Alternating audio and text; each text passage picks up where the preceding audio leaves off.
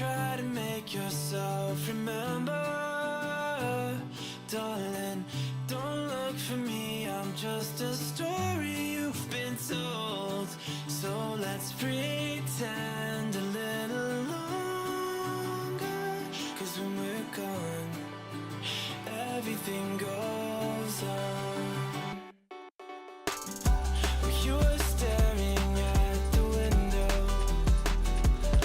and I said, I wanna take you to the sea. And when I'm better, we'll do everything. I gotta stop making promises I can't keep. But if I was gone tomorrow, won't the waves crash on?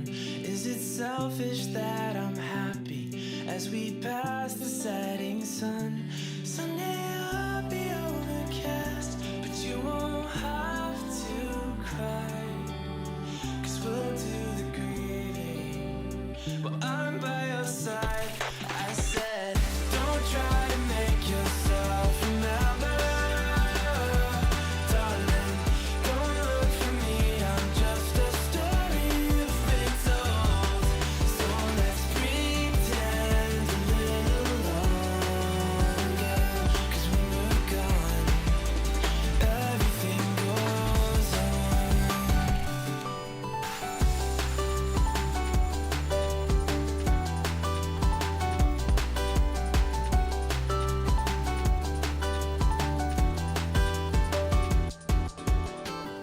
And I'm so scared of getting used to this. All the vines that keep you tethered in your room. Well, someday both of us are leaving here, but for now I'll just bring this sea to you. Will you meet me in the daylight like we did before? Then I felt you on my shoulder, and you weren't suffering anymore. You said, I'm sorry that you worried, but don't apologize. I told you to forget me, but you stayed by my side when I said, don't try to make yourself remember, darling. Don't look for me, I'm just a story you've been told. So let's pretend a little longer, and when we're gone, everything goes on.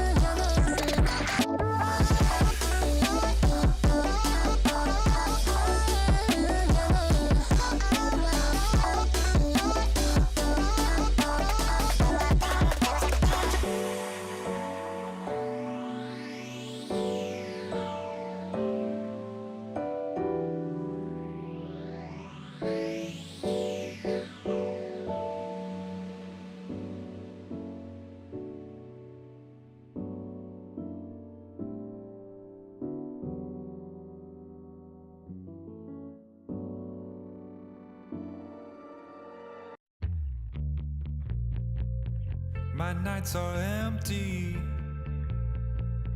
missing you every day. I wish that you'd come back to me. It was every weekend, bringing me nothing but joy. I need to get my life on track. I want the LEC back so I can stand in the chat. I want the LEC back in my life. Rap battles, many, very feeling alright. I want the LEC back tonight. Recharged, all in for spring split. Euphoria, I can start to feel it. It's time, at least he's gonna give me what I want. I wanna watch PGL and Ready Check 2. I wanna vote on Twitter and talk about who threw. I wanna flame on Reddit and tweet how I always knew. I want the LEC back so I can stand in the chat. I want the LEC back in my life.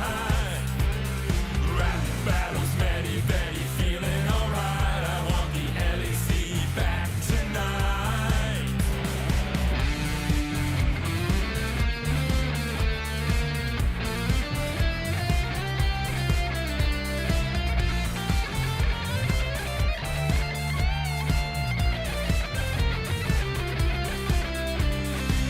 Now here comes the new year, new teams and players too. Now here comes the new year, lost some but that's alright. Now here comes the new year, we're getting ready for a long fight. I want the LEC back so I can stand in the chat. I want the LEC back in my life. Rap battles, many, very feeling alright. I want the LEC back tonight. I want the LEC back. I want the LEC back in my life. I want the LEC back. I want the LEC back tonight.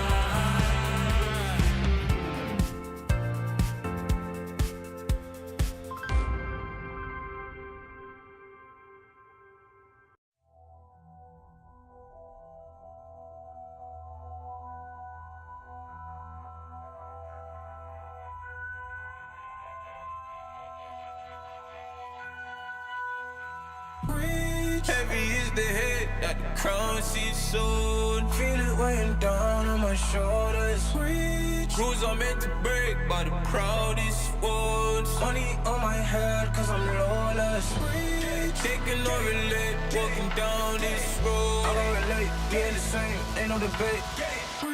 Cause rules are meant to break by the proudest ones. Didn't do recon, but they wanna lead him and guide him straight and tip him off axis. I was in the belly of the beast, meanwhile they was cutting man deep like sickle or mantis. I've been winning off practice, not clout or digital captions. World's in madness, how am I gonna manifest greatness if I don't make actions? I don't need reasons, I just need money and power and stat lift. I don't wanna do it like that, that method's too underhanded. The big man said it ain't landing, never gonna profit off badness. Never got a dollar off sadness, but I've been sunk so I don't do sanctions. Heavy is the head that the crown sits soon. Feel it weighing down on my shoulders. Rules are meant to break by the proudest ones. Money on my head cause I'm lawless. Chicken over lit, walking down this road. We ain't the same, ain't no debate. Cause rules are meant to break by the proudest ones. Came in this game with a serious killing instinct, man, I never did courses. Look at all the times in the past they rejected him, now they wanna imitate patterns and forces. Stone eye vision like Gorgons. Terrified look in his eye when he finally realised all of the weapons that he brought to the war ain't forming. I've been giving this heart and body and soul and mind and organs, knocked to my fingers bled. Now it's through skeleton keys and door kicks. Treading with means and caution, man, I had bellies to feed from morning. So if they start selling me dreams, I'm walking.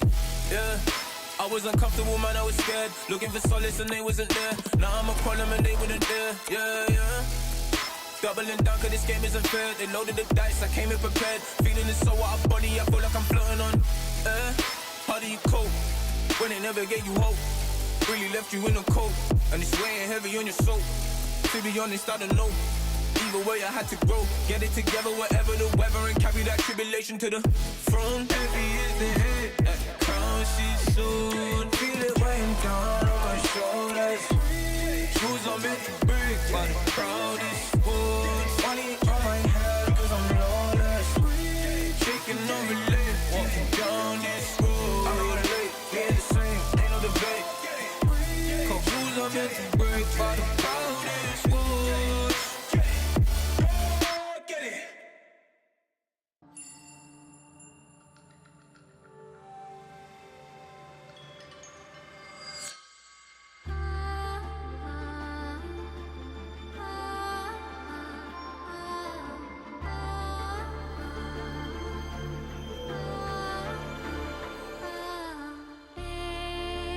From beyond the past, the seed is sowed, the spirit knows, may it guide me, for I again will wander far and shape the path to meet again on late horizons.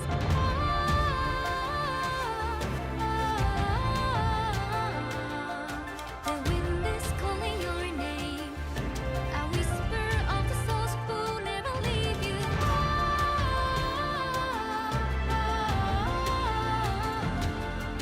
Collect your silver tears and pray they disappear tomorrow.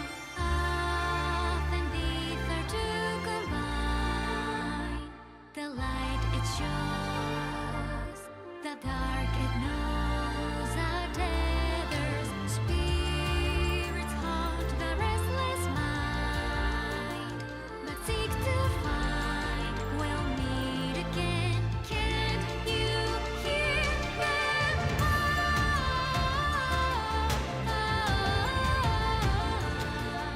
The wind is calling your name, a whisper of the souls who never leave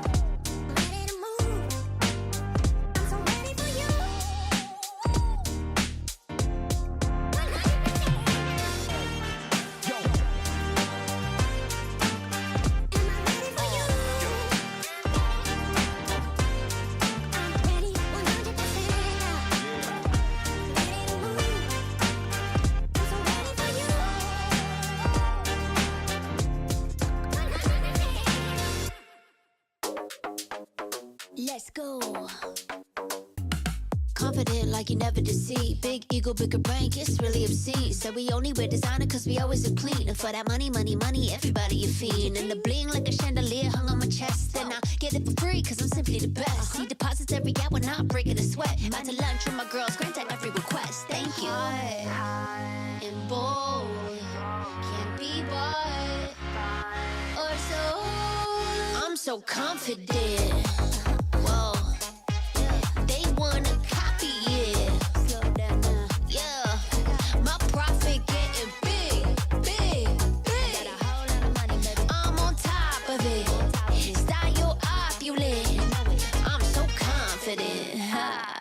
Break it down. I promise I am the hottest, determined and never modest. The star, a flying rocket, the stage. I always rock it, I lock it in tight. Do it every night. Big dividends, big love, big hype. Pretty lights, fat base, nice body, pretty face. Can't keep up with the pace. Everybody wanna taste. If I show up to a place, you know what's going off. I make money moves, baby. Don't mess with the balls. High and bold, can't be bought or sold. I'm so confident. Whoa, they wanna copy it. Slow down now. Yeah, my profit getting big, big, big. Got a whole lot of money, baby. I'm on top of it. Style opulent. I'm so confident. I'm so confident. Whoa, they wanna copy it. Yeah, my profit getting big, big, big. I'm on top of it. Style opulent. I'm so confident.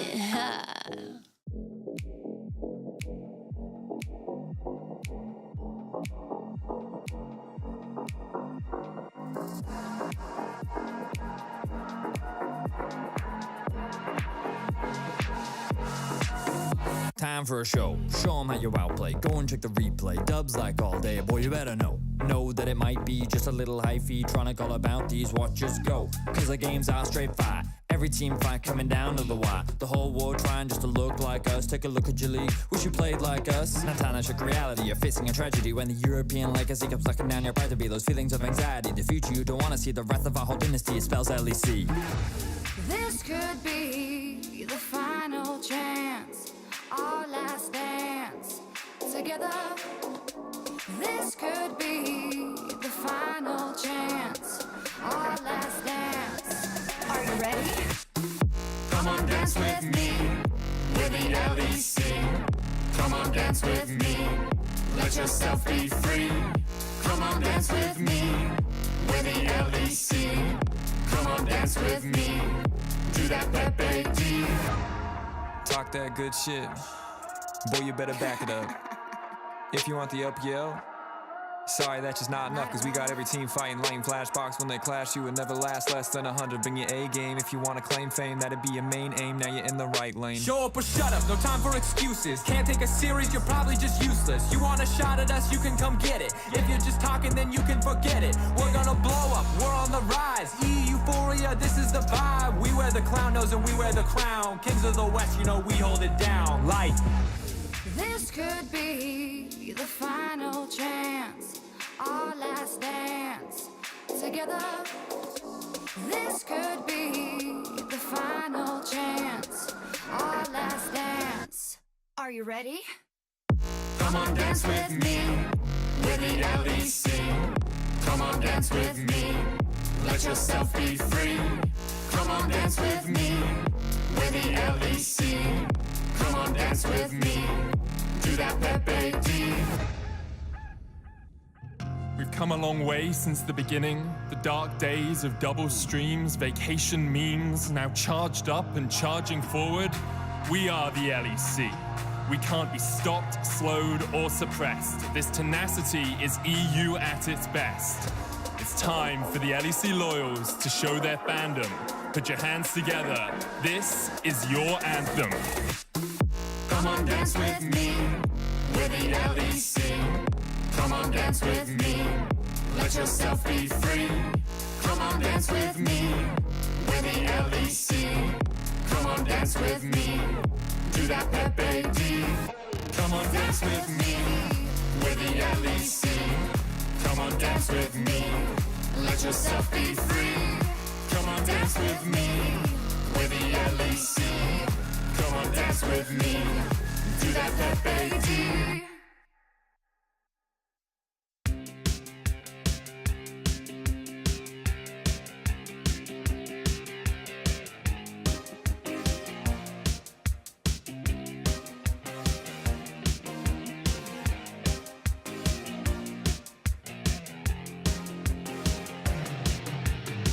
You start to think you're all alone, counting failures, you can't let them go. I can tell you need a little something from me. You got spirit, baby, you got heart. Hands are bad, but we can fix that part. Time for you to know what you could be. Push through it, cleanse through it.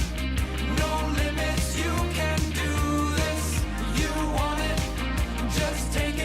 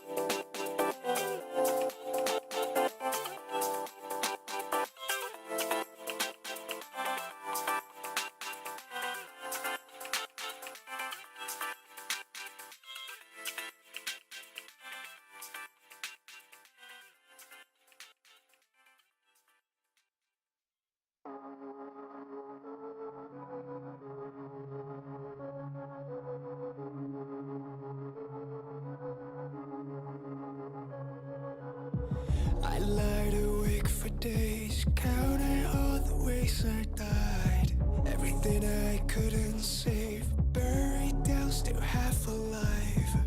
It's got me crawling in my skin, but no one's coming out to hold me close. Pouring out the gasoline, yeah, I've been making friends with all these girls, and I got nothing left to lose. Fight to the future.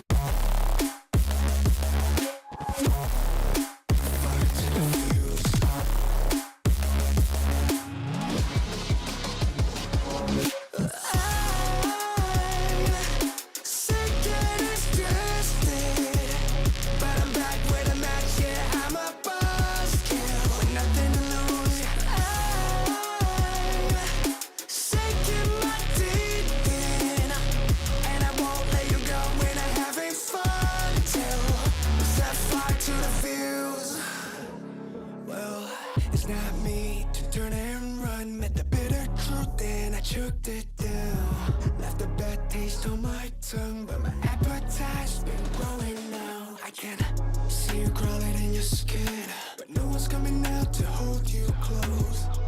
I'm pouring out the gasoline, so say hello to all my ghosts.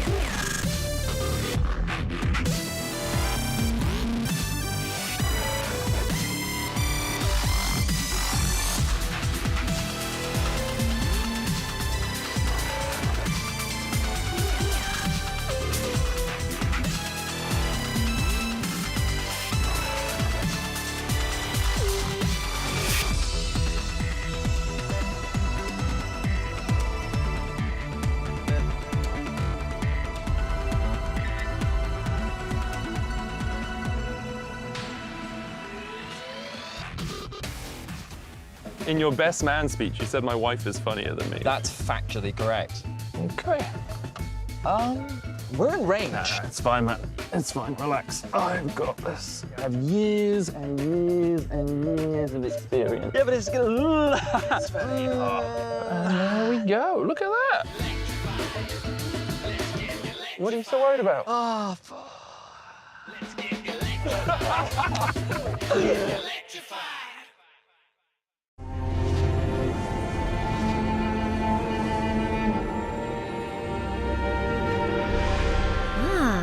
A new champion. Welcome to my shop. You'll need the right build. Choose wisely, because every upgrade brings you closer to the next level. So tell me, how will you level up?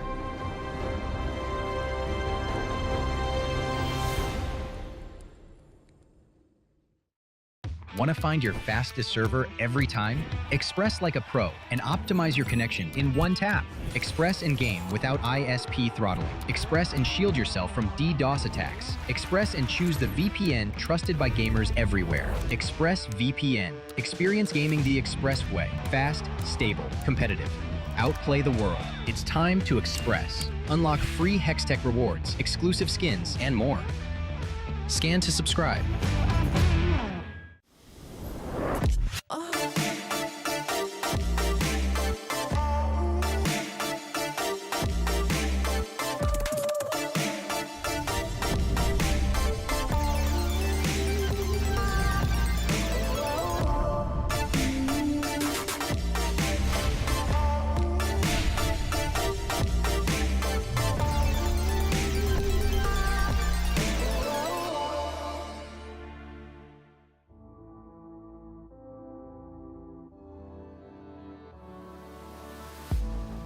If you had it all, would you look the fall in the eyes? Could you walk away this time? Will you realize, recognize it's never over? And the flame that once had died, awaken. Will you rise above the days to come? Will you be enough? Will you walk away this time? Look to your left, to your right, leave the pain behind. 'Cause we all face the fires, and we stray from the light. Go and leave the pain behind.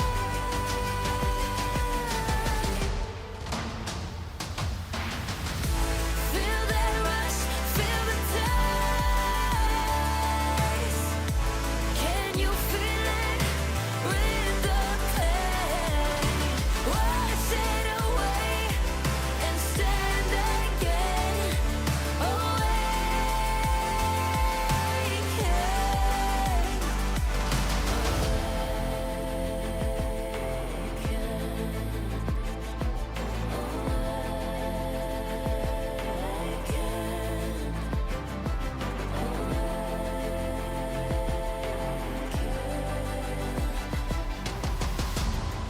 Will you turn and run from what's to come? Will you face it all?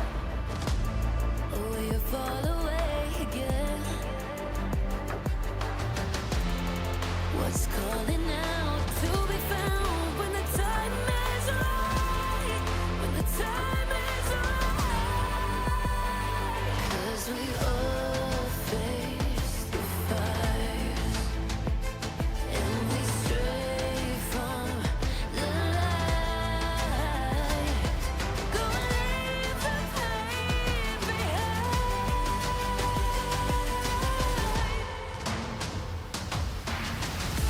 Feel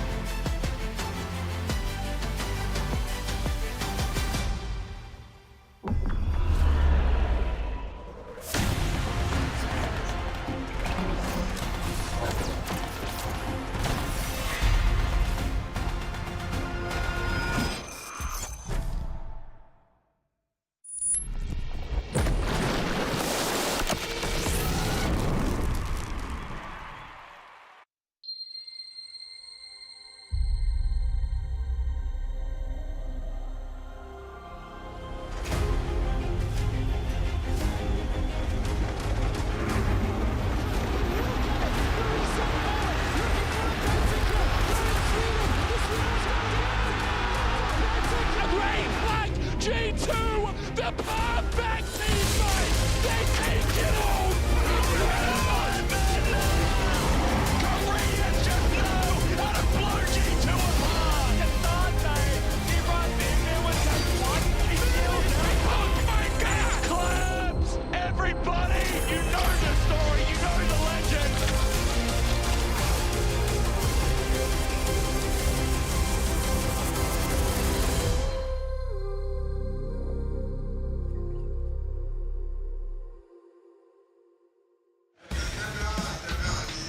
Bonjour et bienvenue to the LEC Arena here in Evry, France. We are here for day 2 of the road trip at the kind invitation of KC as we see them taking on teams. 3 of them. That was diabolical. I'm sorry. Wow. It's been a while since I've hosted, guys. Okay, it's been a little while since I've been here. Obviously, we have Fnatic, Na'Vi, and Shifters joining the party this weekend, and we are very honored to be here to be part of the show. I'm Medic. I'm joined by Finn and Vedi to lead you through the analyst desk today.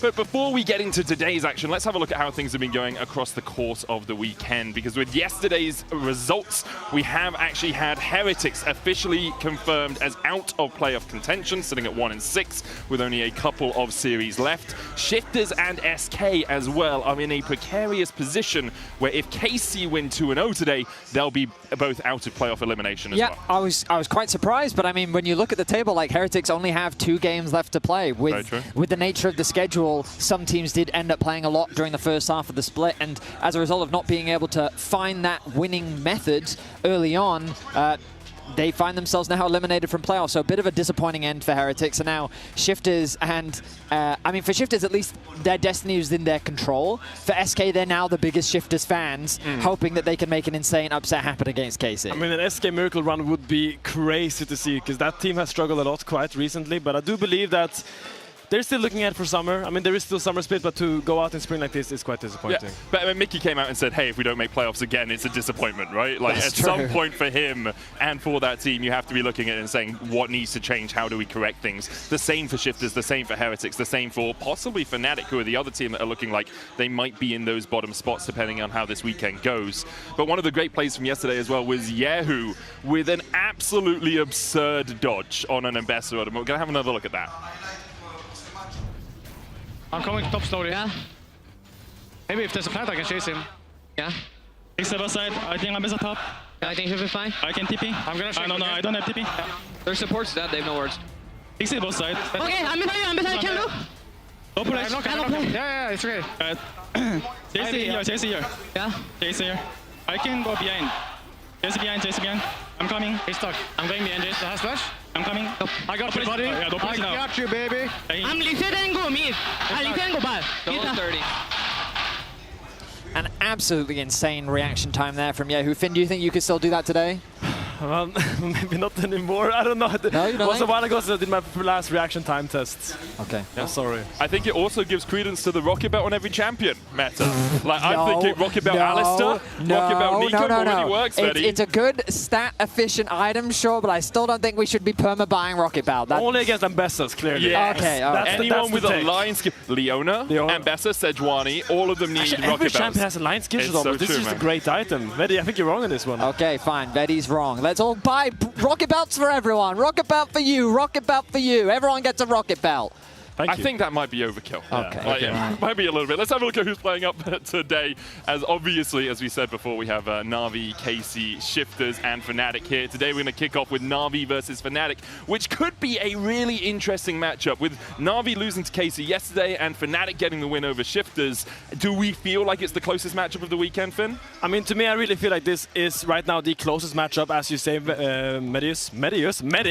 I can't speak. I'm too confused with Medivedi behind me. But like, seeing Fnatic yesterday and their patience that they showed, now compare that to the early game that Na'Vi showed, I think this will be a really crucial matchup, because if Fnatic wants to make the playoffs, the team that they might have to knock down is Na'Vi, to be honest, because it is really tight right now for that last spot. A lot of teams will be at like 5 wins ish, considering there's so many teams at the bottom of the standings. So it's gonna be like G2, GX, or Navi that are gonna have to knock down. So I really mean, right crucial. now it's kind of like Fnatic is kind of the outlier, right? Yep. They are the team sitting outside that top 6 with GX and Navi kind of sitting in that 5-6 spot. So if they do want to make it into playoffs, that matchup is going to be extremely important. It really is. And Fnatic have 2 matches next week as well. So these next couple of weeks, vital for them if they're going to be able to close things out before we go to Madrid. After Casey's win yesterday, though, Hysterics went into the crowd to get some reactions. Let's check out what he had to say.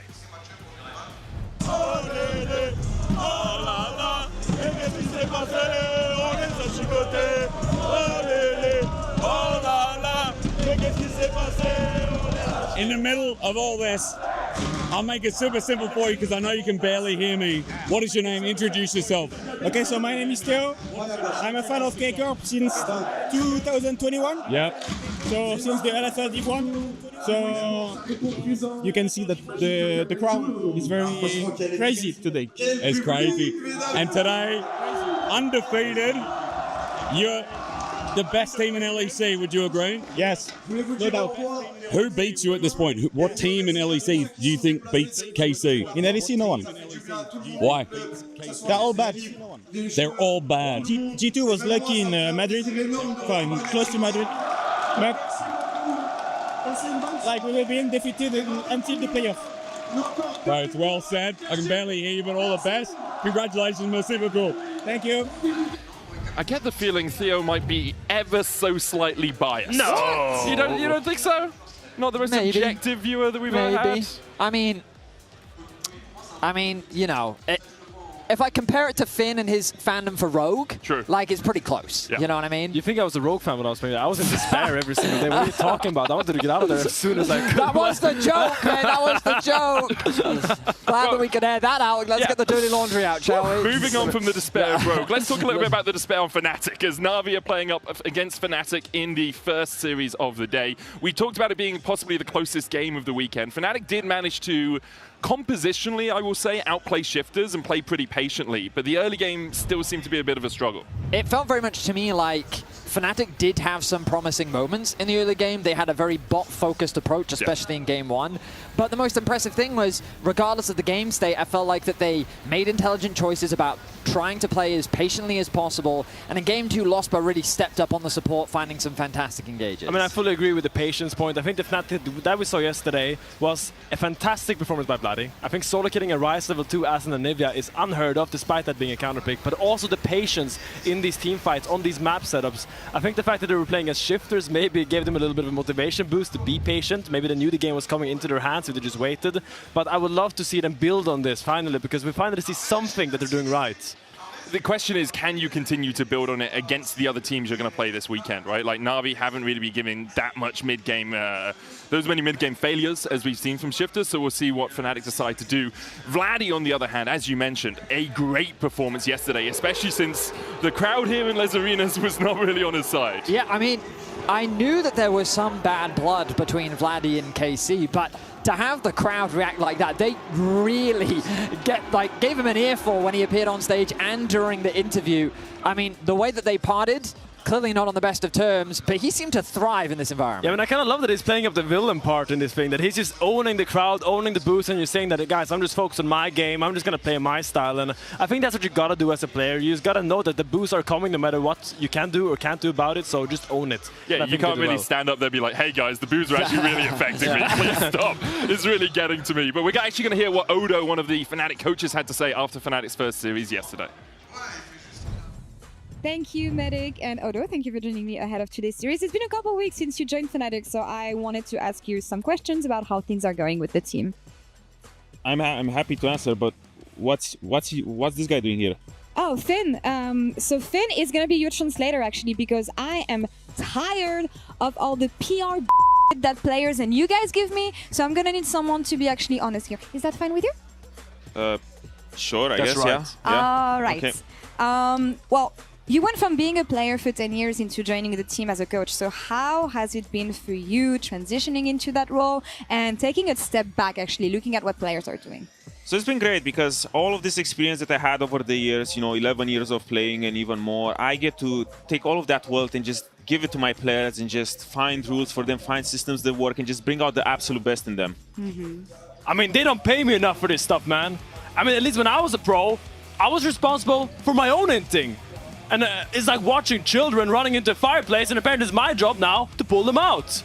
I mean, there doesn't go a single day without envy for the blind people of the world. Interesting, interesting. And that's not okay. It's fine. It's completely fine. And actually, how are scrims going with the team? Because Fnatic had a lot of ups and downs. It's really hard to judge what the team has been about lately. Tell me about scrims and what you guys have been learning. We had a bit of ups and downs. We lost on stage against SK, but we had a good game against Shifters yesterday. I was really happy because the stuff that we've been working on when it comes showed it yesterday, so I'm really excited to see what we can do today against Na'Vi. Yeah, I mean, we beat Shifters yesterday and their dog shift gameplay, but you want to talk about practice? If I have to see Razork do the same mistake on stage that we went over in practice 20 goddamn times, I swear I'll find a way to bring back funnel meta and try to put that man on Braum. I understand how frustrating it must be, but I think you must be proud also to see your protege, Empiros, on the top lane. He has been called the weak side king lately, which is your legacy. How proud are you to see that someone is fulfilling your legacy on stage? Well, that's just what I'm about. I'm about being the weak side king. Yesterday, he fell a little bit behind. He was maybe a bit more behind in gold than I was back in the day when I was also winning on my side, you know. But it's been nice to see, to have a protege, to have someone that I can just give him all of this wealth of info so that he can carry my legacy forward. I mean, weak side king? The only royal part about Emperos is that he's getting executed in France, let's be real. I mean, we gave you counterpick versus Shifters, and you went down 50 CS and lost your entire tower by yourself in a 1v1. I swear to God, if you did it one more time, I'm gonna bench you and your weak-ass wave management. That's right, I'm a dolt like your ass. Harsh truth, but the words are just here. Odo, thank you so much. Finn, thank you for the honesty. Thank you so much for the interview. Medic, back to you. Yeah, great to hear from Odo and Law, obviously with our translator, Finn. Let's get some honesty. Yeah. For once, you know? Yeah. Get a bit of truth out there. Yeah, a bit of fresh air, exactly. It's just that understanding of what's really going on behind the scenes that's important. And I want to talk about what's really going on with Na'Vi as well. So we talked a little bit about Fnatic. Na'Vi, I know both of you had some question marks about their drafts yesterday. Nocturne pisses me off. Okay, sure. Like, That's new. This might be weird coming from the guy that used to play Nocturne mid as a one-trick, but if you're going to commit to this type of comp, you have to have a comp that enables it. And I feel like that what I've been identifying, at least in yesterday's draft from Na'Vi, is they draft this bot side with a clear game plan in mind. They lock in a mid that can fit into most roles, and then the top side just doesn't fit the formula of what the rest of the draft wants to do. I mean, to me, it's two parts, right? You drop jungle, and you kind of got a lot of bans in jungle. You're like, okay, what do we do to solve this? Maybe you shouldn't have dropped that jungle if Nocturne is the pick you're gonna end up with, because as Nocturne you want two things.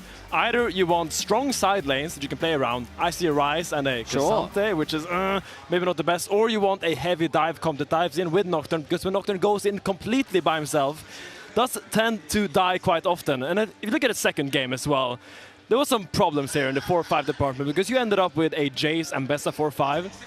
And I think the common thing here would be to just draft the Jace top lane as a blind pick and then supplement it with a nice little tank like a Skarner or something. Or if you really want to put the Jace jungle, you gotta sack the top lane matchup. You gotta lock in something like an Ornn or anything that can kind of bring that cohesion together in the comp. But I feel like they're between these two things. They have like 1 foot in each cupboard.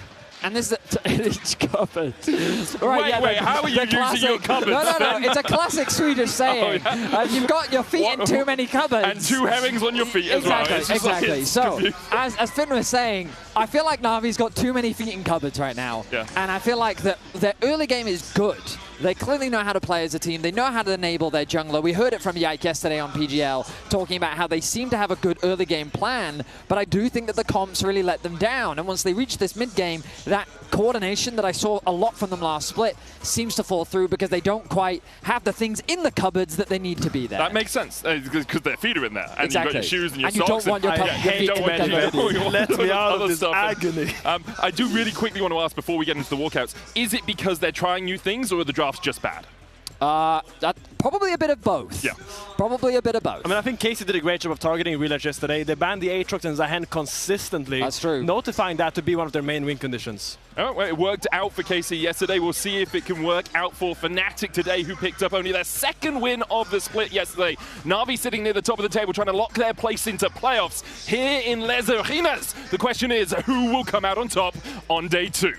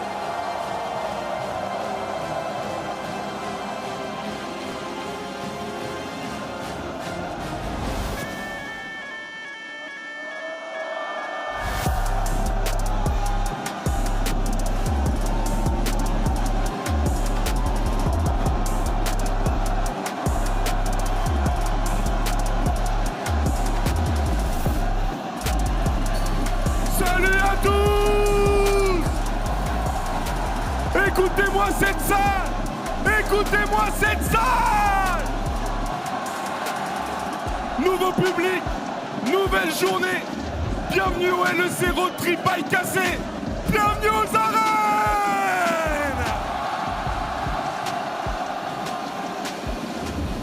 Posez-vous confortablement dans la salle.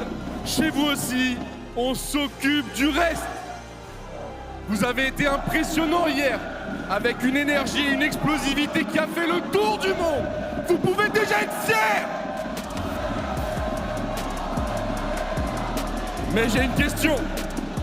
Les arènes, est-ce qu'on peut faire mieux?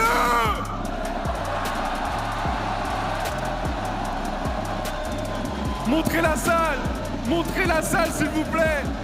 C'est ça l'e-sport, c'est ça la France. C'est magnifique de voir des visages venus de partout, ne faire plus qu'un en communion. C'est aussi pour ça qu'on vous invite à venir aux événements. Si vous en avez la possibilité, dans tous les cas, ceci est retransmis gratuitement chez vous pour votre plus grand bonheur. L'objectif pour les équipes, accéder aux playoffs et espérer représenter l'Europe au MSI pour les 2 meilleurs d'entre eux. Donc ça compte dès aujourd'hui. Chaque match est important. Mais regardez-moi les ultras. Regardez-moi cette salle, regardez-moi ce public. Il est déjà fou. Allez, allez, allez, allez.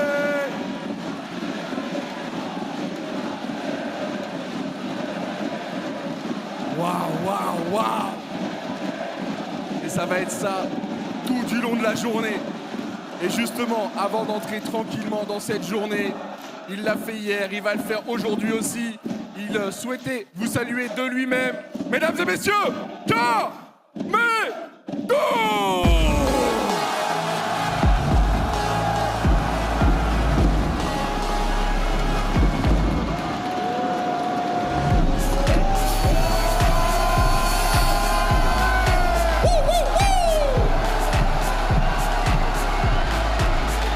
Ils ont gagné hier sur le meilleur score possible. Je pense qu'on a prévu la même chose pour aujourd'hui, Kamel. Frérot, c'est...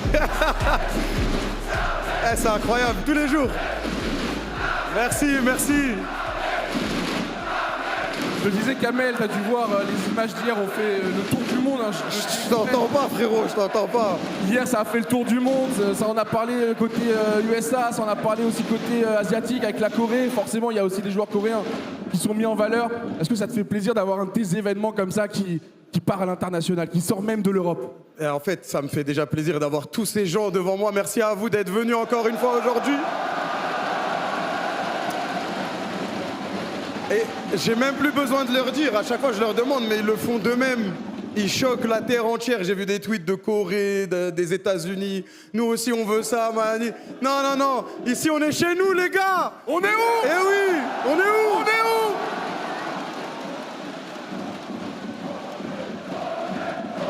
Incroyable.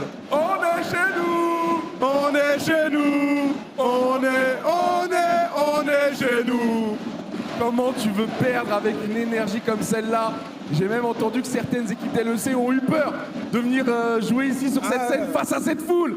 Et je les comprends, mais il y en a qui ont été courageux quand même. Ils ont peur. Bah, comme hier, je voulais juste vous dire bonjour. J'espère que vous allez passer une excellente journée comme hier. Et j'espère qu'on va aller chercher cette deuxième victoire. Je compte sur vous pour faire un maximum de bruit tout au long de la journée. Et voilà, c'est parti les arènes. Deuxième journée. Wouh! Merci Kameto qui va aller s'installer au cast. Let's go! Let's go! Allez, on est parti, mesdames et messieurs, pour le premier match. Premier match de la journée, ils ont proposé de bonnes choses hier. Mais ils sont tombés sur un morceau un petit peu trop gros. Ça leur a permis de prendre leur marque ici aux arènes, de s'acclimater avec cette énergie si particulière. Nouvelle journée, nouveau combat. Ils vont pouvoir décharger toute leur frustration. Mesdames et messieurs, Navi! Avec sur la top lane, Mater. Dans la jungle, Riek. Au rôle de mid laner, Bobby. En carry, Samy. Et le support, Baru. Tout ça accompagné du coaching staff The Rock et Goto One. Ils veulent repartir avec une victoire et ça peut se faire dès maintenant pour Navi.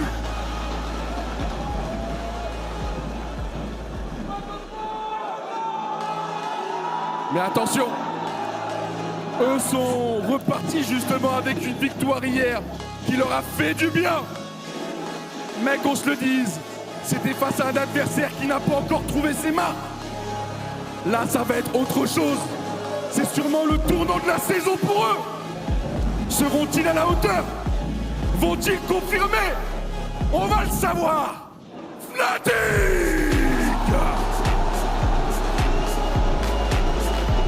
Avec sur la top lane, Ampiros. Dans la jungle, Razor. Au rôle de mid laner, Vrani. Au carry, Upset. Et le support, Losma. Eux aussi avec leur coaching staff, avec Grabs et Gaz. Tout est encore possible pour Fnatic. Tout est encore possible. Est-ce que vous êtes prêts ici aux arènes? Eh ben on est parti pour le premier match. Que le spectacle commence.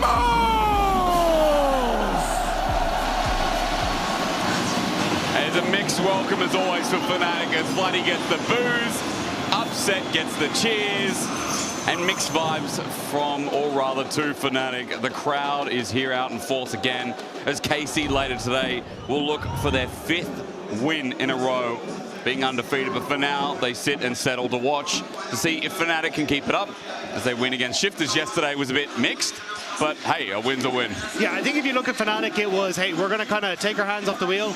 We're going to play for the late game, let Shifters make mistakes and know that we can beat them in that way. True. That isn't going to be the case against Na'Vi. We saw yesterday against KC how strong Na'Vi could be in those early stages. You need to find a way as Fnatic to shut that down. I mean, other side of the coin, you got to say that for Na'Vi it was disappointing because they had good early games versus KC yesterday, but couldn't really convert it into anything. Obviously, a lot of the words going around were hand stiff for KC with just how well they played mid-game. And I think it's really difficult, you know, when you go up against the strongest team here, but also has the moral backing of the crowd, how hard it was for Na'Vi to actually convert that into anything yesterday, as we saw on stage. Yeah, I think it's also just, again, you're kind of seeing that Na'Vi are just that one step away from being in those top teams, right? And I think this weekend for a lot of people was looking at them to see, okay, where can we see you contest with some of those upper echelon teams? And unfortunately, they fell a little flat.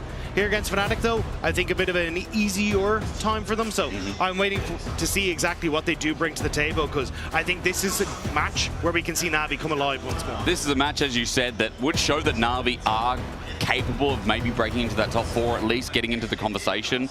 Obviously, towards the end of the split, teams are leveling up. Then you have this weird enigma like G2 that are in the mix as well. And you think, okay, where does Na'Vi truly sit? This Fnatic matchup has to be a win for us to have confidence. Otherwise, this team, they'll move to 4-3 and be in a bigger question. I think it's still hard for them to try and match that answer, though, of like, are they top 4? Because Vitality, G2, KC, MKOI, we still have as, you know, top 4 in the league. Yeah. And now it becomes a case of, okay, you're probably sitting in 5th and 6th. And for a squad that had such high hopes coming off of Versus, I think that was the real question. But as we start to get on into draft, we'll have to see exactly what their game plan is here to try and take down Fnatic. I really want to see Na'Vi, again, show us the dynamics outside of Dragon. We've talked a lot about it in recent weeks.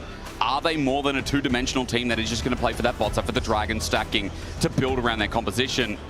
Or can we see more strengths in individual lanes as well? Pick and ban has started, and we're about to show that on your screen as well. But for now, note that Varus is gone, Nautilus is gone, Orianna, Pantheon are the takeaways here. Means things like the Rise is still available, which Poby has played in the past and likes to play. That's actually going to be the final ban here from Fnatic, as well as the Vi going on blue side from Na'Vi.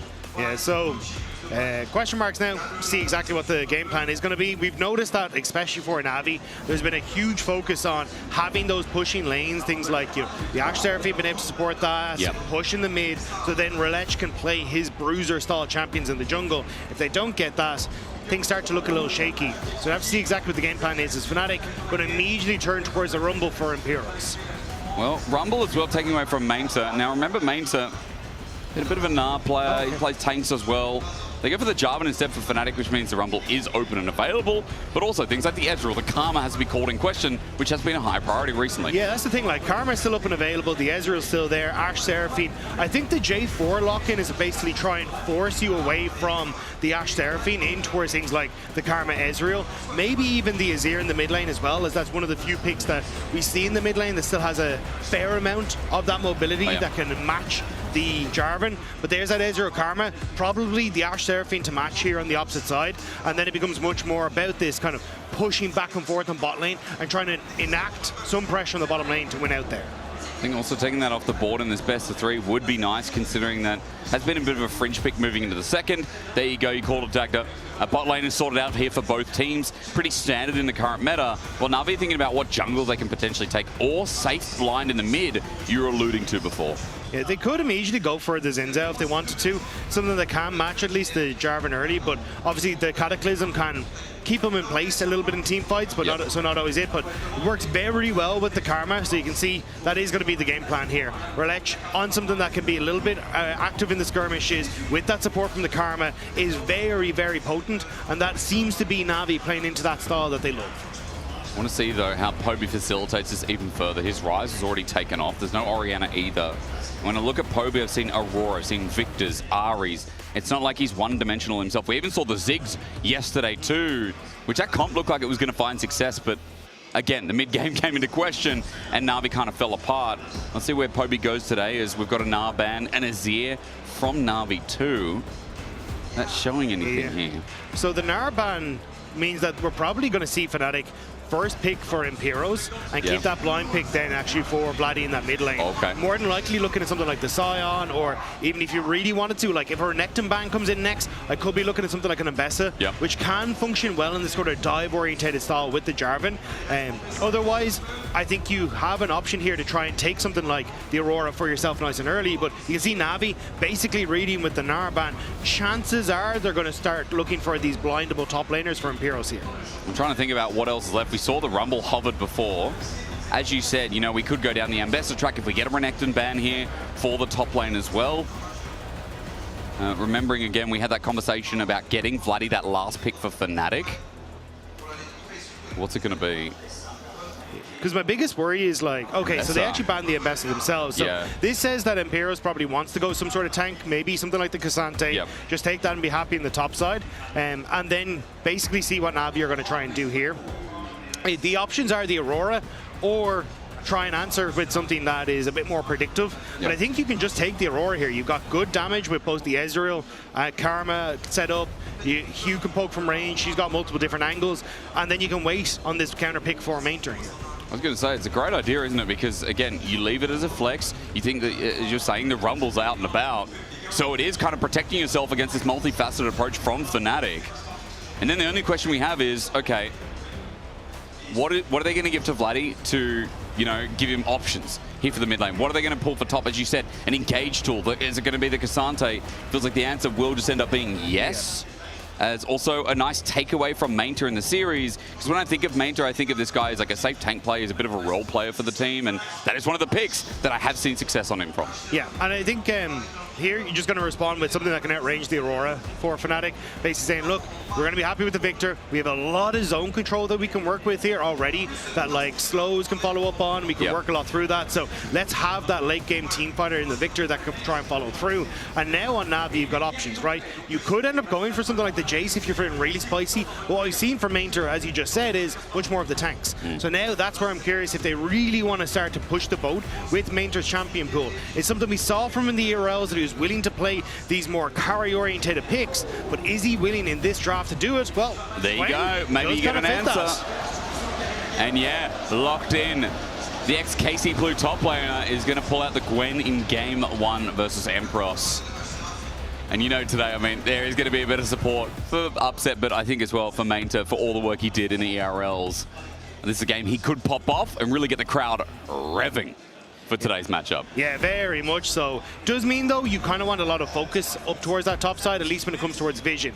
Letting Mainter being able to play aggressive in this Gwen matchup, so that then he can look for turret plates, he can look to trade heavily. If not, it does get a little dicey, as Razork can be very proactive towards that top half of the map. So I'll be curious to see what Razork's early pathing looks like here, kind of level 1 to 3. And then for Na'Vi, I mean, strong pushing lanes, boss, the ability to try and play around the Aurora in the mid lane. I think you've got a lot of things that Na'Vi like in their drafts. Well, I mean, Na'Vi, I see agency, I see the ability to pop up as you're talking about. I like that you started with Fnatic here, and we talked about some kind of like calm, collected game 1 draft. Because I see Vladdy on 12 and 4 on the Victor in the LEC. I see comfort for a man that is constantly getting booed by this crowd. As we are starting game 1 with a pause, so we're going to chill for a little bit longer. It is a good way to start out the day. Get the pauses out now, so we don't muck around in the KC series. Take it easy, you know, but still, like, Fnatic pauses, still yada, yada, yada. Oh, no. Either way. They're the ones that initiated the pause. Come on. Still, though, like, I do... From what we've seen success with Fnatic, where they can just play towards, hey, let's get strong bot lanes for Upset, and we can look to try and have him with a lead, and then play into team fights. This draft kind of fits that for Fnatic, right? It does, yeah. My biggest concern is, I think where Fnatic have looked best is when they have the ability to try and interact with side lanes relatively effectively. Now, J4 can do that, but I think things like the Pantheon have really worked well for them. So I want to see Razork being really active in this early stage, like ganking for top lane to try and shut down this Gwen early so she never really hits that late game. And then playing into the bottom side as well. It is a little bit tough to try and lock down Sam D, but if you can make some plays out towards Paris, burn that flash early, this Karma becomes so much more vulnerable in that bottom side. Well, headed hard for game 1, as I was told it was just Fnatic fixing some player settings, so no biggie. We're finally in the game. No more memes aside, and Na'Vi versus Fnatic. A quick reminder of what's on the line for you all at home. Fnatic finding a win yesterday was crucial. If they lost against Shifters, their chances of hitting playoffs will be so much harder than it already is. If they can win against Na'Vi today, moving to 3-3 before their last game of the weekend tomorrow versus KC, then you're thinking, well, actually, Fnatic might have a chance of getting playoffs on what was a very negative start to the split. Especially, as you say, against Na'Vi, another team that they're kind of battling for that 5th, 6th place slot with, will be so crucial. So I think this, for Fnatic, could give a lot of wind in their sails. And, I mean, they've already taken down some hard opponents. Like, they have that win over G2, the first one that they picked up for the split. That was a big win, yeah. And with the win yesterday, this could start a little bit of a success story for them, but we'll have to see if they can manage it. Yeah, Razork going for the cross. This has not been spotted out yet. There's some good defensive wards, or at least aggressive wards from Fnatic. On the other side for Relech, if he goes and crosses for top, it does mean again that Empros will be on weak side. A quick side note for you all at home. And this guy's on the Cassante, right? This guy right now is going to have to once again play on the weak side because he's going to have no prior on the map. But the thing is, this lets you come in as Jarvan in behind that pushing bot lane. And they have zero idea. So this could very quickly turn into a gank on the bottom side, as Razork will have picked up 3 camps and is beeline lining for this bottom lane now. Level 3 did just use the flag though, yeah. which means that you can see there 6 seconds before he can make this play happen. But he's got a lot of time, Dagda. I'm glad you pointed it out because Na'Vi is so deep in the lane and Fnatic, this chase is going to be super easy. Flash, what's going to be burned first? A slow down onto Paris. The Kami, he said, can be abused. The Flag and Dragon said Sam D. Arcane shifts back. No summoners for the gank and Fnatic get next to nothing. I think that was a mistake from Razork. Burning the flash on Paris is so worth it in this sort of scenario because it means that you can no longer push up effectively as the Karma and have that safety tool. He tried to get cheeky and go for Sam D, but Sam D reacted. Now Relech could try and use this control that he has to look for a play himself. There's no ward, there's no way placed by Razork. It's going to be a deep gank. Fnatic, no, hang on, we could be in trouble because the red buff was taken. Relech in the right place at the right time. The slow is there onto Loth, but again his flash. That's first, wind becomes lightning. And that'll be all, but the difference is Na'Vi at least got a summoner as Razork's coming back for round 2 for a flag and with his flash still up and available. The thought is there for Fnatic's jungler wanting an engage, but again, he walks in, doesn't get too much. I think they were hoping that Upset would be able to land that volley, which would then set up for another E from Lospa, but Na'Vi just a little bit out of range. And as you say, like, Flash being burnt is far more valuable in this bottom lane, and already you can see both junglers want to get influence in this bot lane. But for Dagda, I will say, you know, Relech getting his own red buff is nice. There's a bit of an attempted invade. Obviously, Blue's not there. Topside camps for Razork. What does this mean? Is this an advantage Razork or... what's the tempo thought here? So I like the way Razork has played this. So essentially what he's gone is taken bot crab, gone into his jungle and said, I'm actually not going to do the bottom. I'm going to steal away this top side crab as well. Has the smite to take this, which will then deny Relech a huge amount, but it's gone. That's a flash for the Camino as well, looking for the knock-up onto Razork. He's in a bit of trouble as Poby's going to cover off the escape path over the wall. There's that flag and drag, but sending in everything as well. The weirding, waiting for it. The flash, not even burned an auto. There it is, the weirding, but not enough damage. Surround sound from Lospa, and the ears are blocked from Na'Vi. But even here, Razork is going to stick and clear these camps. And look at the reset that's come through from Relech. He's not trying to clear the camps. So Razork is going to stay ahead on everything right now. He will be spotted on that ward, which maybe will give Relech a little bit of info about how he can try and change his pathing to punish this. But the fact that Razork got both crabs, 2 camps in Relech's jungle, and Relech has found nothing is massive for Fnatic. Up the bot was a bit of a whiff again. It's all about that jungle pathing. It's all about the gold you can pick up from your own side. He takes Krugs and Dagda. What I love about Razork here, he's not being greedy with the red buff. He's low. As you were saying, he's going to back off now and look for the reset to either go for bot for his clear there, which it looks like he is, and then clear his way up. Yeah, he's going to clear his way back up. Should be able to basically clear both Gromp and Wolves, then shift into red as his Krugs and Raptors are respawning, which means that then he can reset, have a nice timing, and try and get play towards the bottom side. But it does also mean that Relech now very far behind when it comes to experience, because as you can see, he's going to clear Raptors here, clear his Krugs, hit level 5, but won't be anywhere near close enough to try and get towards that level 6 mark off of clearing out the Scuttle Crab as well. So everything just kind of a little bit topsy-turvy now for Relech. It's a shame. Again, it was looking like a nice start after Fnatic couldn't get anything in the bottom lane.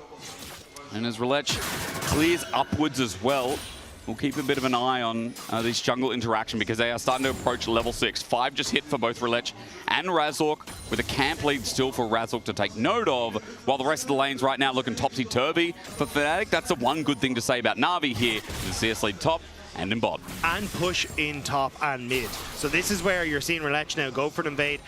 Red buff is gone. He's going to try and go for the respawn of these camps, but they're not quite up and available. Now we'll see that the red has been taken, realizes, oh, Razork's already cleared it out. He's going to go for the Scuttle Crab in response to this because he's got the pushing lanes, but it's kind of just a lot of time where he can't really do particularly much, whereas Razork now moving to the bottom side, realizing, or basically saying, I'm going to give up Scuttle Crab to go for this play, knowing that I can get my blue buff. It does mean Relech can go for Scuttle into a potential invade because he'll have the respawn timers here, and this could actually give Relech the time to catch up in the experience that he's lost. We'll be spotted on awards, so Fnatic know exactly what he's doing, and Fnatic playing for this Dragon as Paris going to dodge away from the beat drop, so no stun. But Dragon stacking for Fnatic, a style of how they used to play their focus down here, takes Na'Vi out of their comfort zone, which we talk about week after week.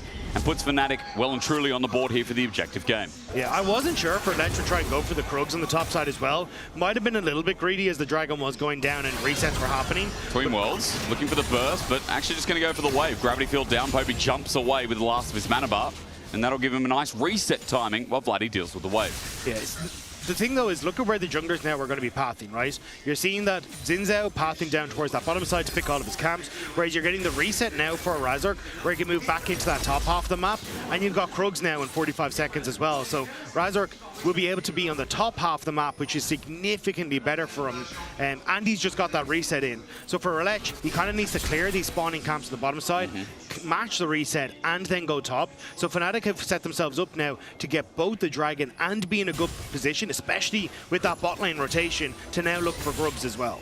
And denied away from a Gwen too. Just an added little tidbit as Navi uses his time to get pushed in the bottom lane. This will be 2 plates as Emperor can't really do too much and just get poked out in the process.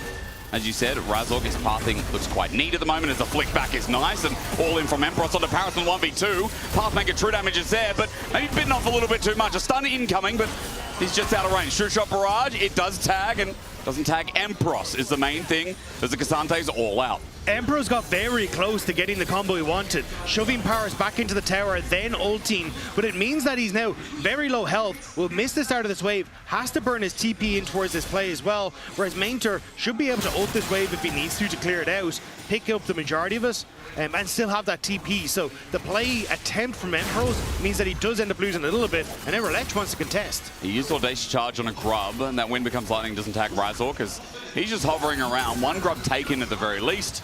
And for what it's worth for Fnatic, at least it will be all 3 denied away from the Gwen. So LEC, good timing, does get 2 grubs in the end, and now covers Mainter as he tries to push in that top wave. Needlework, actually going to stop the back as well, into the brush. Oi, okay, barrier. So not going to get that second Needlework to do any work, but hey, at the very least, next minion wave takes the 3rd, and Mainter will still have free push up and top. Yeah, and remember, he still has that TP as well. So now Mainter can stick around, trade very heavily in this top side, and then look for the reset and pick up an advantage for himself. So for Mainter, I think he's in a pretty happy spot with the way that bot lane play went. And we'll just go back to a little bit of the basics as Empirus wants to try and interact here. We will stop the base.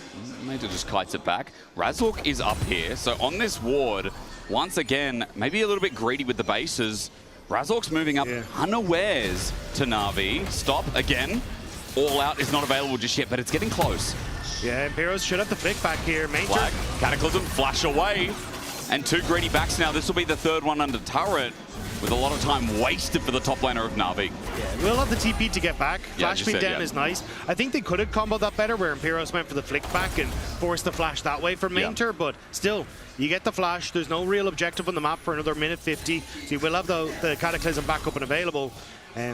So back to kind of where things have all kicked off from this, though. Please. You've now got some control on the top side because Empiros went for the play, where you got a little gold lead there. The jungle, LEC has managed to make that comeback because Razork spent the time that he had and a little bit more on getting his dragon, which means that then you got as LEC to steal away some of the camps. And a bot lane with the reset that we had, or the rotation that we had, Na'Vi get a little gold lead because they got turret plates and they pushed Empress away. So even though Fnatic have very much been the ones kind of making plays, it hasn't really netted them what they were hoping for in a lot of ways. It's been quite stale in that as well. I feel like there's been a little bit thrown but not much gained outside of like our individual talk about Razork, outside of the lanes that we've seen have kind of been going naturally. I'd argue that bot has probably gone a little bit better because of the attention down there, but still, regardless, like, Mainter in the isolated matchup is 10 CS up, but shout out to Emperor, who we're just talking about being a bit of a weak side king. He's often down so much gold as we get to the 14-minute mark.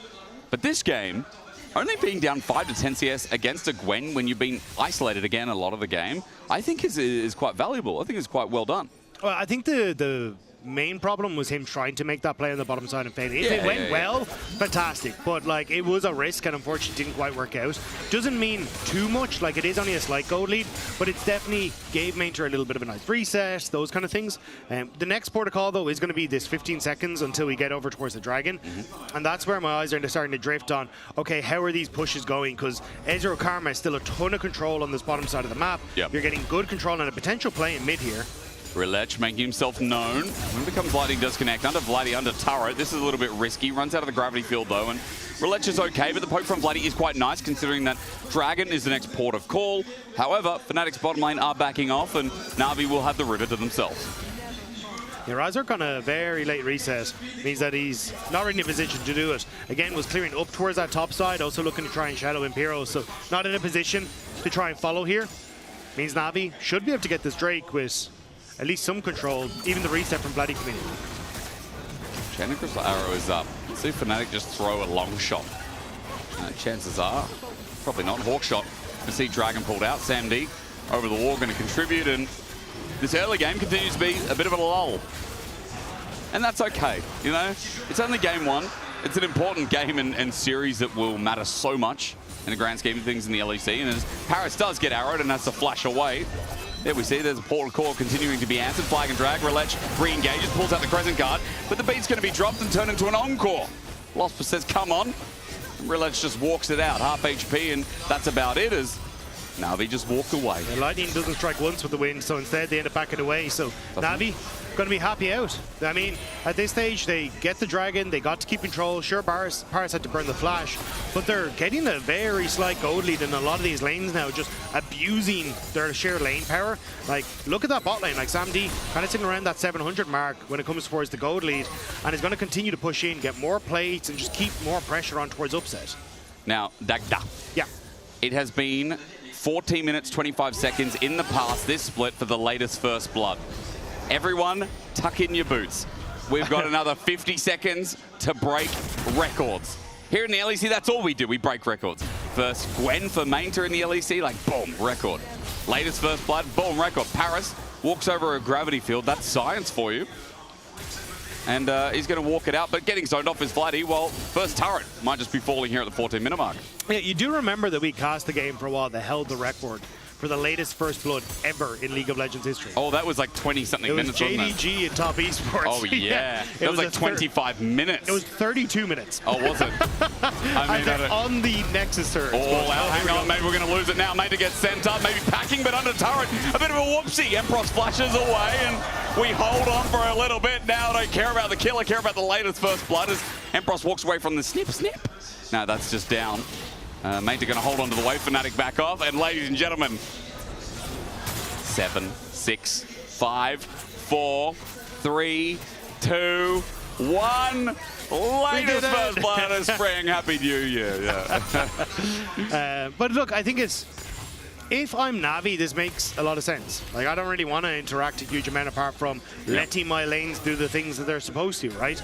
And you're getting towers, you're getting pressure on the map, you're opening up that gold lead. Whereas when you look across at Fnatic, I feel like they kind of want to get the ball rolling a little bit with Razork, but just haven't quite been able to. Maybe fishing for it here, though. Maybe one big play coming up at the 15-minute mark. Relech and Razork see each other. Level advantage here for Relech as flag and drag. Gets Razork out of there. And we continue to think. Rift Herald has just spawned. She wants to join and say, what up, car? As True Shot Barrage does a bit of damage to upset. Midwave comes in, and now it's going to be all about this objective as Relech will start it off. Yeah, he's going to know that he has kind of control over mid now with the Ezra Karma and the push in top. And Mainter has been moved back down toward the bottom side to try and cover. So again, Na'Vi just kind of playing slow through these lanes and making sure that they're picking up a lot. And this is why it's kind of on now, Razork and Fnatic, to find these plays. You've got the tools, you got the ult on the Ashe, you got this Cataclysm, and you still have flash down for Paris, but they just haven't found those moments to really capitalize on it. If not as well, maybe the Herald will open things up and speed it up a little bit. I mean, as we're saying, like, a 2K gold lead for Na'Vi, it has been chill. As you said, they don't care. They don't really need to force themselves in any position here. They're quietly taking over control of this game, and Gwen in side lane, who is constantly just isolated here. What a dream. Any top laner in solo queue knows if you're playing a carry matchup and you don't have that much jungle attention, and granted there were 2 ganks, but like to no avail, you're laughing in this game, hoping that, yeah, okay, they leave me alone for a little bit longer, or I continue to survive, get 2 or 3 items, and then how's the Cassandra going to deal with me? Probably just dodged away from the gravity field. Yeah, once you start to get like the Nashor's Tooth and that built in here, nice. like you're in such a good spot as Mainter. So again, I think they just kind of chill. And for Na'Vi, I think this is a bit of a different style from what we've seen them in the past. Like traditionally, it is a lot of fighting, skirmishing, invading, trying to play for the scraps around Relech to get him into positions where he can be monstrous on the Zahen or on towards any of the like Aatroxes and these bruises that he's playing.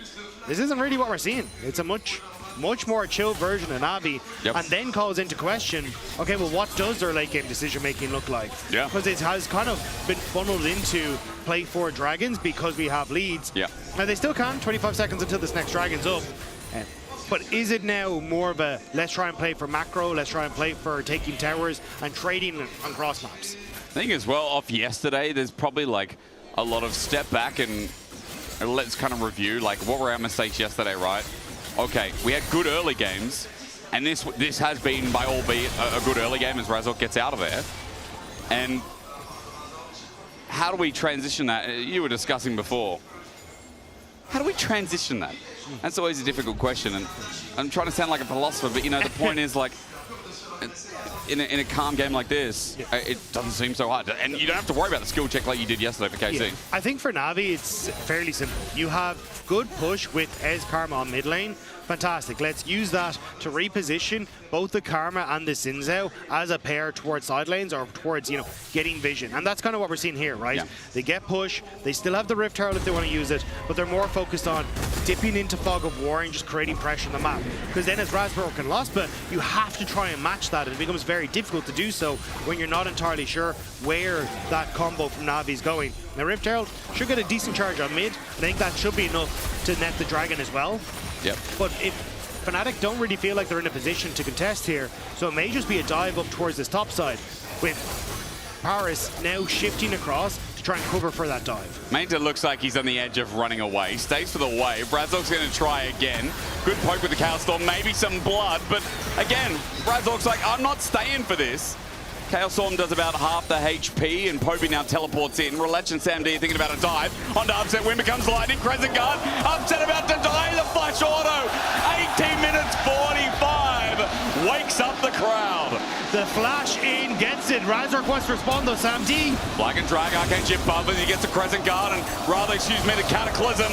Shut down, 1 for 1. Finally, we're starting to get this ball rolling. Still though, Na'Vi got the mid lane turret. They protected the top side, and with Emperos moving up from River, means he doesn't really get the pressure and the push onto that bot lane tower as well. So in the grand scheme of things, Na'Vi's still getting more control, and we get to see the play here as Upset not ready for the flash forward, but the wind becomes lightning.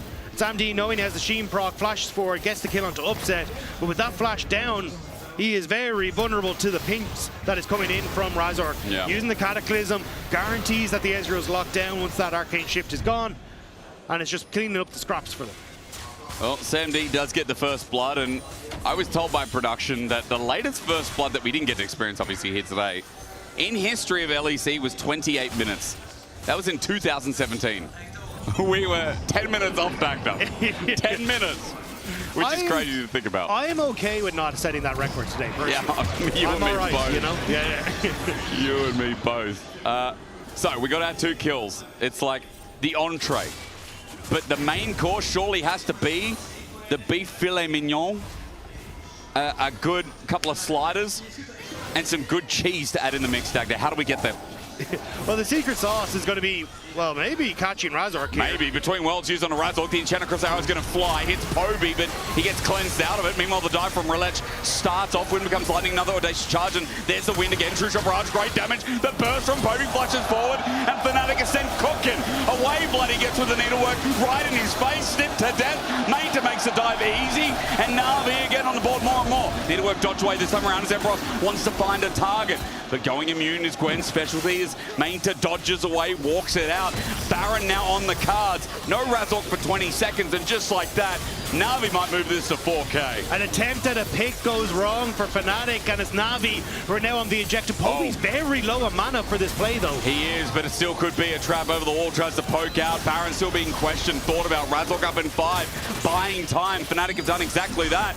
Na'Vi pull off. Health was low. Mana from Poby. Baron won't go down, but at the very least, this play will. Yeah, Razork realizes he's gone too far in the river. Na'Vi make the pick. A great McHale's from Paris to set up then for Poby on the follow-up. Relech knowing he's able to chase these down. And you can see on the map, like, Na'Vi have multiple members in this top side that can immediately respond to the play, whereas this slow TP means the mid and jungle are gone from Fnatic before they can really make any sort of play. So, play still goes over regardless. Baron is left up to be a question. And Fnatic now hovering around the area. Mainta gets a push in top lane with a top turret that is soon to go down. But Vladdy's going to receive the wave while Mainta kind of peeled off, wanted to play extra carefully with all that attention topside, so he doesn't overextend, gets the vision instead, and now he's getting covered by Paris, while the Dragon's up in 130 to be thought about next. But the thing is, you can start to see those gold leads at the bottom of your screen. 1.3k in the jungle, 1.2k in the AD carry role. The last bastion of hope is going to be Vladdy on this Victor, and this is a champion that Vladdy's incredibly strong at. It's a champion that he made his name on when he first came into the LEC last year with Karmine Corps, and now in their arena, he has to see if he can once again stand strong on this pick and see if Fnatic can find something, but the window looks so small, so far away for him to find much when the team is just falling apart in side lanes. It's just such a difficult game again. Fnatic have really struggled. And I think being fair, Dagda, like, Razork made a lot of attempts, but it just never linked up. It never synced up. And outside of the one play that worked with Vladdy, obviously that was around mid lane after the flash was burned, everything else has been super quiet from Fnatic. As you look at the damage, Vladdy has done a hell of a lot of work trading this game. And I think Vladdy's had the wrong shake of the fair sauce bottle, you know, a bit of an annotation of Australian wording.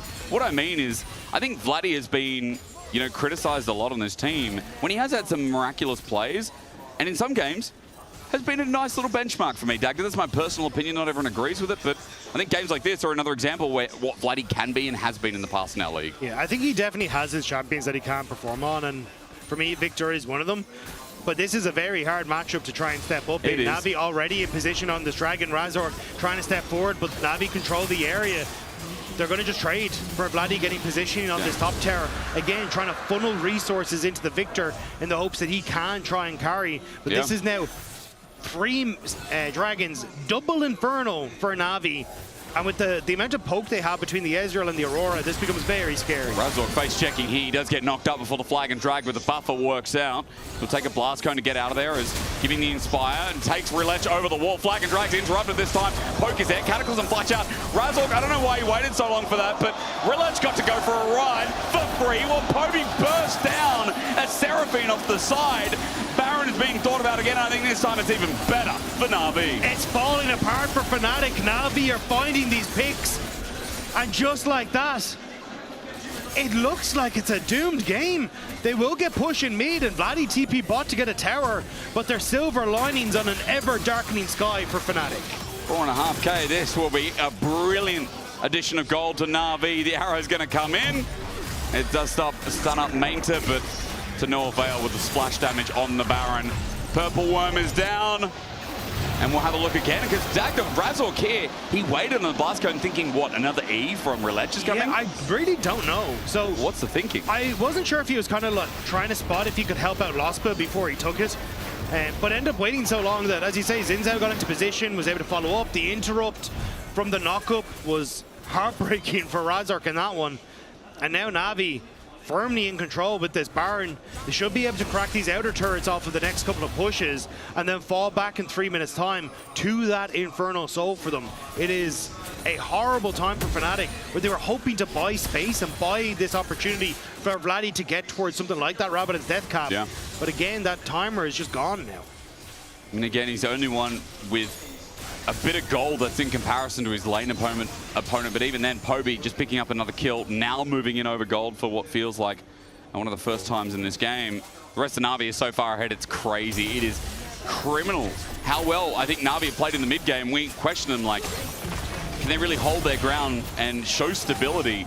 Obviously, it's a different opponent to yesterday, but so far, so good. As between worlds onto Vladdy, they're going to find the target. Found out again. Wind becomes lightning, doesn't connect from Relech. Storm Surge just tags him down from the sky.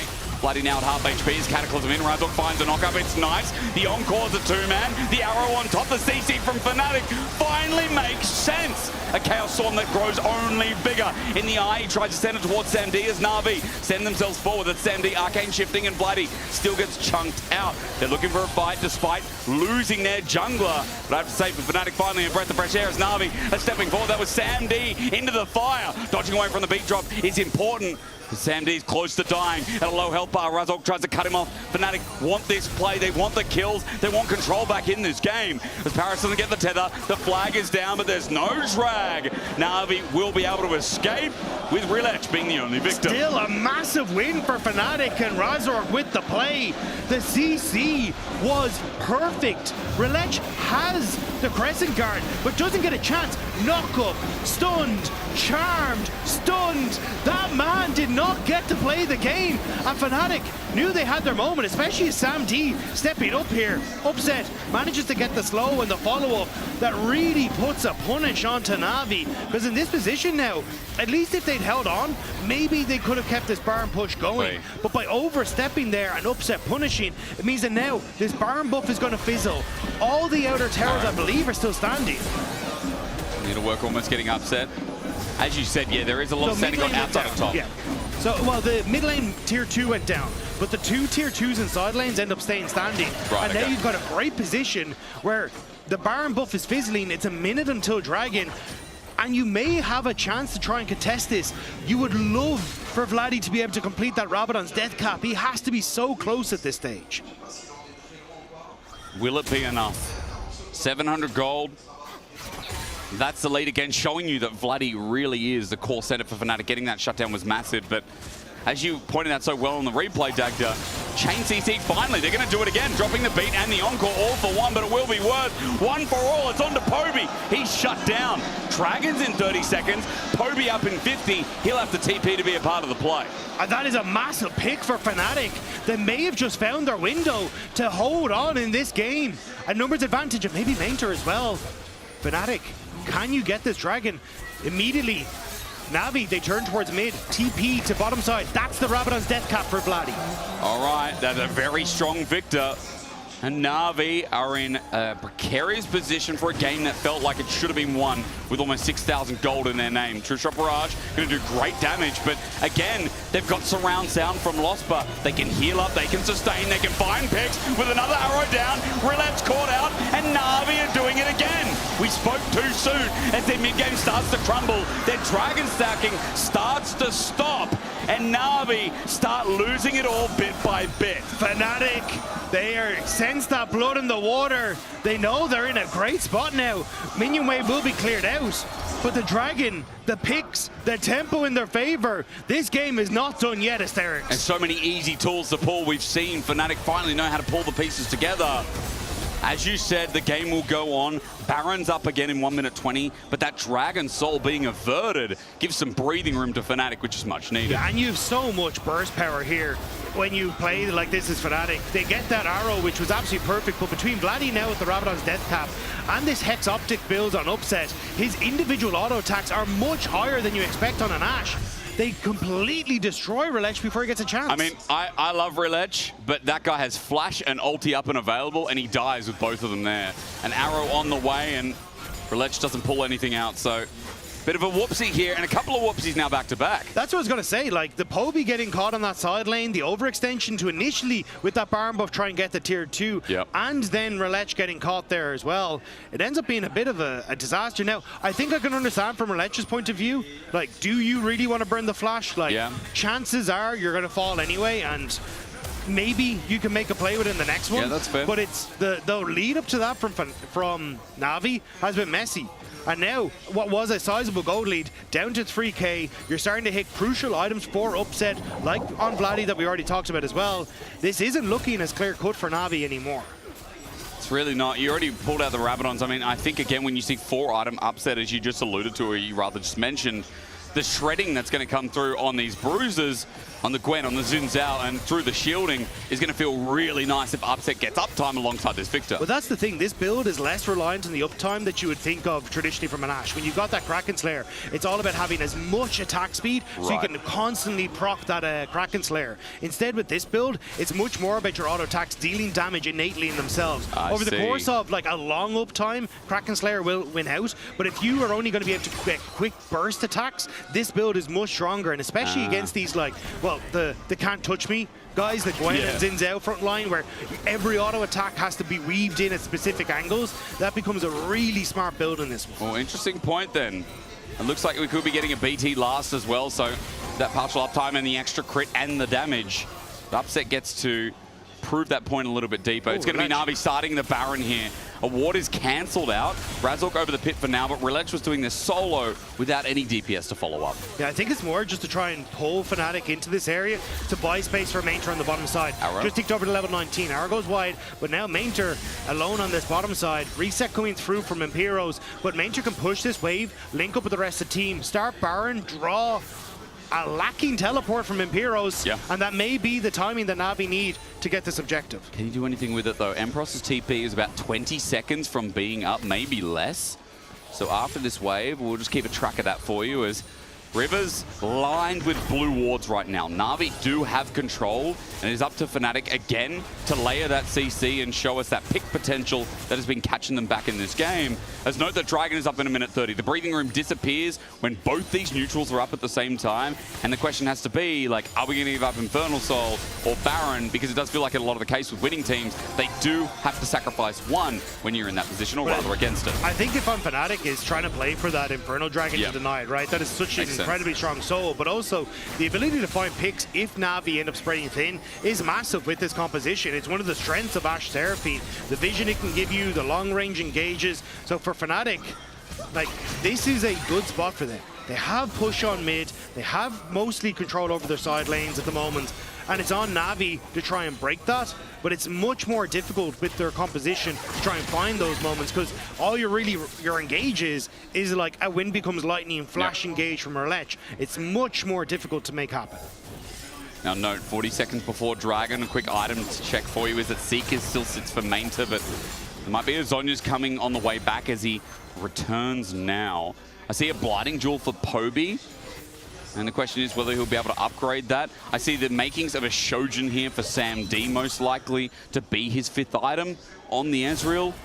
Other side, that BF sword has been advanced, so BT close for Upset. Vladdy also has a Seekers now as well, which I think is quite important. All the Victor players out there as TP commences. Dragon's up in 5 and everyone is bot side. Yeah, Na'Vi don't really have position for flank, which is what they'd love if Poby could get access to the back line. But Fnatic grouping up strong, using that front line, buying the space they need. Now, Arrow. Gage. It's out. Empros does get the flip. Poby is the one that gets flipped back. Health bars right now pretty neutral outside of Empros, who's frontlining and taking a lot of damage. Sam D kites back and they start hitting the Dragon. Mainter has an angle, but he's found out by Fnatic with a good ward.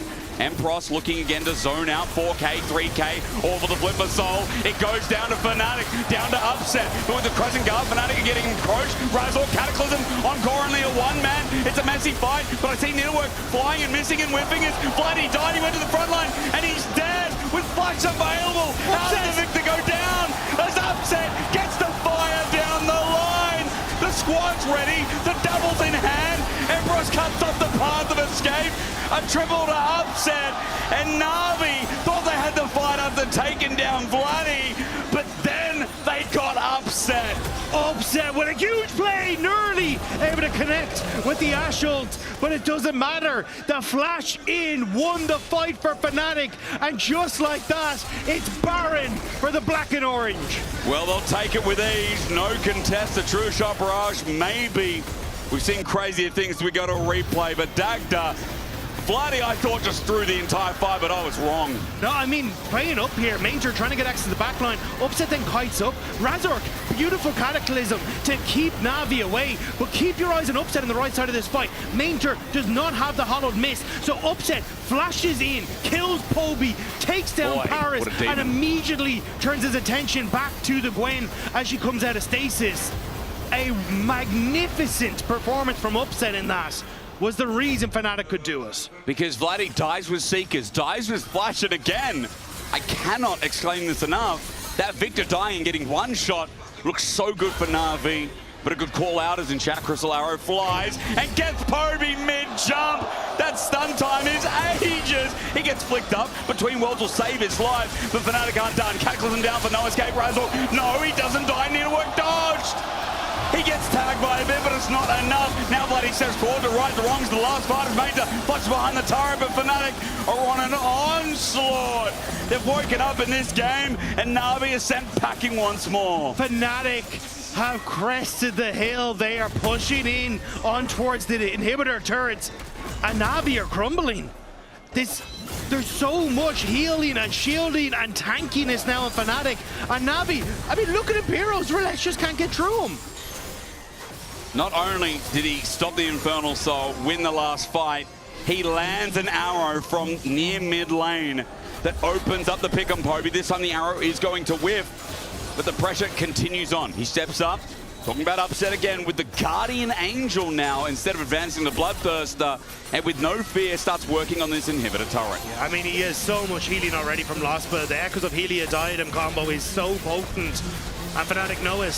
They don't care if they take poke, they will survive. This Lost though may not. He does get low, he flushes away, but again, there is one target I'm looking at. Upset is going to be altered. The winning goes into GA, but he autos for his final moment. Flag and Dragon and Maynard is golden again, sending out the volley. Upset steps forward. Maynard can't deal with him at all. Ambros has kept that backline all the way back in line.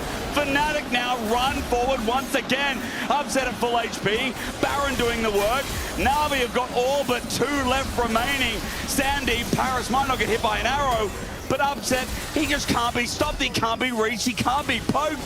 And here it goes again. Fnatic using the Baron buff. The autos reign true. Dagda said it himself. All he needs is a few. And Upset land them with ease. Fnatic whip Na'Vi back into shape, or rather out of, to win game 1. It's a similar story to yesterday for Fnatic. It was a rough early game, but crucial picks in the mid game, and fantastic team fighting from their superstar AD carry nets them the win. That was Na'Vi's game. That was Na'Vi's game, and Fnatic took it as Laura is standing by with a very overwhelmed Lospa, maybe. Lospa, they're chanting your name. What did it take to turn the game like this? I think we had better comp for late game, and I know in early game we played really bad, but we knew we're gonna win after the game. I mean the late game. Yeah. So we just play with confidence, and yeah, that's it. Confiance au late game, évidemment. Ils savaient qu'avec leur composition, ça allait le faire dans ce genre de cas. On reste calme, on reste concentré. Deuxième question, comment est-ce qu'ils reset justement pour que la prochaine game soit plus clean? How do you reset for the next game to be more clean, especially in the early game? I think we should think about when to connect more as a team, and we should get position around objective earlier than this.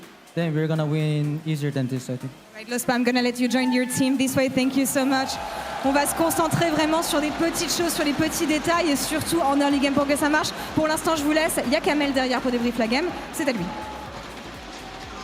Merci beaucoup, Laure. Great to hear, obviously, from Fnatic after that. Hang on. But, okay. Merci beaucoup. That's how we're going to open. Merci beaucoup.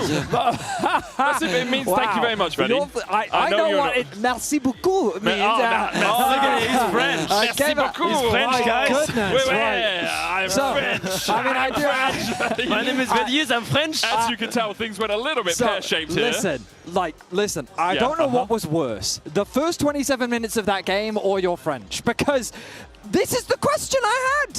Why? Why did Fnatic do so many things? We had questions about the draft. We had questions about early pathing. We had questions about what they were even doing in the early game. I felt like that for the first 27 minutes, we were like, so Fnatic is going to lose this game basically by doing nothing.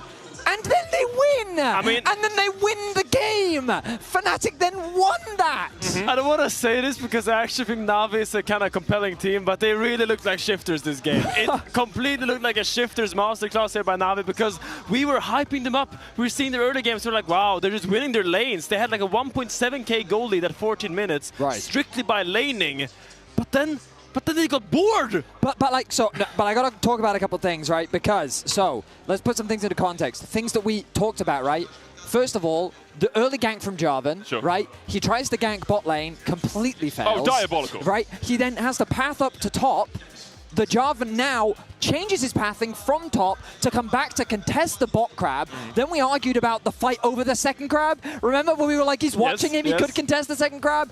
And then there's also the swap that happened, where we were like, why did they swap? They got one grub, lost the next two. I'm gonna stop you, because I feel like this game was like a fever dream. There's a lot of moments that did not end up mattering. All this game, we just kept going, why is Fnatic doing this? Why is Fnatic doing that? Why does Fnatic keep doing these things? And then, like, once they lost, like, do you remember the Baron? I do. We didn't get a clip of this, but the first Baron where basically Losper and Razork are just in the river. For no reason, it die. seems, yeah. And then he stood on a blast cone. He just on the blast cone. We did actually get a clip of it for the first one, but we're not going to show it because it's like in the end. Well, we can have a look at it now. We got it. Let's show the blast cone. Razork walks out and he just presses S. He's just standing there menacingly. He just waits. and so. Again, I come back to my whiteboard. Why, Fnatic? Why are we playing like this? Like, I had this whole bit about patience. Like, we can be patient to a point, but when does the opportunist Fnatic come through? When do you strike? Well, it did.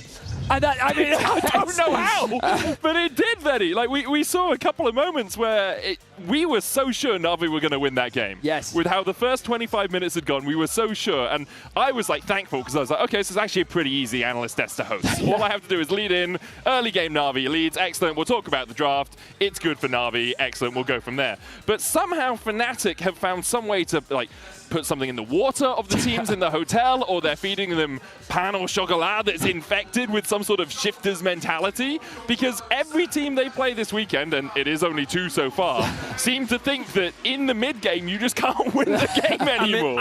I gotta give it to Relech, because it really was on him. I feel like every single time we saw an enemy champion, he wanted to E onto them and do a little bit of damage, but in the end he just getting caught out. Here, what are you doing under the tower? They do have CC, they are human players, they will punish you for doing this stuff, and you can't get away with this. Here, once again, Pobu gets caught, and it ends up with Relech saying like, okay, I don't have a mid laner, but I kinda can't contest this. Why wouldn't I just walk up? Oh, there's an Ash arrow, that's why you don't walk up. And he just gets went on and dies again. It's just chain int after chain int. It wasn't even sold for Fnatic when he gets caught there either. It would have been that third dragon. So I just, like, I know to the viewers at home, it may seem like, why are they ragging on Fnatic for this win?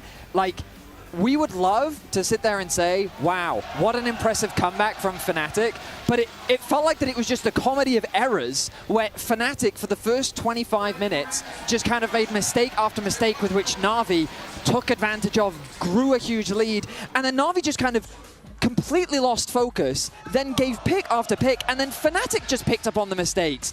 And we talked about how, like, in terms of the quality of league, this felt low by the standards of both these teams. I will say, to me, the one thing that Fnatic did do really well this game was their team fighting when they had a normal position. I think the fact that in every single team fight, Cassandra was marking the Gwen, the Victor was marking the Aurora, being super aware that they need to mark their flanks. I do think Fnatic, to me, was a team that manages to refocus better from the madness compared to Na'Vi.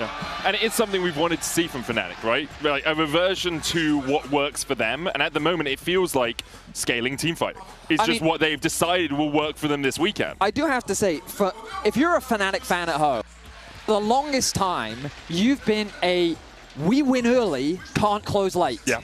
I think the fact that they're winning games but struggling early, I think that's still an upward trajectory for Fnatic fans. The winning games, they must be great. Yeah, I mean, right? that's got to be a great turnaround for the Fnatic fans, because now you don't get pessimistic when you've got a lead. Now you get optimistic when you're behind. It's still a roller coaster. It still is a roller coaster. You're just starting off at the bottom and climbing rather than starting off at the top. Time? Is this the anti-piece? Is the rogue time? Fnatic time is just when the gears kick in and they just lock in.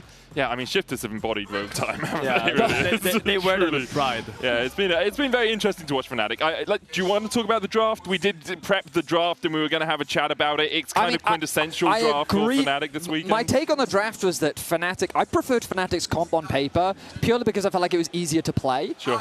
My perspective was, I think in the late game, I thought Na'Vi would outscale. That was the vibe I got, but we heard Losper on stage. He was pretty confident that they outscaled, and I think from his POV, it's very much in the context of the team fights and the way that they approach those front-to-backs. But I saw Na'Vi's threat on side lane, the range that they had with the Ezreal, and I thought they had a lot of tools to play around what Fnatic had. But when you've got Victor Ashe with the front line of Cassante, Fnatic had very strong team fighting in the late game. I mean, I agree with you, and I feel like the fact that you first pick Jarvan like this without an Ezreal ban you ban the Varus and Ryze, which you see when I first pick the Jarvan. It just kind of sets up the enemy team to do a draft like this. Look, Ezreal, Aurora, Gwen, they can all get out. They can't really get locked down. And I thought this Jarvan would be homeless without the work in team fights. But he was looking for the job, and he was finding it in the late game. He actually managed to find these crucial picks. Partly due to the fact that Na'Vi gave it to them very freely, but still, I gotta say impressive bounce back from Razork. He was homeless in the early game. Like, we really didn't see much from Razork in the early game, but as you say, later on in teamfights, it worked out a lot for them. I want to talk about the lack of engage that we're often seeing with range supports these days, because Na'Vi here, when they started to fall behind, or when they couldn't really up the tempo of the game, like keep things moving, they didn't really have the tools in their toolkit to just pick someone and go, hey, this is how we initiate. The problem for me is that while engage naturally is so valuable when it comes to approaching these fights, I feel like that a lot of teams don't really always appreciate the way in which they need to approach the drafts that they've drafted for themselves, because when you have a ranged support, it becomes easy. Here, Finn, you're playing Nautilus. Please land a hook, land an ult. Do something for me with which I can then follow up. But when you're playing ranged support, you have to demonstrate patience, you have to leverage poke, and one of the big things Finn talked about was also flanks, right? You talk so extensively about flanks, and if you're talking about that, then vision becomes important. The battle for vision, the setup in order to get that vision, clearing out enemy vision, pushing your waves. I think all these steps get skipped, especially when you feel like you're under pressure. And sometimes I feel like Na'Vi put themselves in these positions where they're like, oh, now we don't quite have that confidence anymore. We don't have that state. So then they kind of go in haphazardly is the word I was looking for, and then things end up crumbling. That makes sense all around. We're going to go to a short break before we get back with the second game of Na'Vi versus Fnatic. Hopefully, we see an earlier first blood. Let's go. We'll be right back after this. Relech and Sam D thinking about a dive. Onto Upset, Win becomes lightning. Crescent Guard. Upset about to delay the flash auto. 18 minutes 45. I can DP. A flash. I can disable this. I will disable. Nice. Can we die? Yeah, I will kill. I will tank for you. Okay. Let's kill him, man. I can hit now. Look at me. I'm winning. I'm coming. I'm You win. I'm going forward, by the way. I don't care. Good job, guys. Holy what a comeback, guys. A bit of a game. Good job. Holy shit.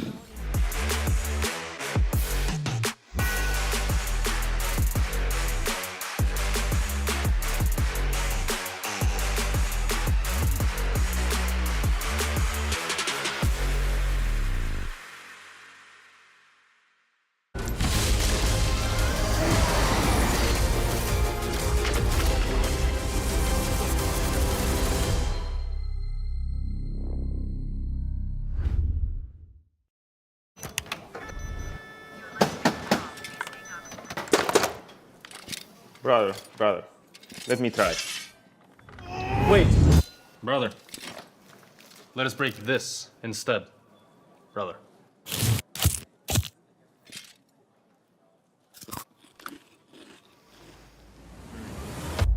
Have a break.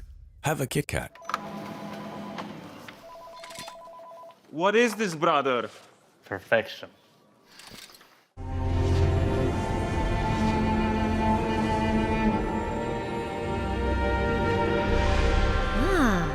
A new champion. Welcome to my shop. You'll need the right build. Choose wisely, because every upgrade brings you closer to the next level. So tell me, how will you level up?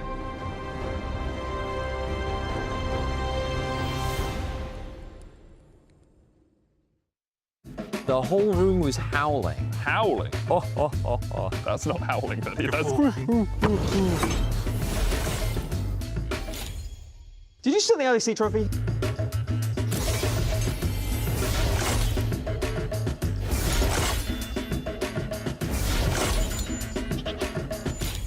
Okay, you can call it.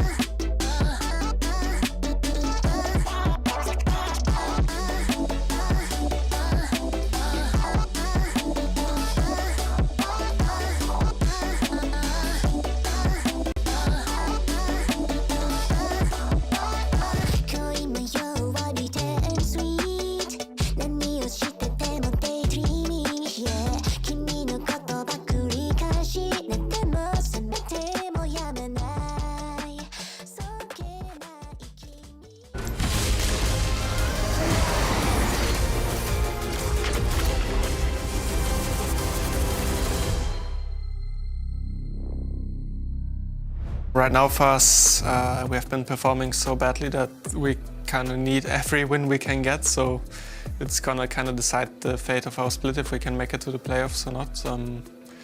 So yeah. It's gonna be first of all exciting, and we are aiming obviously to do the 3 out of 3 since we are playing 3 days in a row. And yeah, I think it will be pretty exciting to especially beat Karmikor, which are my previous team. The weekend that we're gonna play in Everett is gonna be very important because it's most likely will decide if we will qualify for playoffs or not. So we will need to prepare, and it's gonna be a really, really important week for us. It is going to be an important weekend for them because, let's be real, Fnatic so far have not had the greatest start to each and every game. But hell, a win's a win. That's what we said at the start of the day. My name is Serix, I'm joined by Dagda. And so far, Dagda, Fnatic have had the roughest early game I think we have seen, I mean here of course. I think in LEC Spring overall, their early game has been mega rough out of like the middle tier teams. Yeah, I mean, we've definitely had some mishaps, right? Like, I think this game wasn't exactly the quintessential one, I'll say, because like we didn't have first blood until 18 minutes. There was like a 1k gold lead for a large portion of this that didn't really matter. So I think it was more as we kind of, as we got to the later portion of the game, we really started to see that fall apart. But yeah, the last couple have not been the greatest for them, I will say. But isn't it opposite ends of the scale? Like Na'Vi, we talk about, oh god, their early games are actually quite nice, you know, controlled in this game especially. They built up a 3k lead before finding the first fight and really just elevating that. To then all throw it away, get caught out in sides for Poby, Relech a couple of times as well. I think Vedius was holding a sign Y, which aptly depicts Na'Vi's game one. And they're opposite ends. Their early games are great, but then they throw it away all in the mid-game. We look towards mid-game, that's where Fnatic apparently shine. Yeah, I mean, they had some great picks, and look, I think it's kind of a tale of both sides of the coin, right? Because on one side, it's, yes, Fnatic did well to find those picks, but also Na'Vi really never should have put themselves in positions where those picks could have happened, right? Because Poby getting caught on that side lane was a massive mistake. Even Relech as well, getting caught, like that CC chain was really good from Fnatic, but there was no world where you should have got caught in that position, Needs right? to be more reactive so as well, that's what too, I mean, on top right? of that. So I think it's a bit of a mixed bag. Still though, if that is what we're seeing, great news for Fnatic, because I mean they managed to pick up the win here. If they can manage to take a victory, it completely changes what the last few weeks of our split could look like. Starting 0-3, I was talking to Odo yesterday. They'd lost to SK, they lost to MKOI. They obviously found the win against G2 and then, sorry, they lost against GX and SK. And can you imagine going from that 1-3 start to then 3-3 in a live weekend with the chance to try and upset the KC fans of the home arena? And also the fact that like you've a win against G2, you've a win against Na'Vi, like you've a win against some of the top teams there as well, which then kind of pulls into question where the hell you land, right? So I think it does make things significantly more interesting, but we have to get through the next game at least, maybe 2 more for Fnatic. We have to get through it because the first 17, 18 minutes, nothing happened. Dagda is right, we have to get through it, but I mean, it was enjoyable once we really got the ball rolling. As that Ryze is going to get Orianna too. Let's kind of take pace and know that with the Rumble gone, the Varus gone, we are going into less standardized lanes, with Nautilus also being banned 2 games in a row. Yeah, Nautilus is going to be banned, good into a lot of the Enchanters. Pantheon, a big one that you see an awful lot of the time, is still being left open as well. So we'll have to keep our eyes on that as it starts to slip on through. I imagine that could be the last ban, but then you start to see things like the Vi rise up in priority as well, that does get a lot of the ban attention as well. Nocturne. Now, maybe, as you said, maybe Vi first pick then, if we've left that open available. But I think it would be Pantheon is the higher priority in my eyes. You're right. Because I think it's incredibly strong at the moment. Like, Global's quite good. Yep. The only question then is, because Fnatic banning the Nocturne, we've seen Nocturne a little bit more as the answer into the Pantheon. So I kind of wonder what Fnatic have as an answer then for the Pantheon. Like, basically turn off the lights, make the Pantheon play a little bit more difficult to operate, but also being able to cover sides with a Nocturne is oftentimes what we see.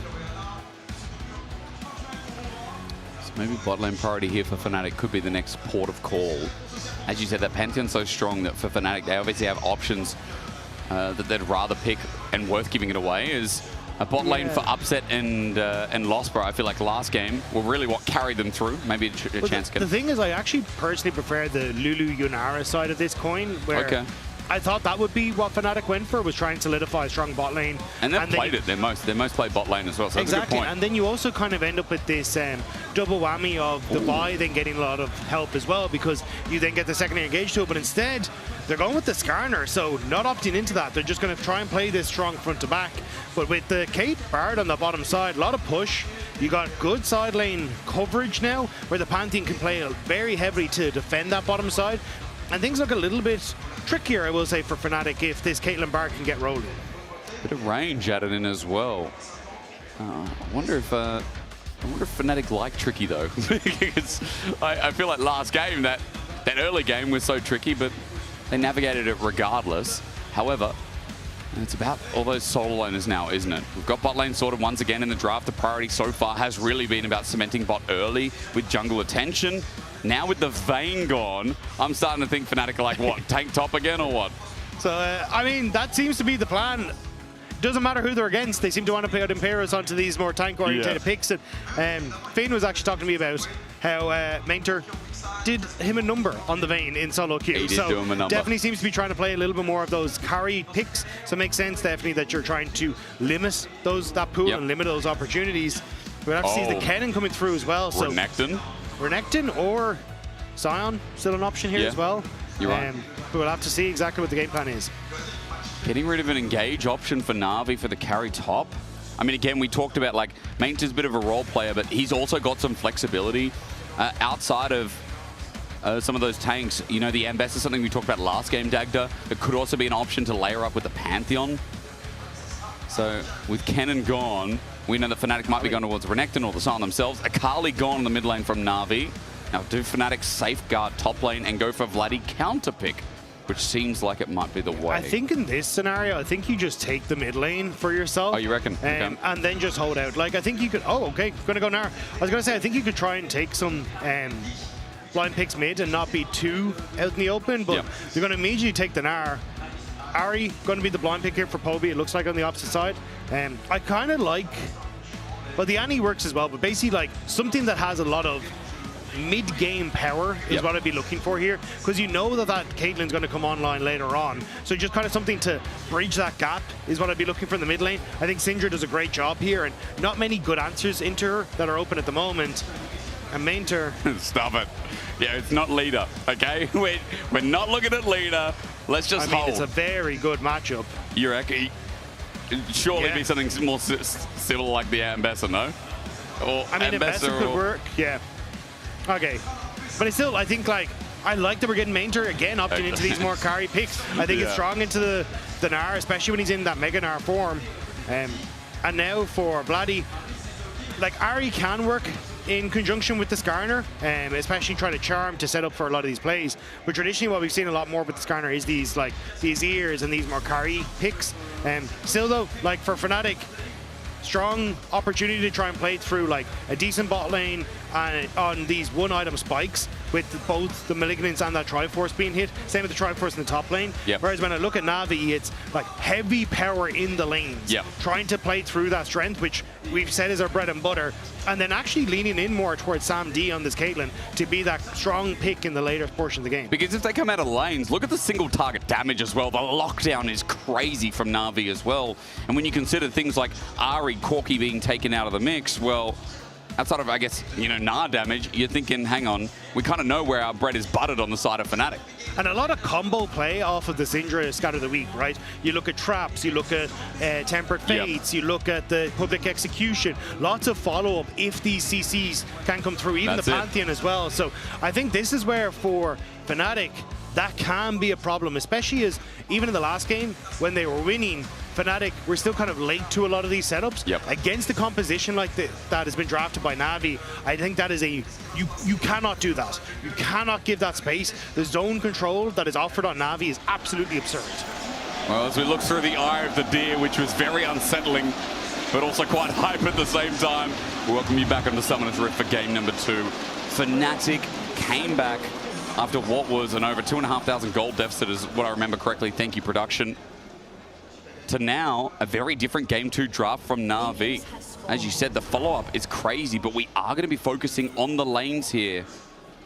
as we have Electrocute Bard, but we also have Electrocute onto Mainters and Bessa in the top lane. So burst trades. As against a range matchup, it will be hard for the Ambessa early with such big cooldowns. We saw this from Mainter yesterday as well, where he ended up upping in towards the Electrocute into that range matchup against the Jace, just basically saying, look, I want to try and look for these quick all-in windows. Didn't work out so hot from there. We'll have to see if it can go a little bit better for him this time around. As again, the Gnar less range than some of these things like the Jaces, and should be a little bit easier for him to try and play that. Yeah, a little bit, but we'll find out how he goes in the 1v1. For now, our eyes are focused on the bottom lane. Cosmic Binding versus a bit of ebb and flow from Lospa. Electrocute gets procced, and that's exactly what Paris wants for some of these trades, as SamD gets to push out first, and naturally you expect with the Caitlyn Bard, they have a bit more range, they have a bit more burst, and Na'Vi did opt in for this lane as a response against Upset and Lospa, locking in Corki Nami. Yeah, I think as well it then creates a really interesting dynamic then if we get to a game 3 for the Yunara Lulu, because I think that then becomes like the focus for the bottom side, because often the Corki Nami's pick is an answer, which is why I was surprised to see Upset Lospa go for it. And SamD now and Paris have a good matchup, as you can see, with pushing lane that opens up then Relech to look for invades, and that was kind of the dangerous part of going for this style of comp. Boy, misses the drop down from Poby, gets level 3, so now I believe Scout of the Week has just been taken. If it wasn't taken before, good dodge away from the charm from Vladdy. Poby last game had an okay laning phase. He's the only one down because Vladdy on the Victor found a bit of success versus Poby's Aurora. Scout of the Week doesn't connect, but I will say Vladdy's lane has been pretty good, and with Orb of Deception after the charm, Poby gets hit pretty hard here. He's going to have to burn his pot. Vladdy's run out of his, but outside of a mana advantage for now, health is looking good as Vladdy steps forward once again. Poby has to be careful. If he gets flash charmed, he will be dead. There's Orb of Deception just for the wave, and Vladdy paying respect. Hang on. Yeah. Vladdy doesn't quite have the Electrocute yet, so Poby basically trying to use this Summon Airy. Misses. But there you go, yeah, Scout of the Week misses. And that's really what this matchup comes down to, is can Poby land some of these stuns, poke at range, not give Vladdy opportunities to get value from this Electrocute. But in the early stages, Vladdy with a nice charm does control the matchup, TP back, as Poby will have to respond now in kind with his own. Wave is quite hefty as well. Poby with 70 mana. Now these use Dark Sphere W combination. He's just going to have to try and auto this. He'll lose the last minion. Vladdy will happily receive the rest of the wave. So CS will be even as Fnatic. Come on, guys. It better not be you again. I swear to God. Yeah, we can't stop the chat spamming it. You need to stop. But in all seriousness, we're going to find out what this is. There's no blame. There are 2 teams here, guys. Yeah, don't listen to the casters. AKA me. Yeah, so we're going to investigate this. I think it's interesting to see, though, how like this is going to play out. God. Sorry. Look, it could be game settings, you know, same as last one. You never know. And at least there's not really too much happening right now, right? You've had both junglers go for their clears, they're handshaking on trying to go for opposite scuttle crabs. It's all going to be fairly standard. The interesting one for me is going to be in mid lane, because a lot of this focus is going to be Poby hitting stuns that then set up for Relech, right? Yep. So if I'm Relech, my focus would be trying to pivot around Poby to see if I can unlock him, see if I can maybe get him on towards roams, down towards that bottom side, look for dives. I think that's going to be the really interesting part. And Poby is an exceptional Syndra, like 14 and 6 over the course of his career on the Syndra. And a lot of them were kind of in tier 3, but still, it's a comfort pick for Poby. And if you can then play with this constant ramping of CC over the course of a fight, it can be really difficult for Fnatic to play these. Lots of scaling as well. Execute now on Unleashed Power. It was introduced quite a while ago, but still so relevant as Relech going for the invade. Razork on his chickens, he is getting offended here. Smite goes down. Relech just takes the big one. A nice little invade, and Relech again finding his heart in the enemy jungle as heal has to be burned in the bottom side. There's a quick crit from SamD, rather headshot. And he gets a priority again. 90 caliber net forward. SamD gets the autos down, and Built Over Peacemaker is close to getting a kill. Yeah, it could have been a disaster, especially if it had connected, because I think it would have missed the minion, and then you get the full brunt of the damage from Upset as well. Doesn't have that fall off after hitting the first target, so bit of a difficult spot. But this is what you want now, like a wave and a half now for Upset, and for SamD and Paris to start to chip away at this turret. Yeah, great CS lead. This is only going to continue to grow. Phosphorus Bomb has to be used, but then they have to step off the turret, so a couple more minions missed, and SamD and Paris will continue to wait for the next wave and continue to pressure down. Reset from Razork, so he can't do much in the bottom lane just yet. Pathing there for his Wolves, but Still, they've got a ward on the tri-brush, so a lot of control held by SamD and Paris. They're going to use this time to get the wave pushed in. SamD onto Lospa. Good hold from Lospa, but regardless, the minion wave will crash, and a couple more will be missed by Upset. Yeah, Lospa was trying to hold it, but cancel the reset for SamD and Paris to make sure that that couldn't happen. Yikes. And now, so control on the bottom side. Top lane going as expected for Imperos, kind of getting that push in, and once he gets the early boots as well, it becomes a little bit more difficult for Mainter, but Mainter going for his first reset now should have a decent purchase for himself. And then in the mid lane, I'm actually surprised to see Vladdy has opted now on both resets not to pick up the early boots. Traditionally, what I've seen in a lot of matchups against Syndra is you go for the boots because your movement speed to dodge the dark spheres is super important. Yeah. But Vladdy honestly has been doing a good job of just being able to sidestep them himself.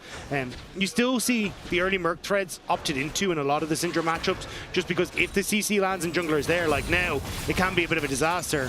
There's only the no magic mantle for the moment, though. I feel like for both it's going to be super relevant in this game. Cosmic Binding just stepped back from Upset and Lospa. SamD has reset with a BF sword. So the advantage in bot rearing its head in is Tier versus Longsword. Obviously, SamD is going to continue to own in that bottom side. Razork now hovering around, but I believe he's spotted out. As Paris is on the move, seeing if he can influence the mid lane a little bit more, as Poby and Vladdy both have level 6. That means a bit of an execute here from Poby, but a bit of mobility from Vladdy to start roaming as well. Relech is invaded on the top side because he knows that Razork is gone for the Scuttle Crab. So just trying to see if he can skill away camp, hit 6, and now potentially make the play mid. Razork here to cover, though. Could make it a little tough. Relech has got level 6, though, and with some fancy footwork from Poby, he dodges away from the charm. There's no real chunk to lead to anything happening up there. Razork spotted over a ward as he goes for his Krugs. Now spotting away that Relech has done some dirty business in here as blue buff is going to be taken in the meantime, and Relech continues to scale ahead. It does feel like, again, another good early game from this Na'Vi jungler as he continues to get in the face of Razork. Yeah, I think it's just trading well, getting the advantages that he wants, and getting a little bit of the steals has put Razork in an awkward spot. Also, with the pathing down towards this bottom side, I think it'll be take wolves, reset, buy for Relech, and then look for either the ults play to cover bot lane, or use the push now that Poby's hit 7 to push off of bot and mid to look for dragons. Seems to be the best play to kind of, again, Na'Vi like start stacking dragons, play towards what has been their more traditional playstyle. Well, you've got Brock Prize, so that should be easy to do. Wards down from Fnatic, anticipating the threat, as SamD gets a nice bit of regen, thanks to Paris, who has Tempered Fate. And bottom side to be cleared from Relech. But another slow early game again. I guess we're just in for a mild ride up until we get to that mid game again. Yeah, well, the thing is, it's a similar story to last one. Na'Vi going, hey, we have strong lanes, apart from top side, but let's just continue to let the strong lanes in mid and bot do their thing. I mean, even more than last game as well, exactly, right? yeah. And then we're going to be in a fine spot. The only one you do have to be worried about is Mainter, but his CS is looking good. He has lost a place or two, because obviously that's kind of the way things go. It's just a single plate at the moment. But definitely, as long as you're now in a position where you can start to get towards the Eclipse and you're not too far behind, things do become significantly easier. Definitely rushing that, because there's no Tabi here against the Gnar, which you might expect otherwise. However, as you said, that Eclipse rush is on the way. Grub's also spawned on the top side of the map, so note that without Dragon taken, we do have a bit of a trade possible. We already mentioned it, Na'Vi 700 gold in the lead, and yeah, absolutely chilling. This bot lane lead is kind of slowly growing.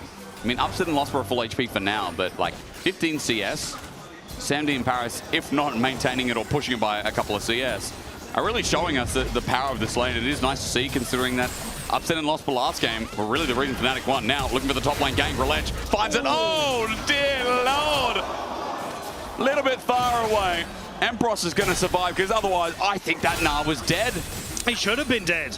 Honestly, I think Mainter should have just committed with the flash instead of just trying to hold off and just barely missing on the ultimate. Because this buys a lot of time now for Fnatic. As you say, Imperius gets the TP back. He survives. Poby in mid, though. Into melee range for the charm. Poby gets the shrine. Orb of Deception. Waiting with one more Spirit Rush available. There's a charm coming soon, you know it, but Vladdy's run low on mana. Paris comes in for the roam to help out, and yeah, a little bit harsh from Fnatic not to find anything in the mid lane, but I think they'll be happy because Emperos survives what should have been a short kill. Yeah, the main focus for me, though, is ultimate down for Relech. Yep. This is the tool that is basically covering that bottom side of the map constantly, making it tough for Razork to really interact with SamD and Paris. Now, though, with that being down, he feels a little bit more confident. Paris, though, is a strong, independent Bard and don't need no jungler. That's and right. is able to push Razork off of this dragon by himself. That's right. He'll send the Scorpion King back. Navi have already got one. They don't need another one. It's Razork. Hang on. No. Maybe he does need help. He's going to get impaled. Now in a lot of trouble. Paris flashed away, but a magical journey after a tidal wave. No impale for Razork. No tidal wave for Lospa. You're right, Dagda. Paris is strong and independent.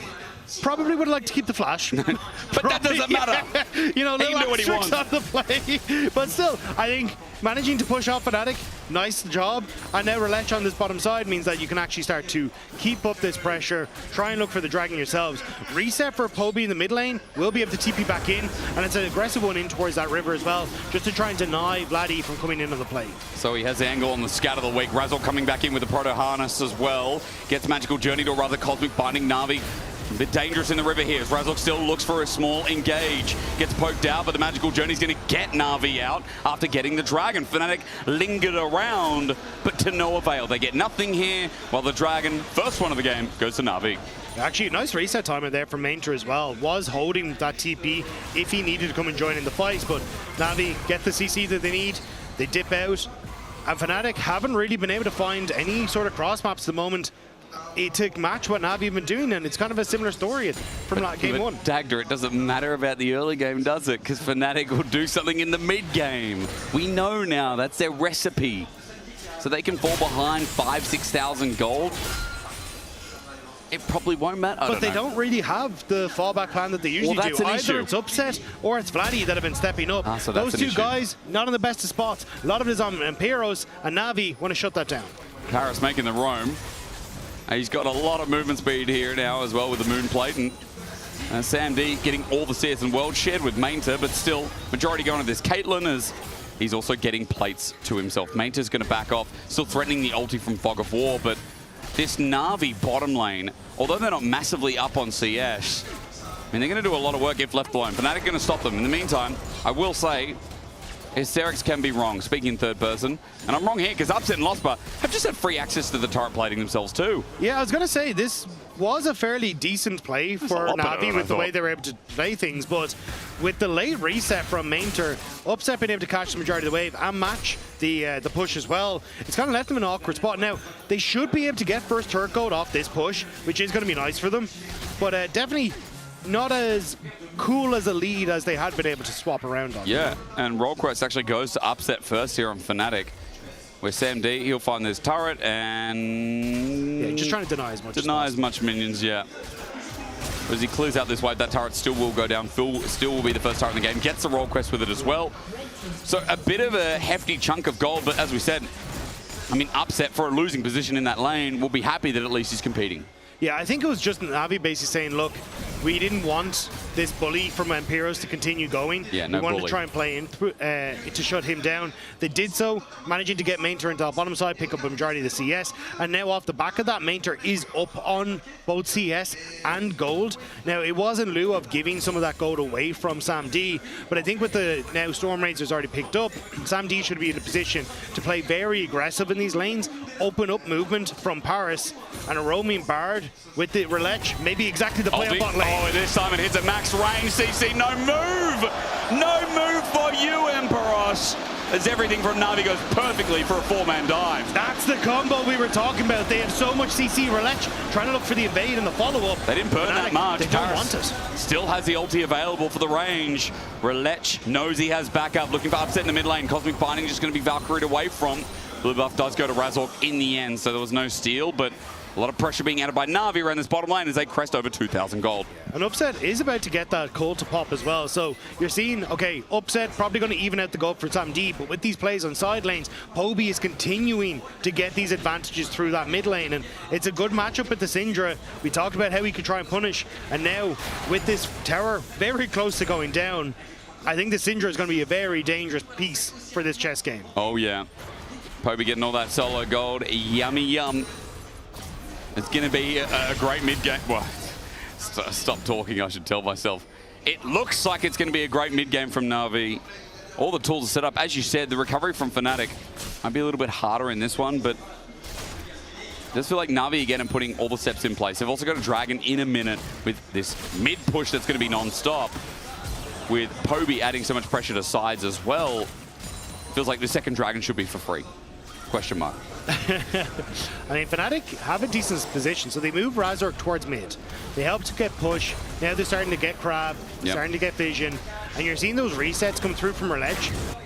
And not really going to be able to follow up too effectively on this. I think you still need Fnatic to push mid and look for their own reset as well, hoping that Upset has one CS. There he goes, pops the Cull. So now Upset in a fairly decent spot if he can get this reset off into the fight. And with 25 seconds, Fnatic kind of control the area. Yeah, surprisingly enough, right? They're even looking for a dive onto Poby, but Razork's going to be found out as Relech looks for the face check, gets the stun down as well. And with a couple of spears, Razork has to be careful. Scout of the Week is fantastic as Poke continues to land. No charm from Bloody, though, just out of range. And Na'Vi, it's only Paris to get poked up here, but with a bit of sustain, he'll be fine. And the question of control now flicks back and forth as Razork gets healed up as well, and Dragon now spawns. Na'Vi have all first items completed, though, whereas you're still waiting for Bloody to try and finish his Imperials in the top half as well. So I just don't think Fnatic are at their strongest quite yet. That one item spike is huge, but you haven't got there. So Na'Vi feeling they can move into position to contest this. Magical Journey, it's a short one as TP comes in. Fnatic again want to get themselves in. Razork flashes in, impales from Fleury, gets out, and a Tempered Fate from Paris holds the jungler of Fnatic, but no trap. Samdi misses a still target, and Razork just rolls out of that. Well, now no Tempered Fate, range engaged now down. Teleport going to be committed, but that's Poby coming in after one tool is down on their support. Still though, Na'Vi managing to position here. They were a little bit worried about the follow-up as Bloody moved into mid after completing the first item, and now Fnatic on the Dragon. All right, there we go. Public execution onto Razork. Good damage. He has to get out of there. He drives out as Relech flies in. Upset was left alone by Fnatic as he flashes away. A spear over the wall. No, it's aimed at Razork as the smite contest comes on in. Fnatic want to get back on in. Dodging one from Major is nice, but it is a blue team secure. A double Dragon and a kill to boot. It's Na'Vi who's secure and take down Razork. Yes, Poby died, but for the Dragon, Na'Vi are starting to roll the early game again. Poby died, so Sam D could hold his position and fight.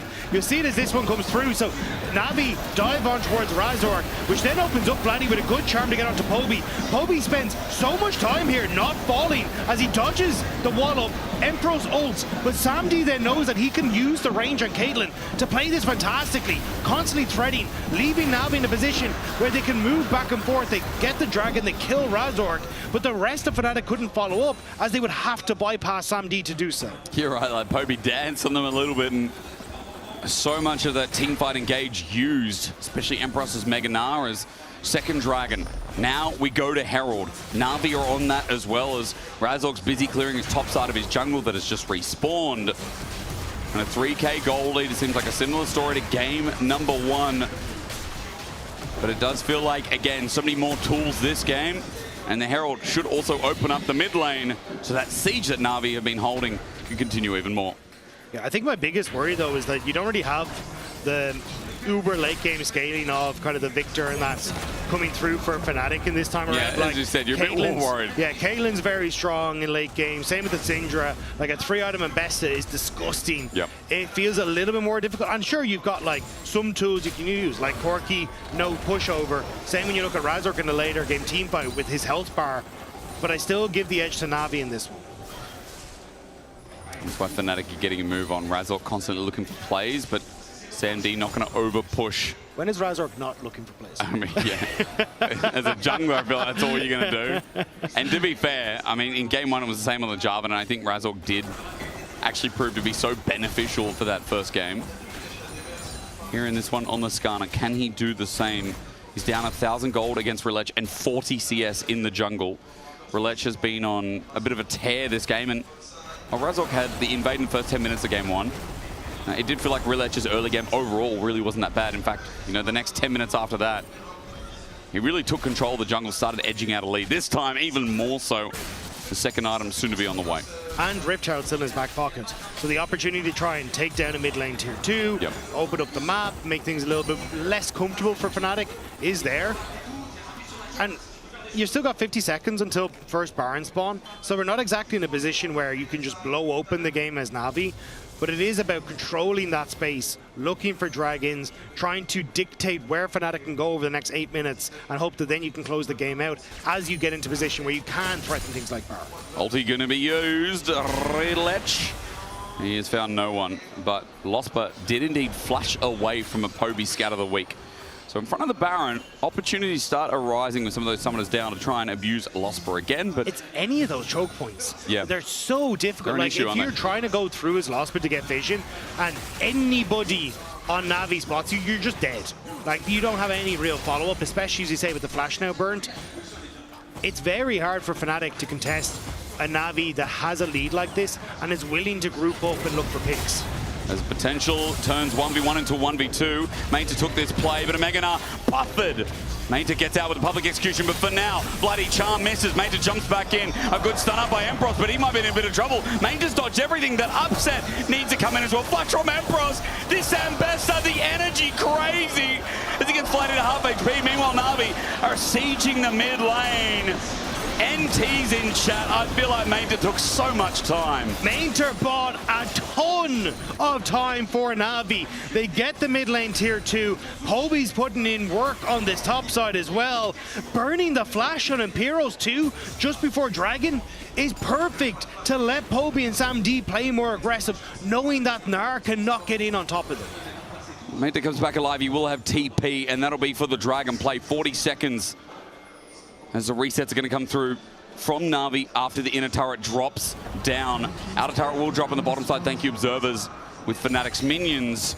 But all about this third Dragon it now will be as Cloud spawning. 25 seconds. Fnatic need to stop the stacking. Otherwise Na'Vi will have more conditions in their favor for the second game. Thing is though, Poby's back out on the map, pushing in that bottom side. TP now to meet the rest of his team in mid. And Na'Vi, incredibly strong right now.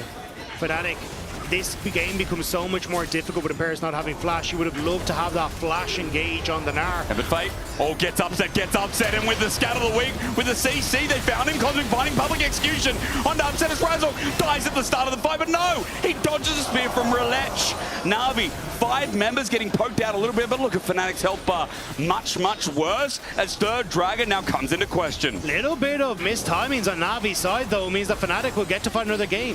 Losper going to continue to heal on up. Empross going into Mega Gnar. He's found out at half HP. Bloody gets over the wall. Beautiful charm onto Paris. Stun up. Not even the Mega. Not yet. Mainta jumps back in. A sledgehammer thrown at Sam D. Is Orb of Deception to zone out. Fnatic are on the Dragon. There's the Grand Starfall. The stun from Relech getting an instant kill, but Dragon has no smite. It's Fnatic's for the taking as Razor will sacrifice his life. Sam D gets the last auto down. Scorpion in the ground. Now Relech decided to go around, but Na'Vi have lost their ground. No! Fnatic in a choke again. It's where Na'Vi thrive.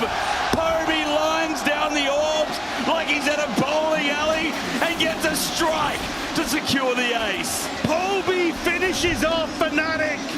In the river, it was decimation. Fnatic tried desperately to get in, and Vladdy played this incredibly well. Got some clutch charms, but they just can't find the engage. And with that flash down on Imperos, you can see Na'Vi just dipping and diving their way in and out of the fight, finding and fishing for these plays. And Relech just corrals Fnatic into the perfect spot with Mainter jumping in with the flash, and Poby soon to follow. Relech, the angle beautiful, the Poby follow-up exceptional, and Baron goes down. This time, Faith is definitely rising faster for Na'Vi as they get the Baron at 23 minutes in the game. You're looking at 3 items now for Sam D, soon to follow for Poby. The presence that Na'Vi now have on this map is going to be felt heavily by Fnatic. And again, they just don't really have the tools to try and fish for plays. It relies on Vladdy looking for these charms, and he did his damnedest in the last fight as Razork felt the breeze from that one go past the tail. Oh yeah. Poby means more business now as Sam D aggresses upon the mid lane as well. Top wave pushing in thanks to Mainta as he thinks about grouping up, but the pings are going up saying push this wave. We're going to transition to top. Vladdy is soloing out bot wave in the meantime as objective bounty is much needed for Fnatic to even think about getting back in this game. But this top turret is not long for the world, and the Baron power play presented to you by Red Bull will crest over 1,000 gold, but still has 2 minutes to prove its worth even more. Navi going to move back out on the map, looking for that bottom tier 2. The pressure is already starting to mount, and again, I think for Fnatic, they have good pick opportunities. Like, we saw in the last game what they could achieve with that if someone is overextended. And with the charm, with what Razor can try and get, even the follow-up that's there from Lospa, there are windows of opportunities, but it's on Navi making a mistake, and right now they are grouped. You can see Relech covering for Poby in the mid lane, Paris covering the bot, but maybe once more! Charm doesn't connect. Orbital Deception going to tickle Paris's feet, but Na'Vi, as they push up the bottom lane, they now know one less ulti down to threaten the defense that Fnatic have to mount. I mean, it's a decent chance, decent shot, but they just couldn't quite find it. Fnatic under their tower. You've got Sam D, who's going to just continue to take pop shots at the structure. Razor can't really survive this much range. Sam D keeps unleashing as the wave is slowly but surely cleared. A good charm on the minion that will land an Orb Deception. Fnatic wait for the next wave. Baron has 45 seconds. I like how Navi are playing this though. They're using Relech with that Baron buff to push in mid, knowing that he can ult underneath the tower at any time, but Razor caught. Tempered Fate doesn't get the tower, but does get Razor, as you say. Scatter the Weak with a trap underneath. Public execution. Main to layers nice. He gets charmed under turret though. Maybe a little bit deep from Na'Vi. The top laner dies, and now Fnatic have legs to stand on. Vladdy gets poked out hard, but Na'Vi still. The siege has slowed down, a bit over-ambitious with the play. That Cosmic Binding may have just saved the play from Paris, because Fnatic saw their moment, flashbacks to game 1, but just barely Na'Vi managed to escape. Still a 7,000 gold lead for them, and with Dragon in a minute's time, it should still be Na'Vi favored. But you can still see this rough around the edges. But the Dragon stopping again in this game gives me deja vu, because Fnatic have once again got time. They've got a lifeline. We talked about the scaling maybe not being as favored as synonymous as it was last game, but Fnatic still have the pick tools. They still have the potential to find Na'Vi caught napping. 45 seconds to find out if this Dragon brings them back in the game, as there is a bit of focus on top side for now. And it is starting to feel a little bit like this weekend has revitalized Vladdy. He's kind of the one again your eyes are drifting to, and he's the one again that is nearly making those plays happen. And with the Ahri, the charms could be on point. Flash going to be up very soon for him, and that could be his moment to try and fish for something massive. A charm onto anyone with Razork to follow up, with Lospa's bubble, could be lights out. And at least with the control now, the push on top, Na'Vi have to defend and oppose them away from that Dragon, but everyone on Fnatic are up here. Looks like they want to try and go for structures instead of Dragons. Paris can negate a potential dive though. His ulti's back up and available as Baron's not up for now. It is just this focus in the river, as you say. Poby tries to zone them off, but Fnatic move 4 members in total.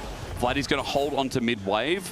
Na'Vi continue to encroach and try and stop this push, because again, objective bounties for Fnatic remain up and standing, and with all the built-up Genomite on the turret, it is very easy to take down some of these outers. This feels like kind of the last-ditch effort for Fnatic in this one. Vladdy, he's found, he goes over blind, but he's on a ward. He now brings out the Spirit Rush, has to use all of it to get on out. Double TP, which means Fnatic are now stuck in this position with no Meganar. Ampros almost cooks the goose. But the problem is, Dragon's there regardless, so Na'Vi, with the double TP, will still find a win with the objective in their pocket. Yeah, and I think I was about to say, I feel like this was the last kind of play that Fnatic had, because you're looking at the items that are coming through. Poby, very close to that Rabadon's death cap. The last Whisper about to be completed for Sam D. This is where you just teeter into that late game territory for Na'Vi on their carries, and it's very difficult for Fnatic to really try and contest. There's no big item spike that you're looking for to be like, that's the thing that's going to break up in the game for them now. Yeah.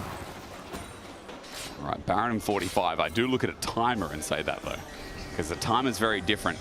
Poby, will he have the Rabadon's death cap before the Baron gets thought about? He has TP available, so on the minimap right now, he is pinging to go to the top lane at level 16. Syndra with 113 stacks, 120, remember, as well for the AP increases. Sam D has to be careful about his face check. I guess this game, Dagda, he does have a bit more range.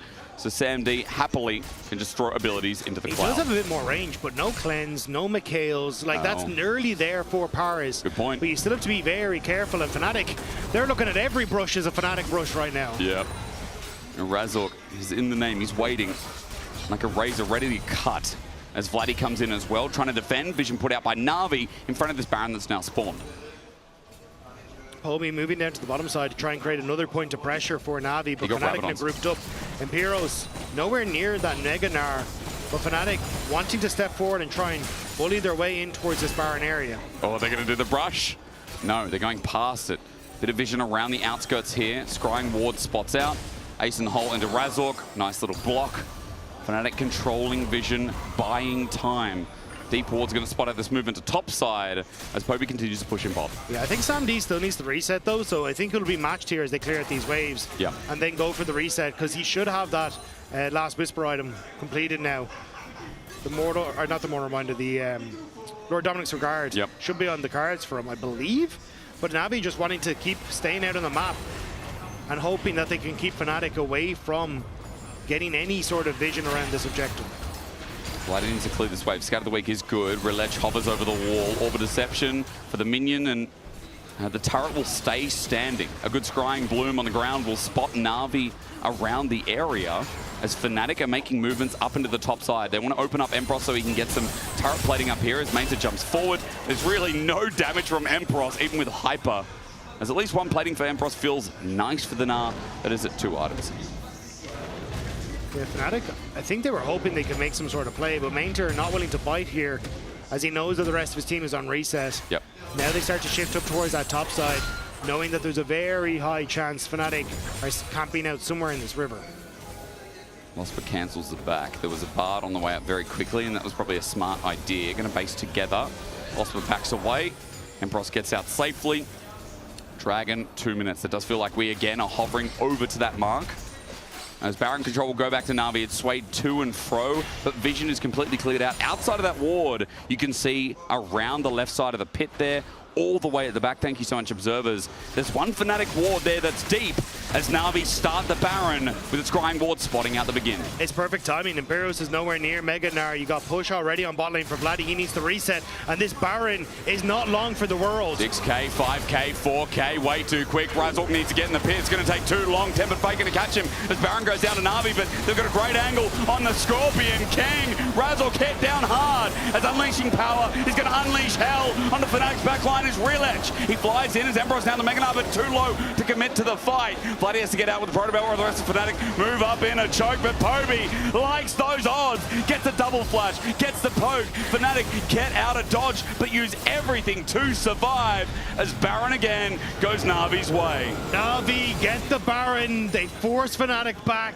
and it's everything that they could have hoped for. Because as this starts off, Paris, this Tempered Fate was insane. So manages to get himself pushed out by the Skarner so he can escape with the magical journey. Mainter with the follow-up finishes off at finishes off Razork thanks to the ultimate from the Syndra, and Relech just trying to put pressure down here as best you can. Fnatic managed to scarp her, but still Na'Vi now going to start putting pressure on towards inhibitor turrets. And Na'Vi with Baron number 2. Surely this is how it ends now. This Baron play needs to start cresting into the base and destroying some of those inhibitor turrets as Razork, that's where he'll have to defend with the rest of Fnatic. 15 seconds for the Drake. This will be Soul for Na'Vi.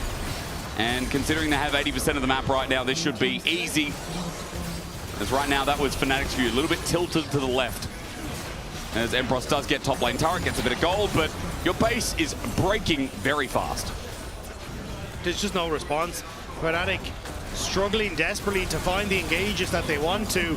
Razork steps forward, looking for Paris. He gets Scout of the Week, Tempered Fate, the flash from Vladdy gets the charm, it's nice, onto Relech. Stunned up and slowed down, Razork goes in, and in the ground, Empros finds an angle, and impaled to death, a 2-man, a mistake. Na'Vi found out, and Fnatic, again, they keep finding these defenses. The TP from Imperials behind was beautiful for Fnatic, and they are holding on to this game. The inhibitor falls, they'll get the dragon, and again this Baron buff is really not doing much for Na'Vi. Dagda, they stayed too damn long. They lose their soul like Na'Vi have dragon coming up. But again, huge plays from Vladdy. Goes over the wall, gets the charm on Relech, which then opens up this opportunity to spread Na'Vi thin, and Imperials pounces. There's no way Na'Vi lose an over 6k gold lead 2 games in a row today, right? There's no way. Stranger things have happened, my friend.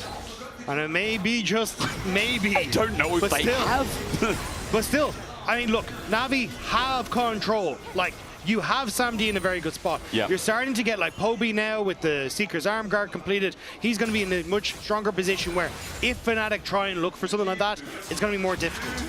And you can also see how hard that was for Fnatic to make that. Empiro's had to use the TP to get in behind because without Flash, trying to get past a Scatter the Weak in a front-to-back fight is incredibly difficult for the front line of Fnatic. And it may be the pick here. Flash sent up with the Grand Starfall. Charm doesn't connect. Relech puts the shield up immediately. He flies in with his GA ready to die, ready to set up Na'Vi to move this to game 3. As you said, it's still a hard game for Fnatic. Holding on to their base is step 1. Catching out Na'Vi is step 2. As they've flown in to get this mid inhibitor, add more pressure.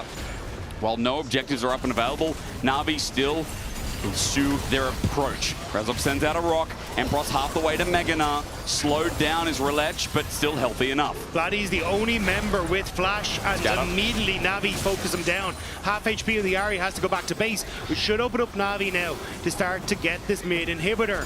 Impero's moving over just to try and keep some pressure, but they have to play keep away on both mid and top side. He's seen on Meganar, and that time is going to run out, so Na'Vi not going to make the same mistake again. Samdi. Especially can't find the angle. Upset's going to get cleansed away. Sammy does get poked, as you say, in a dangerous position. Fnatic are like, hang on, we can go forward. Valkyrie into Sammy, into Relech. He jumps forward. Tidal wave again. Captured by Razork. Relech goes into GA, and another flank, this time from Bloody. Charm doesn't connect. Spirit Rush will be angled to the rest of the team as Relech gets shut down. Na'Vi just can't step into Fnatic's base this series. Fnatic keep finding their moment. Hold the door. These small wards that are letting them hold on to the base, and Na'Vi just aren't doing their due diligence. They keep trying to overforce, they keep going too far, and Fnatic are punishing. They let their guard down because they see the Nah, and then Bloody TPs this time. Next time, you'll have the TP up on Empros, and they'll do it again. I mean, this is dangerous territory. 3,000 gold, the only lead. Tagged up. Baron number 3 is up in a minute. Dragon Soul for Na'Vi that's been denied is up in 2. And flashes coming up for Fnatic. The ability to find ways to bypass the front line of Na'Vi is crucial to them. They've been doing it with teleports. Now they have another summoner spell in their arsenal. Guys drift to Imperos, they drift to Vladdy. These two solo laners for Fnatic could find the moment to shut that door on Na'Vi once and for all. I'm committed to the idea now that Vladdy is thriving on the hatred, on the booing, on the S-talk that's being thrown out towards his way. He might only be 1-1-2. There's been some glorious moments so far. There has been some really good picks. And that bottom lane inhibitor, even there for the flank, he sets up so that Na'Vi have no counter response. Dagda, timers top left, that's what I'm looking at. Ace in the hole and upset's nice, but there is sustain as Na'Vi look to defend the push into the Dragon. It's Razork and Poby, Scatter the Weak at max range as well. Found out is the GA-less onto Relech, into a Gatling gun, he's in danger. Bloody heads forward with the Protobelt as Empros takes the Tempered Fate. Tidal Wave is there. Razork used the Impale but found no one. A lot thrown out as Empros heads towards Meganar, and Na'Vi are backing off. Charm? Boy, close. Imperos though, gone mega. This is where the Fnatic want to try and find their moment. Poby with the Scatter of the Weak on towards Razork will keep him at bay as Imperos wants to step forward but just can't find the angle. I see a Pantheon in the distance with ulti available. He wants to fly in. Relech wants an angle here as Fnatic healthy enough. A headshot is good from Sam D. He steps forward, gets damage down as Poby in fog of war. A game-making, game-breaking play. Scatter the Weak onto a Mini-Nah. Unleashes power but no execute. Public execution is good. The sandwich, the collapse. Na'Vi are sick of the talk, but they have got only a couple of kills. They need to finish upset. Phosphorus bomb. He gets out with the Valkyrie. 4 members chasing this corky dog. He's running for his life, but he can't do too much anymore. Bloody goes in, gets a flash, but everyone else is dead. Na'Vi finally bring a play together. It's Relech over the wall, gonna see it lands, catches Empros, and Na'Vi say enough is enough. Poby found the flank that finally put the nail in the coffin of Fnatic for this game. But by God, did Na'Vi have to work for it? They had to work for it. They got close to again revisiting game 1. Vladdy's not going to find anything here. Relech will take him down for the ace, and we go the distance here in Every France. And at this stage, I do not know how this series is going to go. Navi have gotten control in every early game, and Fnatic have pushed them the distance every single time. It is not clean, League of Legends Medic, but no one's saying it's bad. I mean, we're having a fun time. The early game's slow, just so we can pace ourselves into this roller coaster of emotion that happens 20 minutes afterwards. I'm saying it's bad. I'm very much happy to say that League of Legends was not good. Okay, Na'Vi okay, was no, I'm going to fight you. No, I'm going to Na'Vi fight you. was 7,000 gold ahead. I'm going to fight you. Bring it. He's going to fight you. Bring it, man. You think you can take me? Physically, no. Mentally, absolutely. Obviously. The early game was fantastic from Na'Vi. Yes, the way they moved around the map, the way that they took objectives, the way they played dragon fights, absolutely very clean. I think Na'Vi deserve that credit. I like their approach to the game, and I love the way that they started this game off. It was just at a certain point, Fnatic magic happened. Yes, that's how we're going to brand it. The Fnatic magic. It wasn't enough, though. They still lost. Yes, but you're seeing it. You know, you're seeing sprinkles, the dust, the Fnatic magic dust. Speaking of dust, I mean, I want to talk a little bit about what you said, because I agree with Veri. The Na'Vi Ascension, the Na'Vi goal lead, was very organic. It was very organic, very locally produced. I'll quickly say... But then we saw... No, very quickly. He can agree with you, but do you really want to associate yourself with a guy that forgot to take his tag off? I'm a novice, okay? Look, I want to talk... We didn't notice. You had too many feet and too many cupboards, man. You were distracted. I want to talk a little bit about that goal in the Na'Vi generator, right? Because it was very organic, homegrown. But then came the synthetic GMO-modified dives that just keeps happening in this series, because Real Edge, he sees something in that bot lane tier 2 and main to this game. Yes. There's just the Fnatic bush has now evolved into the Fnatic tier 3 bottom, because every single time they come back, it's around that tier 2. And I don't know what they have planted down there, if there's some claymores in the ground, if there's some kind of things in the grass there, because it's something that just makes people go absolutely ludicrous and just dives them, and it just keeps working. It was very similar in the past on the bot lane tier 2 when Red Side is pushing in. Often we saw people diving that tier 2 and dying. So maybe it's just something to do with that lane when you have Baron that you just need to avoid it. Na'Vi were able to get ahead in the early game, as we said. They had a couple of really good dragon fights where their team fighting was actually very fun to watch. If we ignore the 7k to 2.5k gold lead, it really shouldn't have happened. Let's have a look back to some of the earlier portions of the game. I think that the way Na'Vi approached a lot of these fights was very good. Some of the criticism I've given of Na'Vi is sometimes their coordination looks a little bit off. And the way they started this fight, I think they largely took advantage of the way that Upset misplayed the fight more so than their approach. But once they repositioned, even though they were a man down, they outplayed a lot of the plays that Fnatic were trying to make, regrouped, and were able to fight back and secure the dragon. I share that sentiment. To me, that fight was pure hand stiff from Na'Vi. I feel like they just executed better in a micro manner. And this fight as well, they catch out Emperors on the side, and Bloody doesn't really have a good flank here. Bloody's playing front to back Ahri, which rarely turns out well. I would love to see him go from the other angle there and try to sneak into the backline, but when your Ahri ults in and uses the charm on the Bard that doesn't even die, it really sets a bad tone for the following of the fight, because now Fnatic just left here without anything. Razork manages to get the dragon, but he gets cancelled by the scatter, and here he's just a slow chase, and Rita just thinks he's caught, but he cleans up this fight. I will admit, in the game, I didn't think about it, but now watching back these replays, I feel like this was a bit of foreshadowing for the outcome of the game, because the more I watch, the more I am seeing some of this coordination problems spring for Na'Vi, where I do feel like that in some of these fights, the reason why they're coming out ahead is because of the gold lead that they've already been able to generate. So I do feel that for Na'Vi, I need to see slightly crisper play from them, because similar to what we saw yesterday, the early games have not been their problem at all. Yeah. I think that they know exactly how to play lanes. They've got good, solid laners. They know how to enable Relech. Relech returns that in kind back to the lanes, and that's where a lot of their fundamental gold leads come from. But then, in the mid-game, I feel like some of their approach to team fights are a little bit shaky, and then also the way in which they tried to close out games is also, it's awkward. It does feel like that Fnatic are... they are remaining calm in these situations, and they're looking for opportunities to bounce back. And again, we saw it in this game, similar to last game, where they're able to punish these small oversteps. Got it, Navi shifters.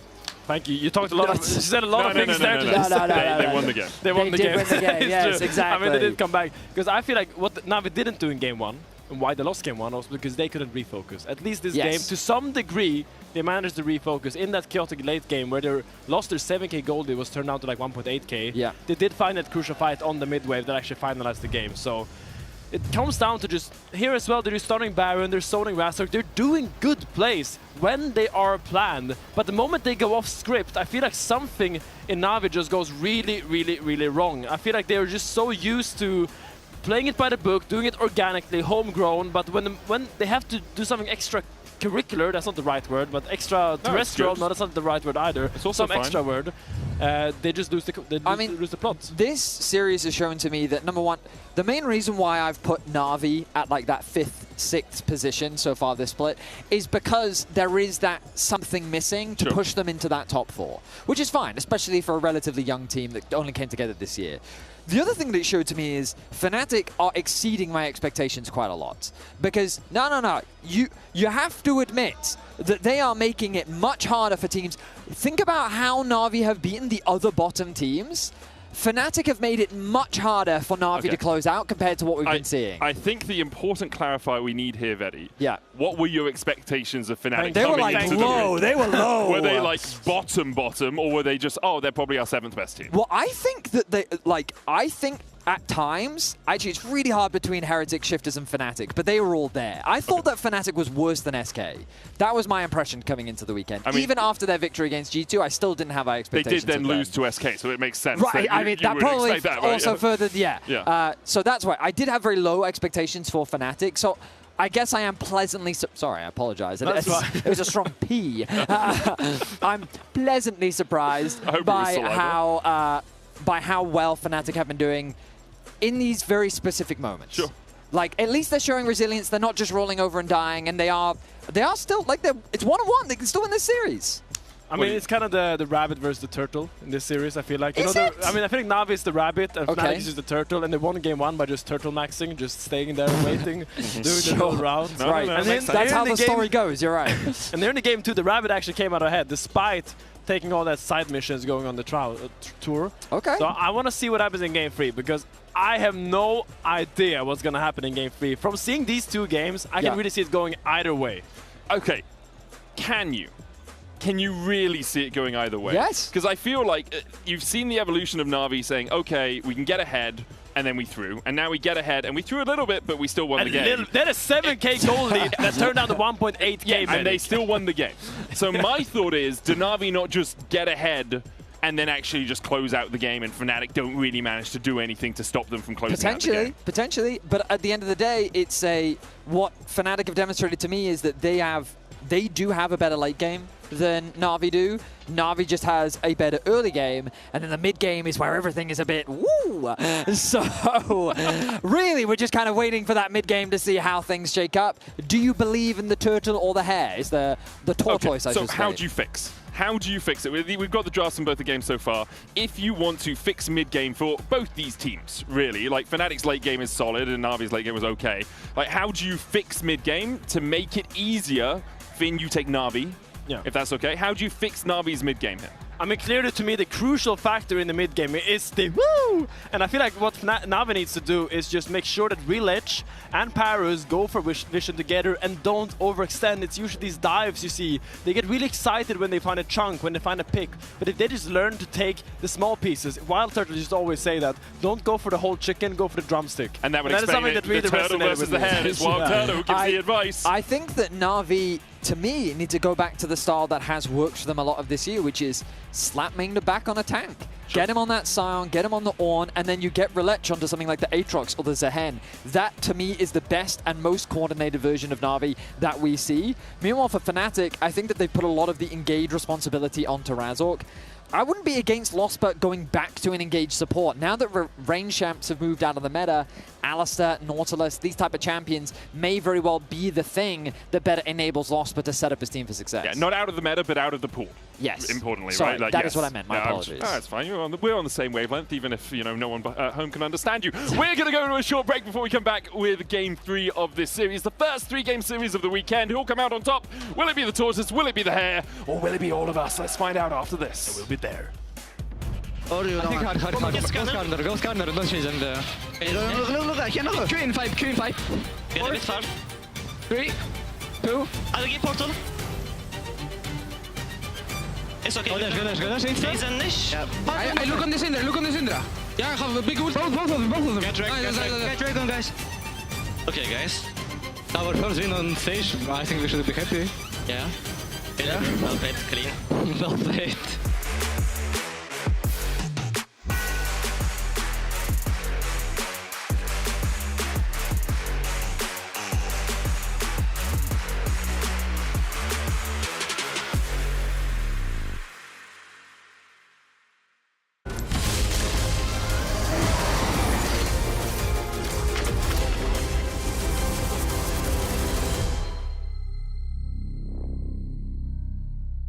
Want to find your fastest server every time? Express like a pro and optimize your connection in one tap. Express and game without ISP throttling. Express and shield yourself from DDoS attacks. Express and choose the VPN trusted by gamers everywhere. Express VPN. Experience gaming the Express way. Fast, stable, competitive.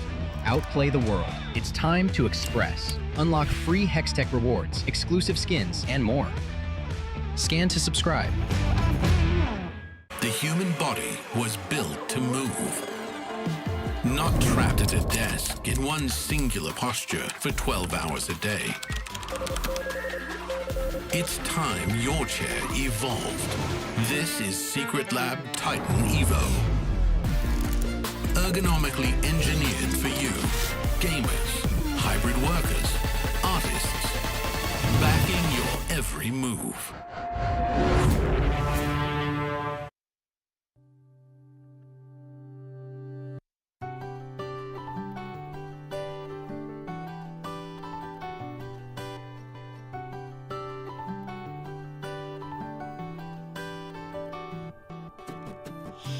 Try to make yourself remember, darling. Don't look for me, I'm just a story you've been told.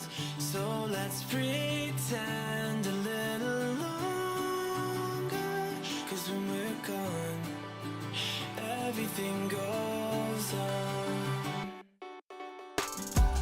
You were staring at the window, and I said, I wanna take you to the sea. And when I'm better, we'll do everything. I gotta stop making promises I can't keep. But if I was gone tomorrow, won't the waves crash on? Is it selfish that I'm happy as we pass the setting sun? Someday I'll be overcast, but you won't have to cry, 'cause we'll do the grieving while I'm by your side. I said, don't try to make yourself remember, darling. Don't look for me, I'm just a story you've been told. So let's pretend a little longer, 'cause when we're gone, everything goes on.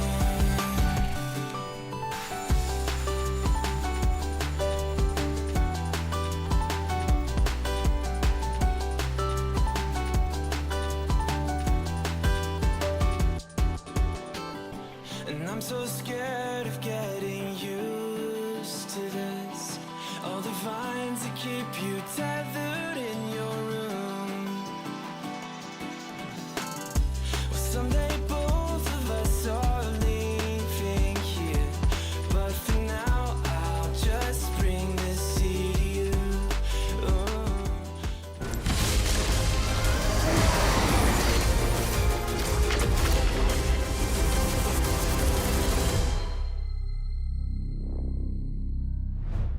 What team played the most games in total for LEC versus and how many games? That's a tough one. Oh my god, I should have watched playoff.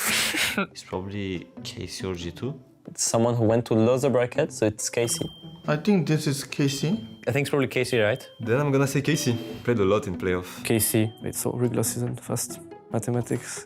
Regular season was 11 games. 3 games G2, 5 games, 4 games Vitality. 10. Let's go 27. 24. I would say 26. 33 games. I guess KC 31 games. 31? 31 games. KC with like 31 games. Quick maths. I mean, I can't even count that well. Well done to our players as we get you to game 3 in an arena that, you know, was kind of cheering for Na'Vi to, you know, smash this in the first game, the second game. They got disappointed after the first game, but hey, in the last one, let's just be real. Na'Vi actually put the pieces together finally and won the game. I mean, it still took them a while, though. Like, Took them a while. Like, it didn't look as clean as you would hope to, and especially because a lot of that conversation coming into this weekend was Na'Vi showing us what they're worth, elevate yourself. It hasn't really been what we've seen from them at all. Like, in all honesty, this felt like a step back for them, of course, across this series. I mean, Na'Vi this split, I mean, I think have been a disappointment so far, just simply because we had these high expectations. We talked about the development in Versus, how exciting it could be to be like, oh, you are stepping into the top 4. Today, so far, a performance like that doesn't fill us with confidence. Now, Medic did say bad gameplay on the desk. Yeah. I was beating around the bush because I think in some ways, the early game was pretty clean. And in that sense, it's very good. But their ability to convert it in mid-game has been a bit rubbish. I've been, in my ear, delayed due to spinach. I think I miss spinach. Like Popeye? I know we got the rock, but I don't think we have Popeye. I heard spinach again, producer. If you would like to repeat. Water is spillage. Spillage. I heard spinach. I thought someone's eating spinach. I love the idea. More in my head was the idea like someone has popped a can of spinach. And you've now Kobe Popeye. It's just got like massive arms, knocked everything over the desk. It's like, But instead, no, there's been an spillage on the Fnatic side of things, it looks like, unfortunately. So it'll be taking a little bit of time. Yo, it's Lospa. Oh, dear. Upset looks a little bit annoyed. Yeah, bro, you got some on mine. Yeah. you got some on my my keyboard, man. Coaches comparing notes saying, yeah, if we put cups on the lids on the cups. Yeah. Hang on. But do we have to go for the sippy cup? Is that? Grabs, you think sippy cup? What do you think? Yeah, I guess if we give them a sippy cup, that might work. Hang on, let's. But what if we just make the lid smaller so then they just have to sip out of it? Meanwhile, I mean, Na'Vi here, they already know. They're talking about straws now. Like, hang on a minute, we know straws. That's why they're so chill. I mean, Fnatic, look, if this game, if a spillage or spinach is the worst thing that happens to you, then I think losing could be worse. Personally. Well, that's what I'm saying. If that's the worst thing to happen, then everything else is great. Yeah, because again, like, this is a kind of must-win game for Fnatic. Not in that it's going to knock them out, but they definitely need a little bit of help there. Oh, is this a replay? Yeah, it is a replay. Oh, it was upset. It was upset. Hang on a minute. That's why he was twisting his hand. Yeah, lost, but I'm sorry. I'm sorry. I'm sorry I said mean things to you. It was Upset's fault. Well, let's hope that doesn't get in the way of synergy as we get into game 3. Here we go. Pick and ban. Keyboard's no longer wet. Mouse are dry. Hands on the table in the correct position as we find out what variety we're going to get in this final game. You see, though, already, this is what we're talking about from Na'Vi. The Lulu ban needed because the Quirky Nami has already been taken, which means that it becomes a very difficult game to play into something like the Lulu Yunara. Now, we still have seen Yunara paired with things like the Nico. It's just less potent than when it's paired with the Lulu. So, still to see. Like, I still think Yunara will probably be somewhere in this ban phase, or sorry, in this draft phase, and just may not be first priority. I want to raise the possibility of things like the Lucian comparison drafts because we've had Lucian Milio pop up a lot in the East. Obviously, the East difference as well. Yep, Sam D. I mean, we're talking about Korean AD carry and a German AD carry as well, who kind of has that spark. So with Lulu gone as well, we start going down that tier list now. I'm glad you talked about Yunara. It's a really important point. Those AD carries seem to be first pickable as crowds popping up I don't know what's happening in the background, but they're getting a little bit spicy with the way this series is going. They've been sitting a little bit too long. Their legs are getting a little bit jittery. They're seeing LeBlanc bands. I'm like, oh man, this draft as well makes us want to dance. Well, Rumble and Wukong, still two very strong picks that are left up and available. Mentor could immediately go towards the Rumble here, unless they do want to try and prioritize the Yunara. Again, less potent without that Enchanter beside her, so I'd imagine it'll be a drift over towards something like the Rumble here in this case. I'm going to get a Zia instead, but you're right about the Rumble priority. I feel like Fnatic, that's an easy take as well.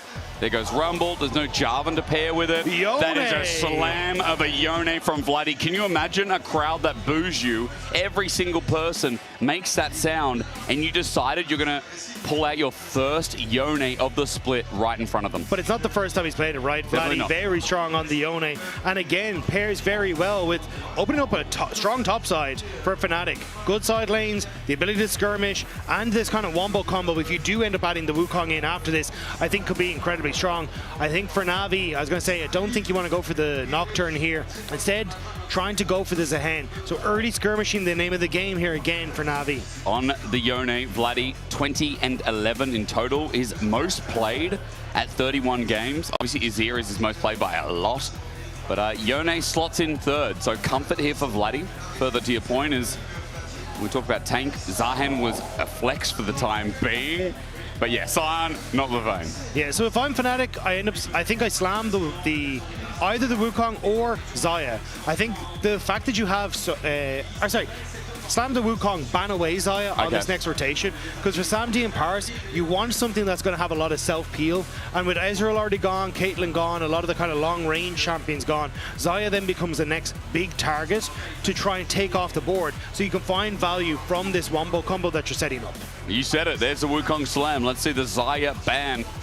And then not only chat will I pat Dagger on the back, I might give him a hug later on as well for being so correct all the time. But yeah, I think just trying to get rid of thank you. That's a little shoulder rub. I am waiting for the Xayah ban, but you're going to get a shoulder rub now. But I do think, yeah, I think trying to ban 80 carries that have that self-peel, at least get rid of the Xayah. I don't think there's too much left. Maybe you are nervous about the Lucian slam here, as at least he has that dash as well. But I think that's kind of where my eyes would drift to. For Navi's side of things, I think banning away the supports, probably more important here to try and keep yourself in a decent spot. Supports that can follow up on the engage, right? Like, again, we talked about enchanters as a mix. Things like Milio would be higher prior if the Lucian was there as a pairing. You did also talk about something like the Yunara, a really good spot earlier on, the priority of that 80 carry. They're thinking about it on the side of Na'Vi, I'm sure. And there, okay. That's you pulled that out, but the 80 carry pool, as you said, is going lower and lower. Xayah was the one you pulled out, which seems so right when you have so much dive and layering. Yeah, I think it'd be silly not to, because even then, like, so many of your champions are nullified by Rakan in this sort of situation as well. And Rakan can do relatively well with the limited enchanter pool now there, especially with Lulu, who's his big problem in a lot of these matchups as well. But the Nautilus... Do you take the Xayah then? Maybe that's the call, yeah. Like, Rakan can work very well with a lot of this follow-up as well, so maybe they're angling for that Xayah Rakan instead for themselves, which could definitely be an option here. Yeah, you'd lose one part of the pairing if they want to take it away on Na'Vi's side, but 5 seconds for Paris to decide here. And 80 carries have been sent westward. They're just not coming back in this game, in this series. Kai'Sa gone now as well. If they don't take the Xayah here, they forfeit their 80 carry. They get Nico. Fnatic were more about the pairing of the engage. Maybe Xayah just overlooked here in this game. I mean, now that you're going to pick it up. I mean, my eyes would have gone towards the Xayah here. It's just something that strong team fighting and the ability to peel for itself. I'm not liking the MF here. I don't think you've got enough setup for, like, you could probably go for some sort of engaged champion here, like the Rel or the Rakan if you want to try and set up. But there it is, yeah. Xayah, Rakan, going to be the next. I appreciate that. Thank you. And you called it. You literally called this draft from the start. Xayah Rakan now locked in for Na'Vi, which feels like the best way to negate all this Fnatic dive, all this Fnatic backline access. Sivir to pair up. What do you think of Fnatic?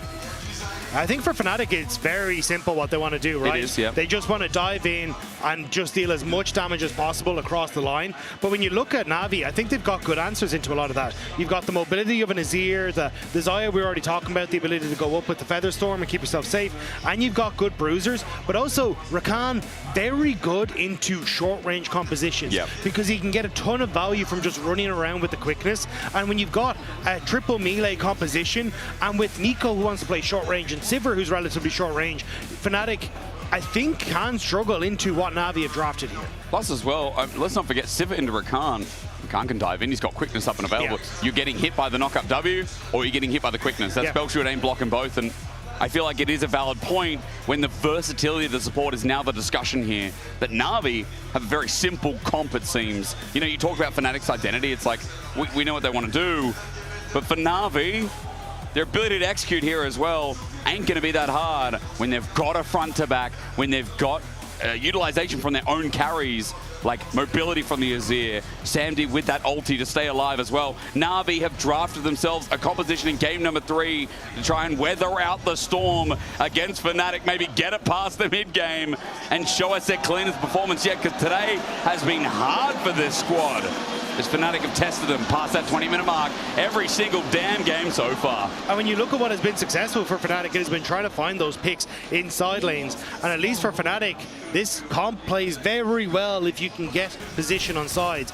Vladdy going to be very strong. Impero's going to be able to push against Mainter. And I think that's where you can find the success for Fnatic in playing on sides, especially because Upset, a ton of clear in the Sivir. Like if you can allow Lospa to roam, maybe these plays on sides are Fnatic's way to push this to the finish line. Let's see how these lanes go first. We know for Poby, he'll have a bit of range advantage and be able to play through the early levels of this lane until Bloody has a bit more all-in threat. You know, Razork needs to rush to level 6, but also we'll say for Relech, it's not like he has the fastest pace early game either. As junglers start on the opposite sides of each other, there will be a ward spotting out Razork as he moves down towards, I think, what Medic would call the Razorbeaks. I don't call them Raptors anymore. In my head, it's Razorbeaks because I listen to Medic so much. And now I just, it throws me off massively. I don't know why. Razorbeaks. I mean, technically. I mean, the Raptors were the first ones. Yeah. Raptors were. There's been, it's just been, it's a holdover, right? Like, it's like Taba, Ninja Taba, you know? Instead of plated steel caps, which I always have to double check myself. Some people still call them like wraiths, right? Yeah. Even though the camp is not wraiths, but still, it's like, that's where they were. Yeah. Remember when Red Bull used to have 2 little minions beside Two minions beside it, yeah. Those were the days, weren't it? The league's changed a lot. I mean, it's been around for 16 years. Yeah. That's mad. It is. I've been playing this game for a long while. I think it's Venius is saying on Cast last week, and I'm pretty sure we've all said, there are champions that are older than some of the player base, you know? Like Anivia, for example, right? Like Annie, for example. Yeah, there's a lot of old champions now. I mean, Sion as well is in this game. Oh, I remember my favorite Sion, obviously the previous iteration, when he went AP and his E stun had AP scaling and you just half health someone. With a point and click ability. Yes.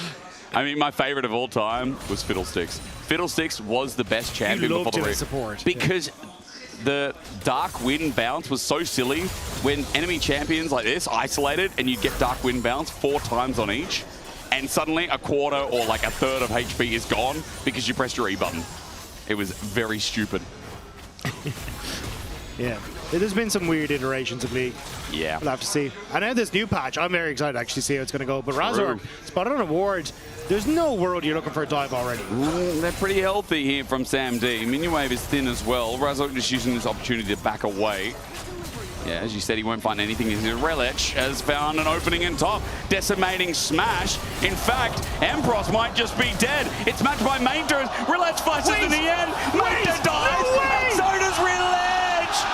Empros just says, come at me, bro. Is this top laner supposed to be out of Omni or Wonder? Because, oh my god, Empros flashing away, barely surviving.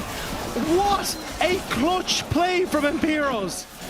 Mater and Rilech, we're going to have a talk, as this looked like a sure kill. This was insane. Like the pullback into the knock-up, it looks like it's done and dusted. Rilech the tanking. shield barely there. Mater doesn't get the damage, and Rilech just shy on the E damage as well. Oh, God. That was massive for Imperos. Like, this wave will clear up, but you're still looking at about a 600-700 gold lead for the Rumble. He's got Swifties, and already in the matchup, he's going to be comfortable. Equalizer's coming up very soon, by the way. So not only that, he'll have himself another bit of wave clear to push and go back and probably get an early build into Leandri's. So, Dagda, there is a problem in top. I think Empros, chance to carry this game now on him, right? We want to see this guy step up. We want him to show us that Fnatic made the right choice in pulling him into the LEC. In Empros's debut year, let's see what he can do now, leading that 1,000 gold lead as he gets a push in top lane consistently. Now level 6 as well, by the way. So Mater is going to be in trouble. It also slowed Rilech down in his clear as well. So going to start moving out. Actually going for a repeat gank, it looks like, in this top side. Trying to right some wrongs. But as you say, level 6 about to be ticked over for Mater as well. Rilech does not have the level 6 himself for a bit of extra mobility. Mater's trying to draw in the wave, but unfortunately it's pushing against him. Unstoppable Onslaught going to be sent. They're going to fix his play. Decimating Smash. There's Equalizer on the wave.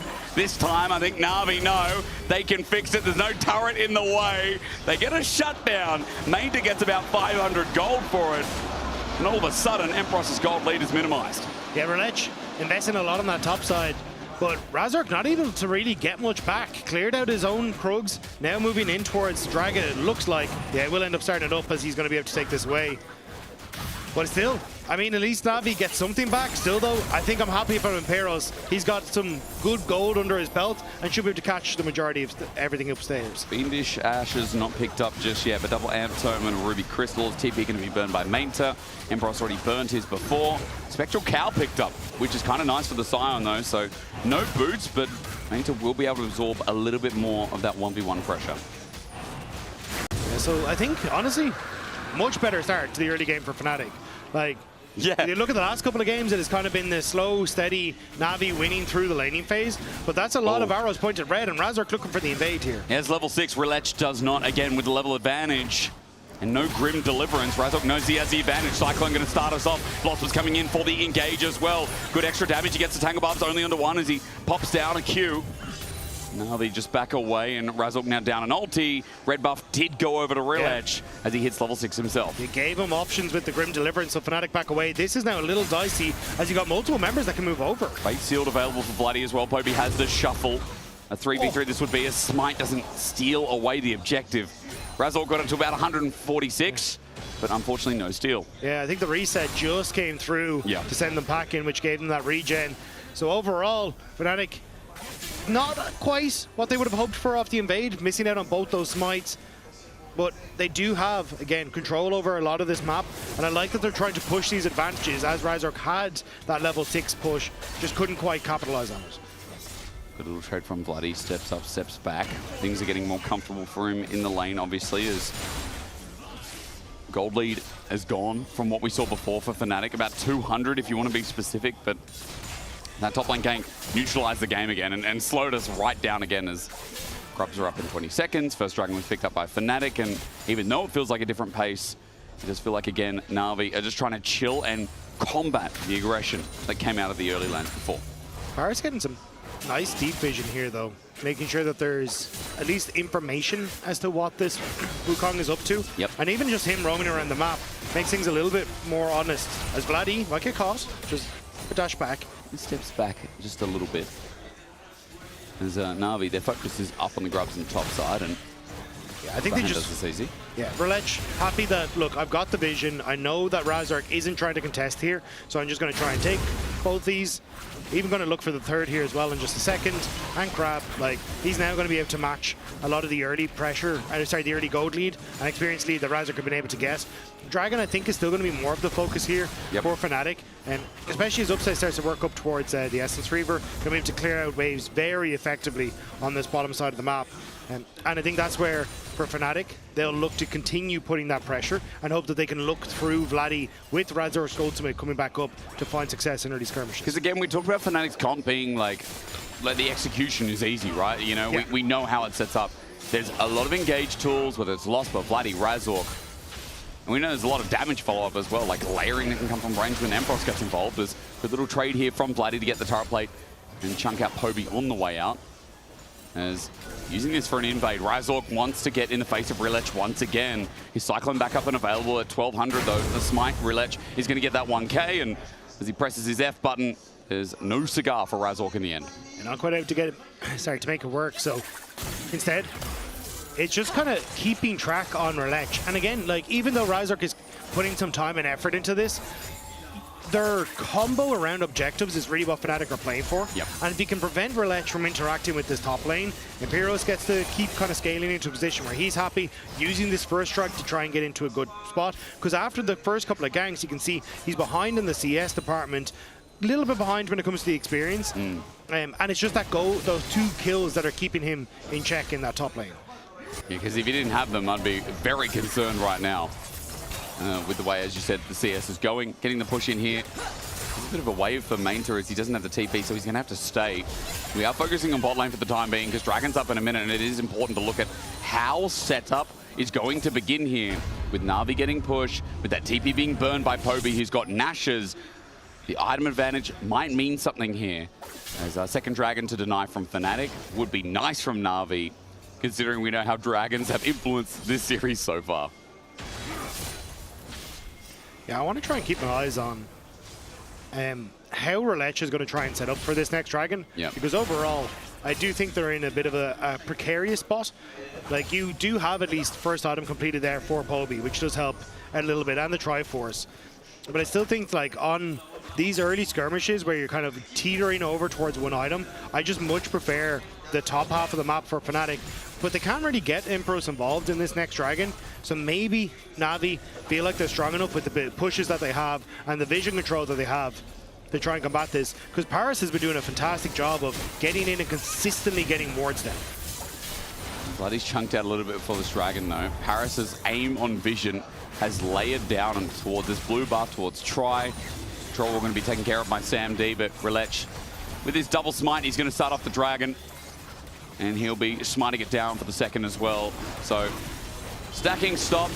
Slow early game, guys. We're back. Yeah, we didn't see this at all. No. I mean, one gank attempt, and Rilech was like, oh, whoa, I got it back here. Quickness going to be used. As I said, Upset has to flash away. And the quickness and charm gets lost, but he's okay. Flash burn. Upset, it's going to be a win here with his signer down. Yeah, still not going to net too much. As you say, Upset. I did have to burn the flash, but I think, again, I think if you can find the follow-up from Rilech into this bottom side, I think that's really going to be the focus. Or if you can try and get the plays, Fnatic start to shift Upset towards mid lane. But it's still kind of difficult at the moment, just with the way that they haven't been able to establish themselves fully to figure out exactly how they want to try and play in these lanes. Good plating taken by Sam D. And Fnatic just back off after clearing the wave. Now, next thing up and available is Herald. You know, I was sitting here, Dagda, is Upset just going to be found by Paris. I was sitting here thinking, you know, it'd be really nice as casters. Yeah. You know, if we had, like, you know, one of those foot scrub machines, those ones that massage. Imagine sitting here in the early game when things are chill. Maybe not chill. Dread of return. Upset's going to barrier, but he's got no flash. The punish is great for the spell shield, even better. Pop Blossom from Lospa. Saving grace. No time for a foot scrub. As the equalizer from Emprox ain't very good, but Rilech walks in the waiting arms of Vladdy. A fate sealed and a fate given to the Ashes. Rilech is down as Paris on the wrong side of the map, and Upset, as a Siva, wants to claim this kill. And he should with ease. Nowhere for Paris to go. At least trying to buy some space, but Boomerang Blade, a heal up. One more auto. Upset running for the chase. Razork there to take the kill in the end. But fourth of Fnatic. And even though Emprox didn't get too much, he's still got a kill running into melee range. Big mistake coming through from Na'Vi, trying to overforce the play in the bottom side, and they're punished. Because at least at the get-go, they'd been in an okay spot. They'd started to again see this establishment of strong wins through the lanes when it came towards the gold. But an overforce now on the bottom side. And it starts with Relech trying to punish the flashless upset, but it's a good spell shield and the heal that keeps him topped up. And you called in the fight, Lospa with that ultimate keeps Na'Vi at bay. Vladdy with the roam, Imperios with the TP. Fnatic knew that if they could just bring enough members to the party, they could win the fight. Despite so much to go through the spell shield, upset spell shield still causes a nuisance for Na'Vi. Overcommit, bit of punishment here, and Fnatic getting a little bit more gold on that Rumble as well. Leandri's picked up, and Razork gets the bonk onto Paris at the end of the play. Dragon's up in 2 minutes 30. That'll be the next focus here as it's split down the middle for now, but 45 seconds. Herald will bust open the mid lane and at least add a little bit more gold in the pocket as Fnatic are ready to fight once again. They've got everything up outside of that Losper and Vladdy ult. You know, when I say everything, I lied to you. We almost got everything up for Fnatic. While I'm looking on the other side, everything there for Na'Vi. So big executions on this fight as we come up for third Drake. Still push for Na'Vi on this bottom side and shift over to get vision. And again, I think this is where Paris has been excelling in this game, is keeping pressure with that vision and really giving information on Na'Vi as to how they want to play. It didn't work out in the last one, but should help them as they start to teeter over towards his next Dragon. Eyes on Razork though, as to if he wants to try and contest for the Rift Terrors that spawn as Vladdy. A little bit of pressure. Good ward though, and he's also got Lospa coming down, so there's a bit of coverage here for the mid laner of Fnatic. That Herald is also up now as well, so the top laners, if they abandon, that pressure will lead into the consumption of the Herald as Razork is looking for an angle, trying to get over the wall. He'll sneak over. I don't think he was spotted. No, he was not. TP. Oh, Poby's going to TP out. He wants to get top instead. They're going to swap over. They're going to enable that Herald, and it means that bot is going to be given up, but when Herald's topside, not a bad mission here for Na'Vi. Well, the fact that you end up ulting the wave as Imperios means that you can't trade the tower, so you have to look for the Rift Herald. The thing is, Rift Herald will net you a tower, in theory, but Fnatic just got a tower. So if I'm Fnatic, I think I'm happy with this trade. With that? You're already, you're getting the first turret and you're getting it first, so you can keep up the tempo advantage. Now, Na'Vi actually going to be able to get the tower, but you should, as Fnatic, be able to get back out into the map and control space, particularly for this Dragon in 30 seconds. That Dragon's going to be a big one as well, just the stats alone. When both these comps have so much scaling when they have an Azir, Xayah, other side. You know what Yone Sivir do quite easily. So, stats is the name of the game. 20 seconds for that Dragon. Fnatic have mid lane control thanks to Sivir. Reset here from Sam D as he comes back with Zeal. Also, level 11 just hit for Razork as well. This Cyclone going to be doing a ton of work now in this fight. Oh, yeah. So I think this is where, for Fnatic, moving Vladdy down is going to be their focus to try and find it. Resets are here for Na'Vi, though, in a position where they can contest. I'm a Rift Herald to try and crack mid. Fnatic kind of need to force this fight quick. Yeah, but for Fnatic, they won't have an equalizer, so they need numbers advantage first. Paris does get chunked out, but the Herald adds pressure to mid as Vladdy also chunked out too. He'll solo defend this turret for the time being, but Na'Vi just walk on up. They'll use that pressure to open it up. And Dragon now thought about here for Fnatic, but they're going to use a Battle Herald from Na'Vi, do a couple of spins. Relech backs out of it, now heads towards River as Paris gets poked out again. Fnatic kind of separated here, moving down towards this bottom side, leaving Vladdy on the flank. So Na'Vi use Mainter as this buffer to enter into the pit. But Mainter takes no damage. Razork doesn't pop the Cyclone, which is good for Fnatic, but for Na'Vi, I'd say also good that they're in the position to contest this Dragon. Lospa with a flank, wants a Pop Blossom of the Sentries here. Decimating Smash onto Ampros, Relech with an angle. Ioria rushes into the pit, Razork takes that opportunity, Equalizer, fantastic as well. Pop Blossom, even better for Lospa. Mainter's going to die in the front line, while Lospa sacrifices his life over to the back line of Na'Vi. Fnatic, they've gotten the Dragon. They're getting out. They're heroes here for the Fnatic faithful as Na'Vi getting re-engaged again. There's the ulti from Poby. Vladdy's coming in to help out. Razork jumped in to die. Flash on top of Poby. Saved by support Nokas. Vladdy runs through Paris. Now Relech in the pit has to flash away. Razork was crazy for going back in, but Vladdy picks up the pieces. Vladdy able to get the kill on the outskirts, but again, Lospa with a huge play here, because Imperios gets caught in the pit, so Relech thinks, okay, let's go in and try and follow. But then there's the ultimate, which is immediately ulted by Sam, the Rumble ult immediately ulted from Sam D. Vladdy goes into Narnia with his ult there, but it's Lospa who ends up with a massive ult on the back line that secures the Dragon for Fnatic, and then they start to back away. But as you say, Razork tries to go into Poby here. Poby has the ultimate, so ends up with him very split. And they do get a follow-up, but Razork doesn't survive for it.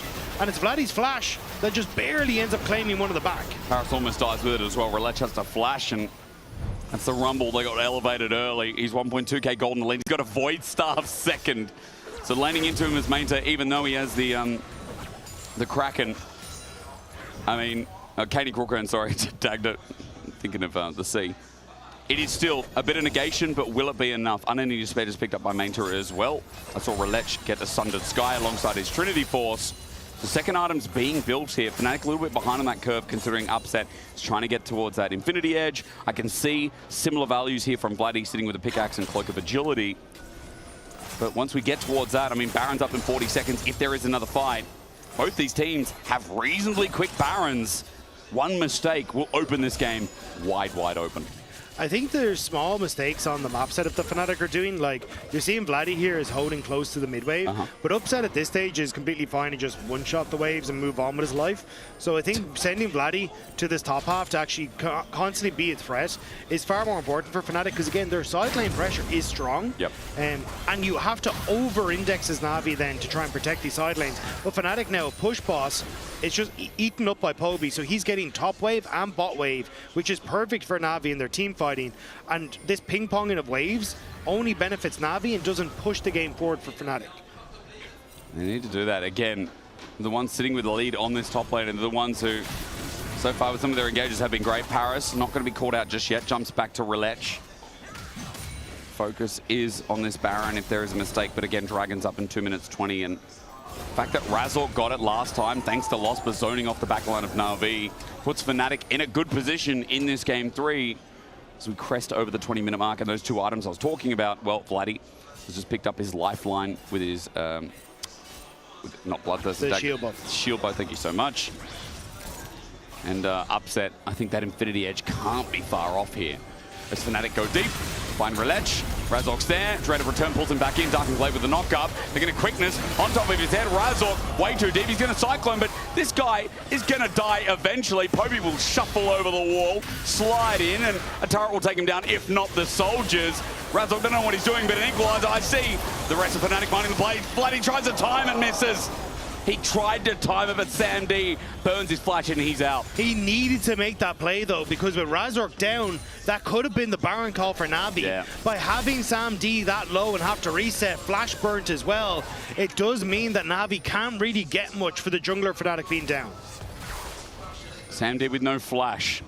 Ulti down a little bit as well. A minute until Dragon. Let's see if Vladdy's ulti changes the way this game goes, because they're going to need some ultis of their own. But if Sam D gets caught out, he has nothing to save him outside of Paris now. Yeah, it is going to come down to some clutch ults usage, because everything should be back up when it comes to the ult economy for both sides. And again, you can see with flash available on Razork, he should be beelining for Sam D in a lot of these fights. So beyond peel from Poby and Paris, try and keep Navi's AD carry alive. Still though, Na'Vi, with the Razork needing to come back onto the map, we'll get some side lanes, we'll get more gold in towards Poby. And with Poby opting in towards a very early Zhonya's, I think you're in an okay spot here as Na'Vi to kind of keep yourself safe as long as you can protect Sam D. As you said, those ultis will be back and available. Sam D has about 30, 20 seconds maybe. It's coming up quite fast as Na'Vi move into River. It's all about this Drake. Third one for Fnatic, second for Na'Vi. Relech face checking first, clearing vision is Na'Vi. Empros holds the mid wave. Remember his equalizer, if it passed down well, Na'Vi are in a lot of trouble as Dragon spawns and focus on this fight. Losper looking for a very similar position to the last Dragon fight. Will get warded out, but that didn't stop him from finding those positions. Na'Vi need to mark him a little bit better, but the Dragon has started. Vladdy ready to position, has flash available soon. Empros comes in from behind, equalizer not too bad, lines out Na'Vi, but they're buying time. Losper came in as a blue buff and dies as a Nico. Razork does get the steal, which is huge, but they have to get out. Razork dead in an instant, rest of Fnatic at 3. Baron is up. And I mean, Losper tried to make the same play, but as a blue buff, that guy was chunky and obvious. Yeah, the ultimate from Imperos didn't really get much out of it. And Na'Vi just immediately turn on towards Losper, not believing that Razork can really find the position that he needs. There was no real threat on towards Na'Vi. So they don't get the Dragon, but they get the Baron for it. So soul point for losing Baron. Vladdy trying to stop it back. If he went a little bit to the right, would have got Paris. There's no way, right? There's no way. Surely, Vladdy. Okay, Smite comes in. I didn't know what to expect there. I've seen crazier things as Fnatic lose Baron, and it is Na'Vi who move into gold great territory. Yeah, it now becomes how much can Na'Vi get from this play? Because if you can hold on to this as Fnatic, you're on soul point. If you can stop Na'Vi from really getting a massive gold lead out of this, you're in a fantastic spot. So what happened here, Dagda? So you get to see here, like he's a blue buff. But Imperius does nothing with the ultimate. So Na'Vi just go, cool, we'll turn on towards the only flanking member that's there.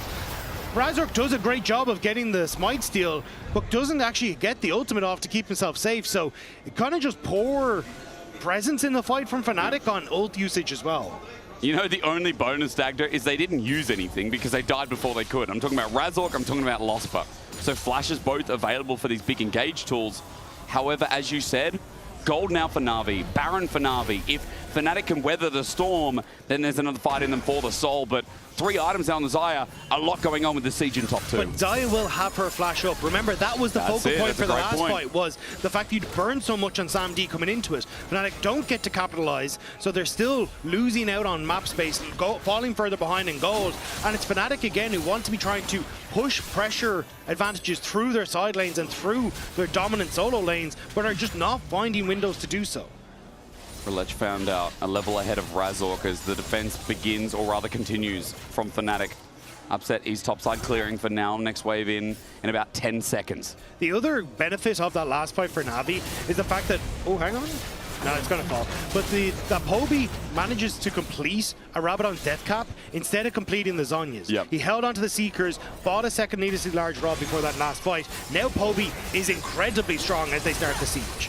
Ricochets need to come in through from Upset. Razork goes in, then immediately back out. Bloody comes in from an angle. His top turret getting quite hard as Sam D. Again, those are the ricochets. Equalizer down as well. Na'Vi's siege, and we're going to say it again, is on the hunt, has been popped. Upset wants blood. As Fnatic, their tools aren't going to be used. Simply an equalizer, simply a Sivarol, and a back with Baron buff to get Na'Vi out of dodge. So for Fnatic, they managed to hold on to 2 of their outer towers. Mid lane is the easiest turret for them to defend because they've got a Sivir. So Fnatic, it's not a back-breaking amount that they've lost on the back of this Baron. This fight will continue, and it all comes down towards a potential Infernal Soul for Fnatic. And this is insane, because coming into this series, I thought it was kind of locked for Na'Vi. I was like, this team looks significantly better, but the TP in behind. TP flank onto Empross. He has flash available, but no equalizer to try and win out the 1v2 that is going to be very hard to win. Mainta is a fridge, and that guy ain't opened his doors to anyone as flash away from Empross. Silent ulti was burned a minute 20 before Dragon, but Empross now a little bit more volatile with his flash down. But I don't think it matters too much. Like, Rumble, obviously very good in flashing into a fight when you've got the overheat and Flame Spitter, but if the rest of Fnatic do their job correctly, there should be enough space for Imperios to just walk into the fight. The big thing for me, though, is I need to see Imperios comboing his ult with the rest of them. Most of these fights, we're seeing this equalizer go down with no real setup. Sam D isn't hit by it or just walks away. Like, the combo on Fnatic is the crucial part of their fight. We just haven't seen it work in tandem at all. It's been zoning only, you're right. How do Fnatic bring it all together? And I will say, I mean, I was worried about Mainta's ult. It's almost up. It's up now. Decimating Smash only onto a clone. That's Razork as he gets away. Poby does tag him, though, at half HP, close to. On the hunt, popped. Upset tries to get his jungle around. Now they don't have it for Dragon, and I think they're just going to forego it. Yeah, Mainter popped his ultimate, so I think it was the fear that ended up putting a little bit of pep into the step of Fnatic.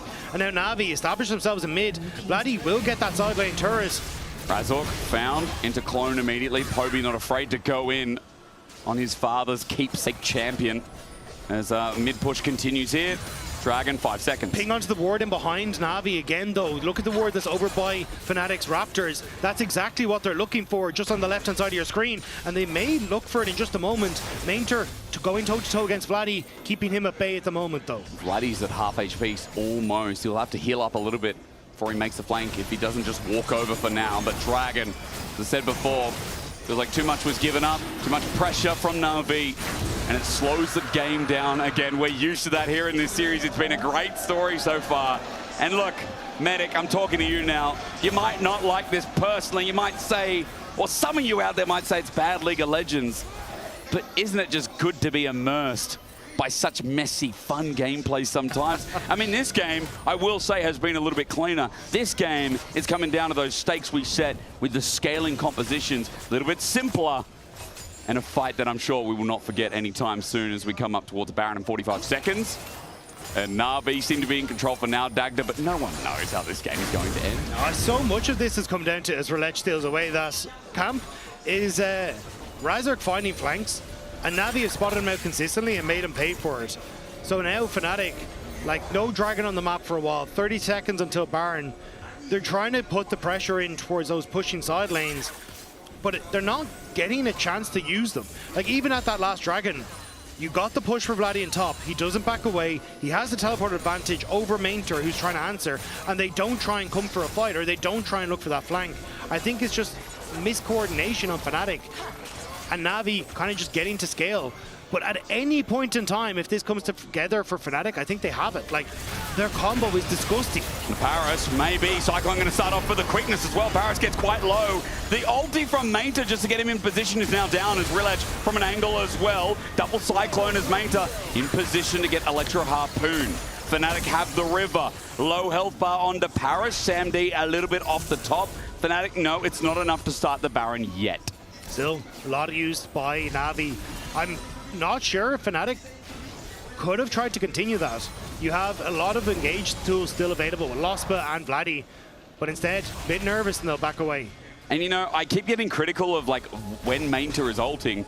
It doesn't matter. It's almost up again. Yeah. It's got like a 30-second cooldown at this point in the game. So 10 seconds you can see, back up. It's also there was to cover in case Vladdy's ultimate went out. Because it would end up clicking onto Paris and then immediately Mainter would slam into him. So a lot of the time it is Mainter kind of covering the bases. But Fnatic once more step up, no vision. They spot the sign in top lane. I think they're aware the Relech's reset as well. So they're establishing vision once more. But not like Razork can do anything about it. His Cyclone, quarter of the cooldown left remaining, upset the same. It comes down to this, Baron sitting up and waiting for a foe. 2 minutes 30 for Dragon to go. It'll be Soul for Fnatic, Soul point for Na'Vi. Gold lead meaning less and less, even though we're at 3.5 items. It does feel like, again, this execution, the burden of it on both of these teams to find a crucial win. For Fnatic more so, but for Na'Vi to move to 5 as Dread of Return not going to land on the Razork. He goes to Raptors to safeguard, to take the camp. Smite does get the big chicken as Razork runs back in, heals a little bit up. Mid waves have been dealt with. Dragon 2 minutes to go. There's a massive wave on top though. The Fnatic are losing, so Na'Vi happy to let a solid amount of gold disappear in that top half. Lospa lands the Tango Barbs, but there's nothing there. Like Fnatic are still losing out on that map. That wave has just been dealt with. It's gone. Gone to the minion wave, gone to the turret, another wave channeling in. Vladdy gets chunked out a little bit. Baron is starting though. And with Sam D and Relech, they'll do this mega quick. And look at where Fnatic are on the map. They're angling more towards the bottom side, but it's 1 minute 30 till the Dragon. This Baron just done for free. Cheeky, isn't it? Na'Vi just knew they had the window, they had the timing, they cleared the vision, they did their due diligence, and Fnatic were caught napping.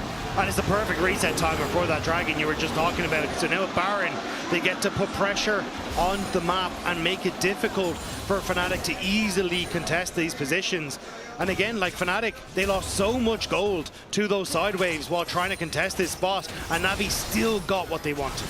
Seems like Na'Vi is starting to pull it together. What can they do with this Baron, Dagda? That's going to be the biggest question, right? They have to crack that top inner, bot inner, and try and make their way into the base, add pressure, so that this Dragon stacking can be more in their favor. 45 seconds at the very least, they're here. Razork found out, back slowed down. And it does feel like this third Dragon will be Na'Vi's. We will be going to all 7 Dragons. But Na'Vi sieging, Dagda, has always been in question. That's a problem. They have overcommitted, overstayed. How do they approach inner bot? There's no wards behind them this time for Fnatic to try and bail out. Good point. It's Razork who's trying to look for flanks, but his entire jungle is lit up like a Christmas tree. He is just walking from ward to ward to ward. And Na'Vi are backing away as they just continue to spread out this Baron, but push on mid. Mainter I think doing good work against Vladdy again there. Poby just teleported in behind Na'Vi. Not seen yet. Good knockout from Roulette. Straight of return. Poby's damage, massive quickness. They're pulling the triggers. Flash away from Emperor. Equalizer lines the choke to save Razork's life, but he's almost dead to a couple of autos. Na'Vi have got the chunk to enable this Dragon if it wasn't there before, as Roulette is going to try and stop some backs. Yeah, Fnatic just need to full send at some point, but they're never getting the chance. Someone is getting caught out every single time, whether it's just getting poked down or whether it's being sent packing. An upset. There you can see just popping the ultimate solely to try and keep control of this tower. Wants to threaten while Dragon does go down. Mains is going to ulti, but remember, who cares about the cooldown? Dragon down, 5 minutes to go, and I have to say, Na'Vi so far, their best show of control in this series. In the game that they had the lowest gold lead. Now, have I spoken too soon? Poby is going to ulti out with the Empress Divide. Razork's got another Cyclone in him, but he can't get nearby. Bloody found out in mid, but it's only Sam D sets it up. Sam D spaces, and they walk away. But what were you hoping for, Razork? Like, you're going into an Azir that has Shuffle and Flash, and you're burning your own Flash to make that happen? Like, you should be holding these 4 big fights, so then you can try and find something. Because now with Baron in 330, he won't have Flash. He won't have, like, actually with Cosmic Insight, it'll be up just shortly after. But even then, like, I don't understand the decision making that's happening in trying to combo here with Fnatic. Now it's up to Vladdy to find the pick. Paris with the Blast Cone, only onto the clone, and Na'Vi are sieging this turret like nobody's business. Fnatic can't defend against his double supers. Down it goes. Open inhibitor up in the top lane. Poby's going to push bot. Mid's going to be dealt with by Rilech. And Fnatic don't have Razork's tool, as you said. As a small cancel onto Paris is nice, but Razork can only bonk him. He can run away. And a bit more gold to Na'Vi is just what the doctor ordered. But that's it. Like, say he had that Cyclone there. Could have maybe got the pick onto Paris. Maybe that gives you the opportunity to push out waves, get mid-turret. Suddenly the game's open. And yeah, it just, to me, it just feels bizarre. Fnatic just seem to be kind of throwing things willy-nilly. And Na'Vi, like, they are just more controlled in the fights. They're playing front to back. They know that as long as they keep Poby and Sam D safe, there is very little that Fnatic can really do. Now we're to 3 dragons apiece, and it feels like with both of these objectives now starting to come up fairly shortly, and 4 to 5 items now being completed on Navi's carries, they're in a prime spot to carry this game. And then end the series. Don't forget, if Fnatic lose this game, lose this series, not only do they go to 2-4, they're going to verse KC tomorrow in KC's arena. And we've seen KC so far are the cleanest ones here at our roadshow. So my concern is Fnatic end the weekend 2-5 with only a single win that came through from Shifters. And then they have to go back to LEC for 2 more series. Yeah. It might be the end of Fnatic. Honestly, this series might have a domino effect as their defense continues again on this inner turret down the bottom side. Na'Vi do not have a Baron buff, of course, but they have access to this turret. Mainta gets a push in mid, and finally, it drops. Na'Vi just playing with the waves. They've done a better job on the map, and they're continuing to keep this pressure up now. All it is just wait. Wait for these items to come through, wait for the timers to tick down, and you can look like your Poby is massive. Like, every time he's been able to get a couple of auto attacks onto Razork, Razork has had to run for the hills. He just does not have the health bar to manage that. And that's now Sam D with a ton of these luxury items starting to come through. Should be very close to finishing off that last, the Lord Dominic's Regard as we start to crest over as well. So it's a very strong position for Na'Vi. Well, here we go. Fnatic are going to try and break it, Dag. The 5 members mid. Mid push negated by Sam D, but Mainta's got an angle right down river. Vladdy did complete the GA, so maybe once more Vladdy can kind of be the engage tool here, or at least the man to step up and try and do something for Fnatic here, because right now they just haven't been able to get it started. They got to start searing through the shield of Mainta at the very least. There's good damage to see from Empress from an Electra Harpoon as he sits in his danger zone, but like all of Fnatic are in their danger zone right now. It's 30 seconds till the Baron spawns. Minute 20 till Dragon. Those timers are important, especially in this final game of the series. Vladdy steps up, can't do too much. Poby definitely someone to watch here at 4 items as his damage also crazy. I mean, the scaling of these carries on both teams is nuts, but as you said, obviously Na'Vi in a much better position. Yeah, just, again, Fnatic just slowly losing space here. Finds Razork over the wall. In fact, no. Instead, it's Losper's clone. Meanwhile, Fate Seal, Vladdy's got the angle. Paris is dead. Sam D out with the feathers. Poblossom on the side, but Rilech, he comes in with a Grim Deliverance. It's okay, I would say, if Mainta didn't just drop down. Vladdy loves the haters, man, as he layers down a perfect ulti. Finally, Fnatic find what they are looking for. Vladdy, with the ultimate paired with Imperos, can pick off the backline of Na'Vi, and it's Baron for Fnatic. It'll burn down quick. Reletches over the wall, looking for a steal. Has flash available, but he's too late. Baron for Fnatic, the never say die team of this series. Obviously them, as Na'Vi are looking towards Sol. But that's the thing, Fnatic reset. They need to get back out of the map. 6 seconds until the dragon spawns. This is potentially Sol for Na'Vi. Na'Vi can try and burst this down. Fnatic, you need to get there. It's gone. It's just gone. They went for the Baron. They ran up to the purple worm, and they will lose Sol for it. Why? I don't know why they reset. They got 2 kills. Just walk to dragon. Don't let Na'Vi get it. The old Baron for Sol. Now, Dagda, if they end on the Baron, maybe worth. But look how many structures are there. I know, there's a lot. Mid-tier 1, 2, and 3. Side lane, you've still got the 2 outer towers. Like, this is not an ending Baron for Fnatic, and you've just given such a powerful, 3 Infernal Dragons over to Na'Vi. Well, that sounds like an issue. Elder's coming up in 5 minutes, that's all I'm saying. What a way to end the series it would be, as we're back towards hogging over the mid lane. Vladdy's also just hovering a little bit, spot on the ward as he transitions here. Mainta and Roulette trying to find a pick over that wall, but Baron to push open.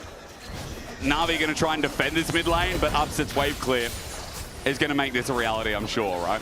Still though, I mean, you saw what Fnatic can do if they can just pull the trigger, but they have to go Vladdy once again. Isolated is Razork. You're right, Vladdy tried to find an angle. He's got his fate sealed up again. Na'Vi hold on the mid lane, turret's empty, wave clear, enough for the Baron, apparently. 40 minutes into the game. Fnatic have the shotgun, but they're fumbling with the ammunition right now, trying to get into position, and they just are dropping it everywhere. Razork getting caught, they can't find the engage, and again, they, like, you just saw what they're capable of, but they couldn't make it work. Now this Baron is stalling. They aren't getting pressure on bot side. Is Na'Vi going to go and answer? Oh, Emperos, he's going to get hit with this. He's going to get hit with this. He flushes away, but Mainta in range, decimating smash. There it is, the knock into the sky with a darkened glaive. As he goes golden, he's got no one from Fnatic to back him up. Emperos stepped too deep. The Rumble that's 6-1 is now dead for 60. So Na'Vi, we're just going to push in, boss. Your Baron be damned, it doesn't matter. They have what they wanted, a pick, and now a very clean way in towards your base. Fnatic found one team fight to maybe just let us down. Game 3, Na'Vi going to run in bot. As you said, Baron going to slow down the push a little bit, but feeling confident here as Decimating Smash won't reach Razork. He hovers on the side. Sam D looking for the next wave. TP going to be channeled. In comes Paris, now with Bandle Pipes. A little bit of a net up here for Sam D as Razork gets over the wall. He's found out with a lens. As Roulette helps his bottom wave with Poby, channel in, but they're going up against the Sivir. The only thing Fnatic are really holding on to here, Dagda, with their mistakes, is the fact that the siege is so damn hard because Upset one-shots the waves. Yeah, I mean, still, you're kind of holding on by a string here. And at least it does give you more opportunities, but every single time you can see, like, Razork is getting poked out before this fight starts. Vladdy has to try and make a miracle run, and you're getting caught in side lanes as well. Like, 2.5 minutes until Baron. If you cannot contest at this Baron, it is doomed. Like, you don't get to just wave clear continuously anymore. Dagda, it's 42 minutes in this game. It is 10 past 8, and we're not even onto the main band yet. We're just on the warm-up act. It's going to be a long night, but I'm okay. I got a couple of Red Bulls. I'm having a good time. I'm waiting for this last fight. Elder's up in 2 minutes 30. You know, what band do we come to see? I think it's just more my frustration from Fnatic. Oh, I'm frustrated. These players are very, very good. They understand how to try and get these setups, and we've seen in the past on different teams what they're capable of doing. But just watching the people getting caught, not playing around vision, not looking for what is like a very clear-cut plan, is just so annoying. And like, I'm not even fully invested here. I'm sitting as a bystander, like, for a Fnatic fan. We're neutral and we're feeling this way. Bro, the Fnatic fans, you guys, I tell you, at least once a month, make sure you have some therapy set up. Make sure you have a psychologist or something, because we need to look after your mental health. It's so topsy-turvy, up and down. And sure, other teams in the league, you could argue the same, but you're filled with hope. Then it's taken away. And it's so funny that your 80 carry's name is Upset, because half the time I think you are too. So where did Fnatic land here? They gave up Soul. Baron number 3, I think, is up in a minute. Elder's up in a minute 15. The buff designed to end games, dagged up. That's surely what it's all about. It could be. You shrugged. You shrugged. At this stage, again, in a scenario where Fnatic can get their tools in the right places, they can just one-shot Na'Vi. But the problem now is you've got GA on Sam D. You still have that ultimate on Sam D. The Zhonya's for Poby. The opportunities to punish before these luxury items that keep you safe were there has kind of gone out the window for Fnatic. And we're not getting any sort of deep vision that enables Fnatic to look for flanks. Or, again, like you can see Paris is already spotting out where Fnatic are because there's no creativity here. It's basically a front to back. And it has been for a while. It's been all this focus around mid for the past 15 minutes almost. Side lanes are sparsely seen because we're looking deeply at how the engage sets up towards the mid lane. Good auto. Poby's hit. Half HP. The crowd likes it. Upset's doing some work. Equalizer on Poby as well. He's ready to go golden. He's getting poked out from Rainblade. He flashes instead. Paris uses the quickness. Poby didn't press his 2 button. Instead, he burned a crucial summoner. So Fnatic may have just found their light at the end of the tunnel. They immediately moves over to George Dragon, but that's the TP coming through for Poby. Na'Vi want to take the fight. Lospa is on the flank. He hasn't been spotted. It's like a Scorsese's film dagger, I feel, at 7k, 6k. Hold the Ember in the pit, but still no. It goes down to Fnatic. It's Upset again. Lospa gets a big pick, but Elder's in Fnatic's way, and Upset's at full HP. Na'Vi have Sam D setting up for the blades, but with his GA and ricochets, he goes in, waits. Na'Vi, despite losing the Elder, take him out of the GA, sink him into the ground, and find the game-winning fight. Lospa tried, but the follow-up wasn't there. The ult from Aperos we used beforehand, so it was a swing and a miss. And Na'Vi, despite the game-ending buff going the opposite way, will be the ones that take the series. Emperos has Elder against 4, though it seems impossible. He equalizes the wave. Mainta can tank, but the buff on the turret is going to disappear. One cannon minion, though. One cannon debuff both turrets. Emperos gets one execute, but the next is exposed. And Na'Vi put the series to rest. They had to work for it, but Na'Vi with the win is what we'll see at the end. Na'Vi find the win with the late game. The Sion too tanky, Poby doing too much. But as you say, Asterix, it was not an easy battle for them. It took them a long old while to get there. I think Scorsese would be proud, but it wouldn't be a masterpiece. But it still makes the big screen. Relech, Poby or Paris. Who knows, man? I mean, who knows?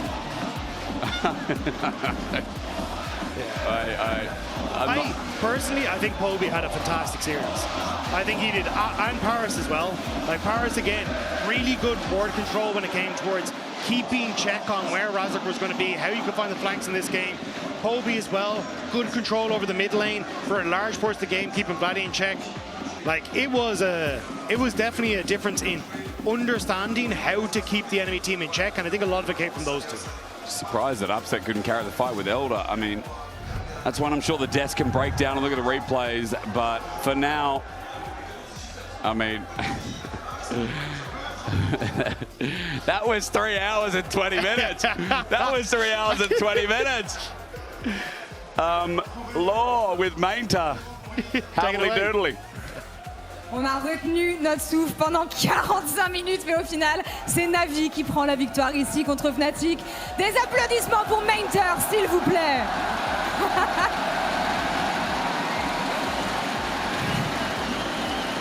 Beaucoup de pression, beaucoup de tension dans cette game. Au final, ça s'est joué à un Elder qui ne gagne pas, mais ça ne change rien. Il gagne le fight et emporte cette game. Je veux savoir comment s'est joué le dénouement de cette partie.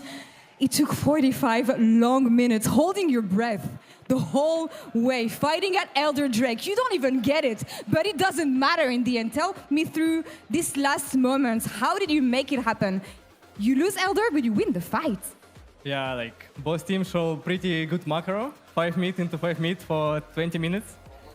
And yeah, this Elder fight was like, everyone knew it will happen at some point because like both teams doing the same play style. So yeah, the moment Elder was 3 HP, and I could one-shot it with my Q, and I didn't, I'm like, oh my god. No way we lose this game. But yeah, like Azir, Xayah, too strong in late game, and they one-shot everyone, and I was like little Cyan going around. So it was cool, yeah. C'était le petit Sion qui se balade, il pensait qu'il allait prendre avec son Q, au final ça n'a pas marché, mais un Azir, une Xayah en late game, on sait à quel point ça peut être efficace. C'était pas une partie dont on aurait pu s'attendre de la part de Navi, généralement ils ont de meilleures aspirations, on sait qu'ils visent le top du LEC. Pourquoi est-ce que ce BO a été aussi difficile pour eux? We know your aspirations, we know you want to aim for the top, middle of the pack is not enough for Navi. What made it so hard for you guys today against Fnatic? I don't know. I mean, we did pretty stupid mistakes, like every mid-game, yesterday, today, I hope not tomorrow. It's pretty hard for us. I feel like we have 5 kill lead, and we are losing. We have 6 kill lead, and we are losing. So yeah, we need to fix our mid-game ASAP, and yeah, be more confident, I guess. Mais il manque peut-être un petit peu de confiance ici. On veut travailler le mid-game pour demain, mais voilà, il ne sait pas trop comment expliquer ses performances. Mais évidemment, on veut faire mieux demain dans leur dernier match. Je veux lui poser une question par rapport à tout l'amour que vous lui avez donné. Mainter, c'est un ancien joueur du club. Vous l'avez accueilli comme un frère. Vous lui avez donné l'accueil qu'il mérite. Et je veux savoir ce que ça représente pour lui de recevoir autant d'amour de votre part et de savoir qu'il compte toujours autant pour le club et pour le Blue Wall. They welcomed you like a brother. They were cheering for you the whole way. What does it mean for you to know that you marked the history of this club that much and that they're giving you that much love today? Yeah, honestly, it means a lot. Like every time, even when I go to mall and I see some KC fans, they're smiling, they see me, they scream my name. Like I will never forget my feeling when I was in KCB and they were cheering for me. And even now when I'm in Navi, they're still with me. So like, huge shout out for Blue Wall, for everyone. Like KC fans are crazy, yeah. Merci à vous tous. Thank you so much, Mainter. It is completely deserved, all the love you got from them. That's all for us here on this side of the stage. On a fini avec cette interview. Le plat de résistance arrive avec Cassé contre Shifters. À tout de suite.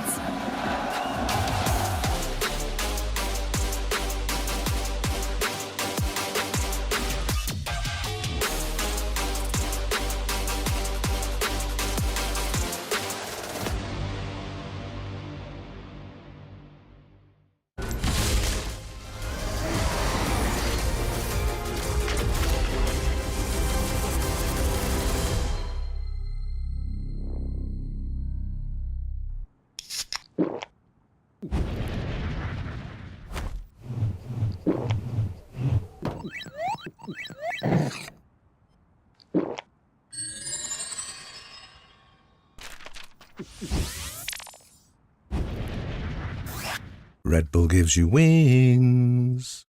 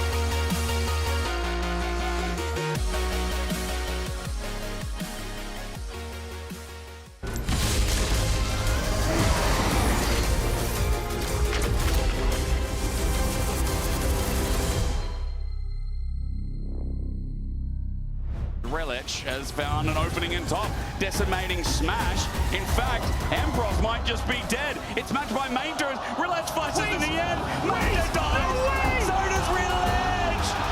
Ambrose just says, come at me, bro. I go Nico. Don't get engaged. We kill Nico. I'm going behind. I'm going behind. I'm going behind. Go. I'm done.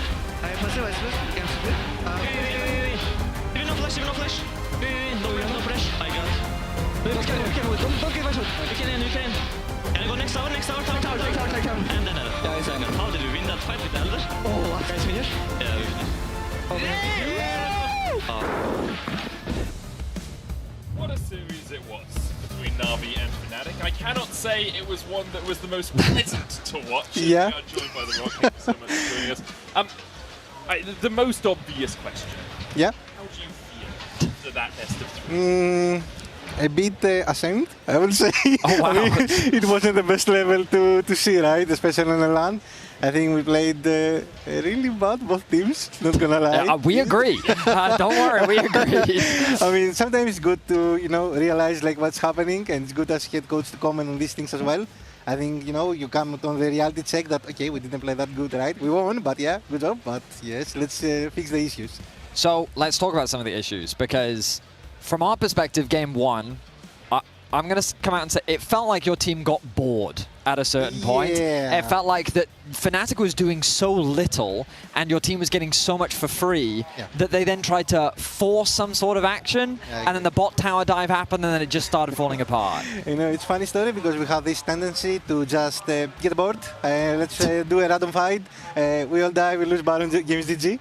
So yeah, we are trying to focus on our discipline, I would say. Yeah. We are rookies, and as you can imagine, this is like the first big event with many, much crowd actually, and that loud crowd. So I think everyone is a bit more excited / stressed, I would say. So yeah, we got bored. I agree. Yeah, fair enough. Great. I appreciate your honesty. We are trying to just put more discipline in our How do gameplay. you solve that though? Because people are going to get bored. Sometimes, sometimes you need to be mad, right? Like, I was mad today. After game one, I was like, guys, tell me what you want to pick. Tell me what I need to give you in order to not throw another game. Please, just tell me, And sometimes you need to put a bit of tone of the conversation. I think it's good.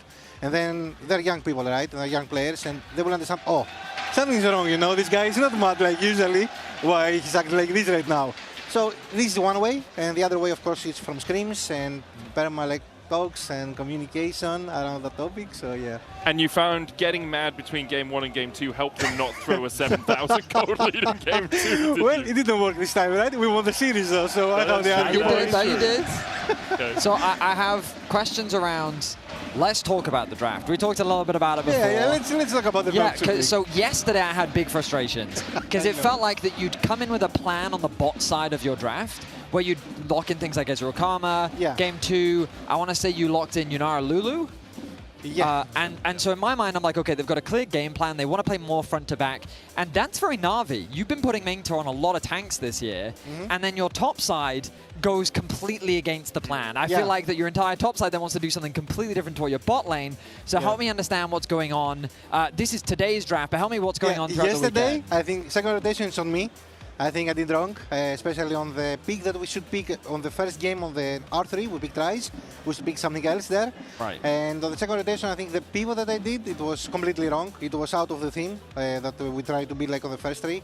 The draft felt okay, but it wasn't that great, right? It just felt playable, but second rotation was really bad. But today, second rotation was so much better. So I'm happy, Okay.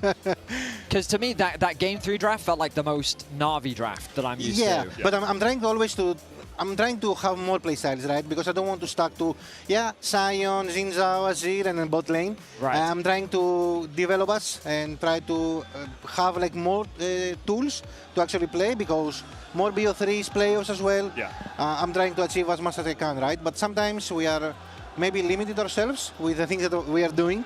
Game 1, for example, Game 2, for example. So yeah, I will still keep trying though to make this better. You've got to experiment a little bit, right? You've got to try and grow the players into those new roles.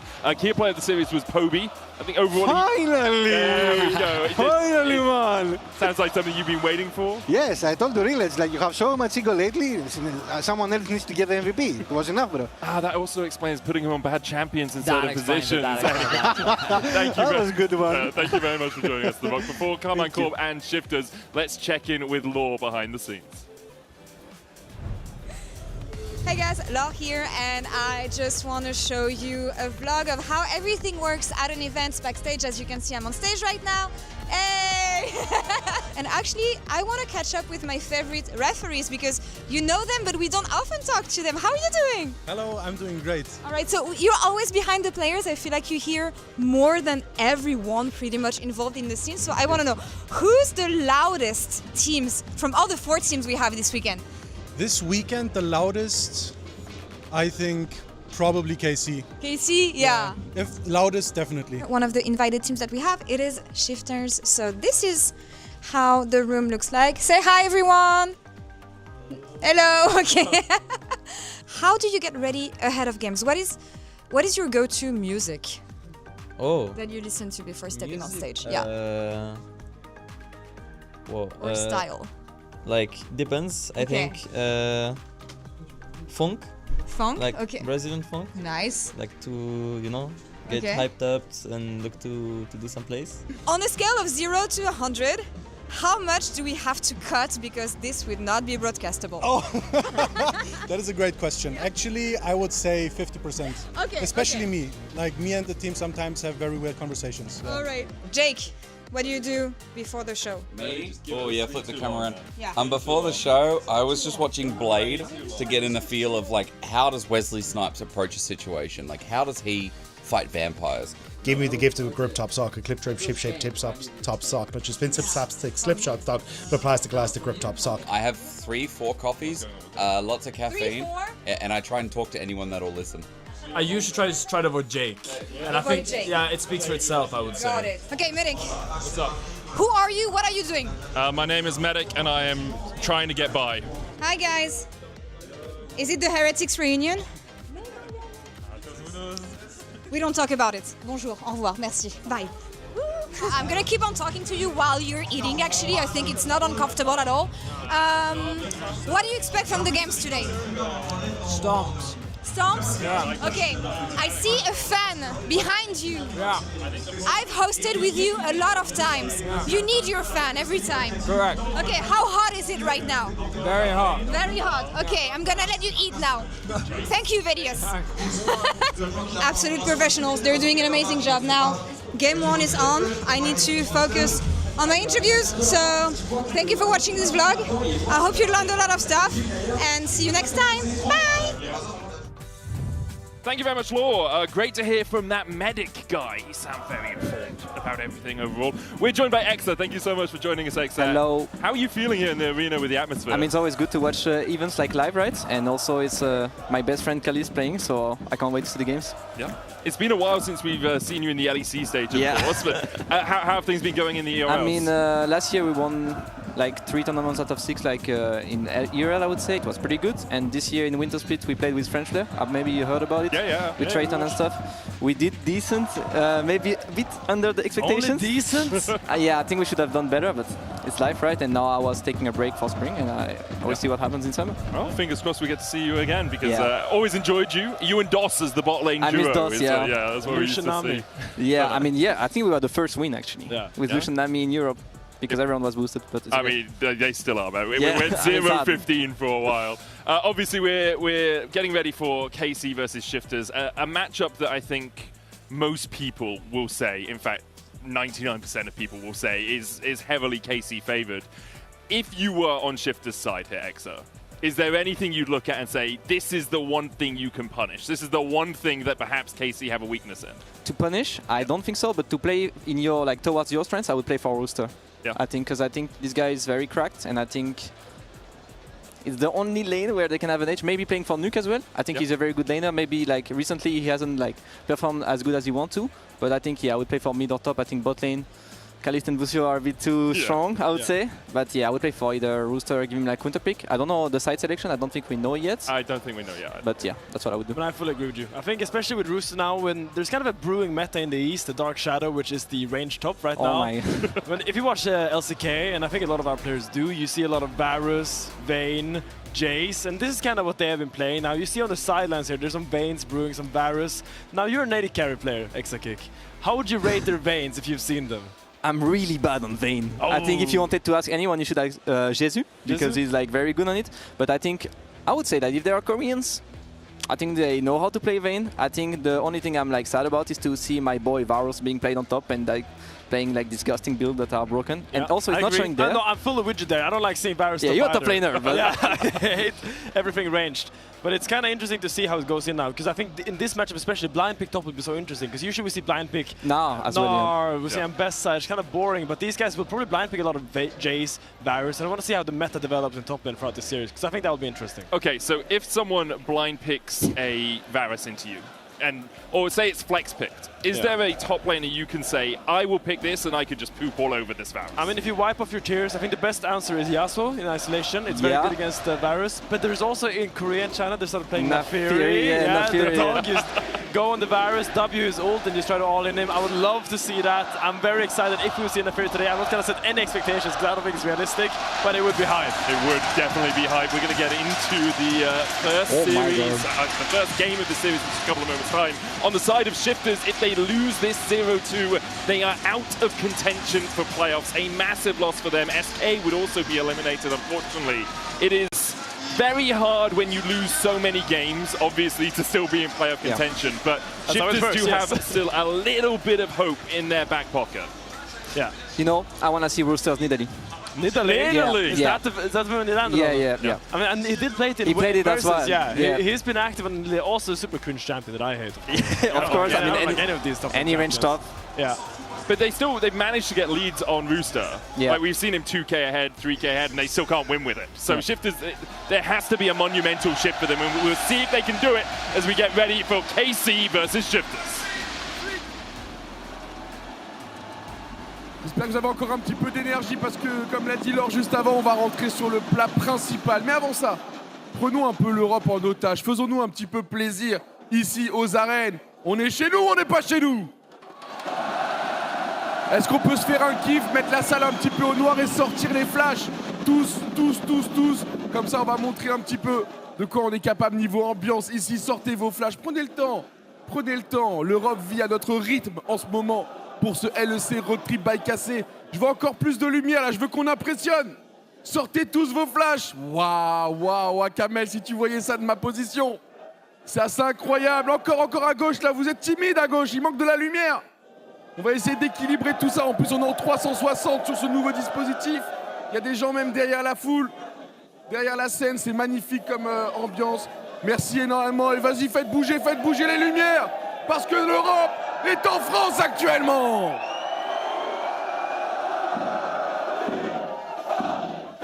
Regardez, mais on montrait la foule, je vous en supplie.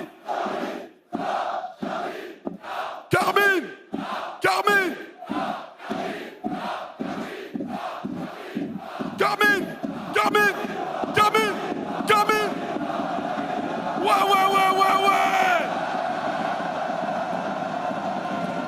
C'est ça que je voulais remettre un petit peu d'énergie parce qu'on est parti pour la deuxième rencontre de cette deuxième journée.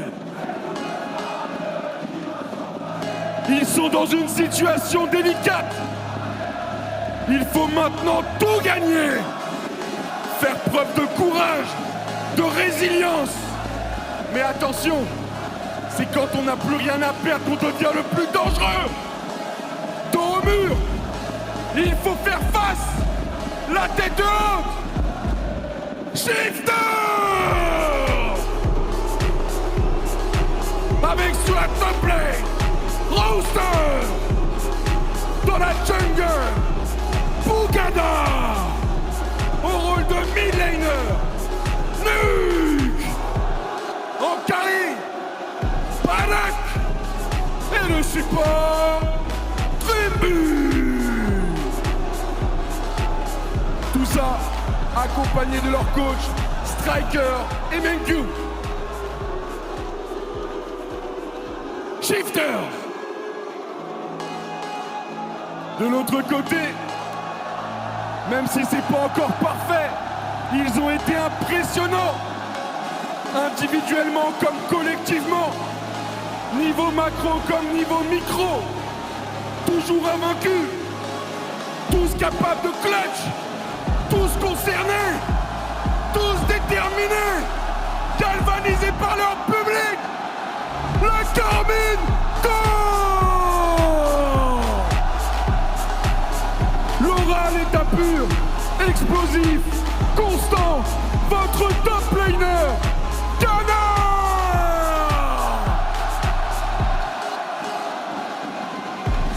Le roi des smites, il est à l'aise de la jungle, rapide, intelligent.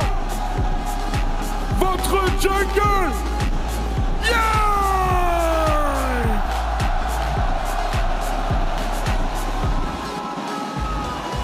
C'est au tour du loup du game. Rusé, féroce, votre mid laner, Yahoo!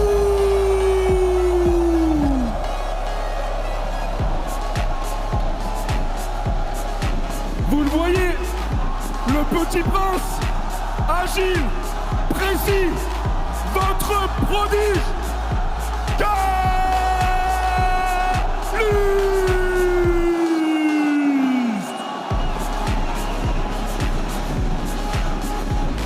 il n'y a pas totalement goûté hier. Je compte sur vous. Discipliné, protecteur, votre support.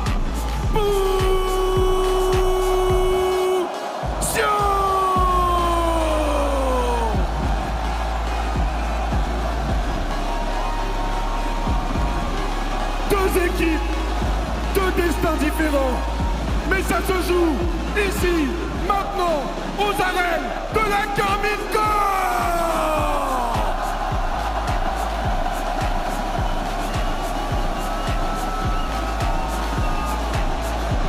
Avec le coaching staff bien sûr, Reaper et Zef qui sont derrière.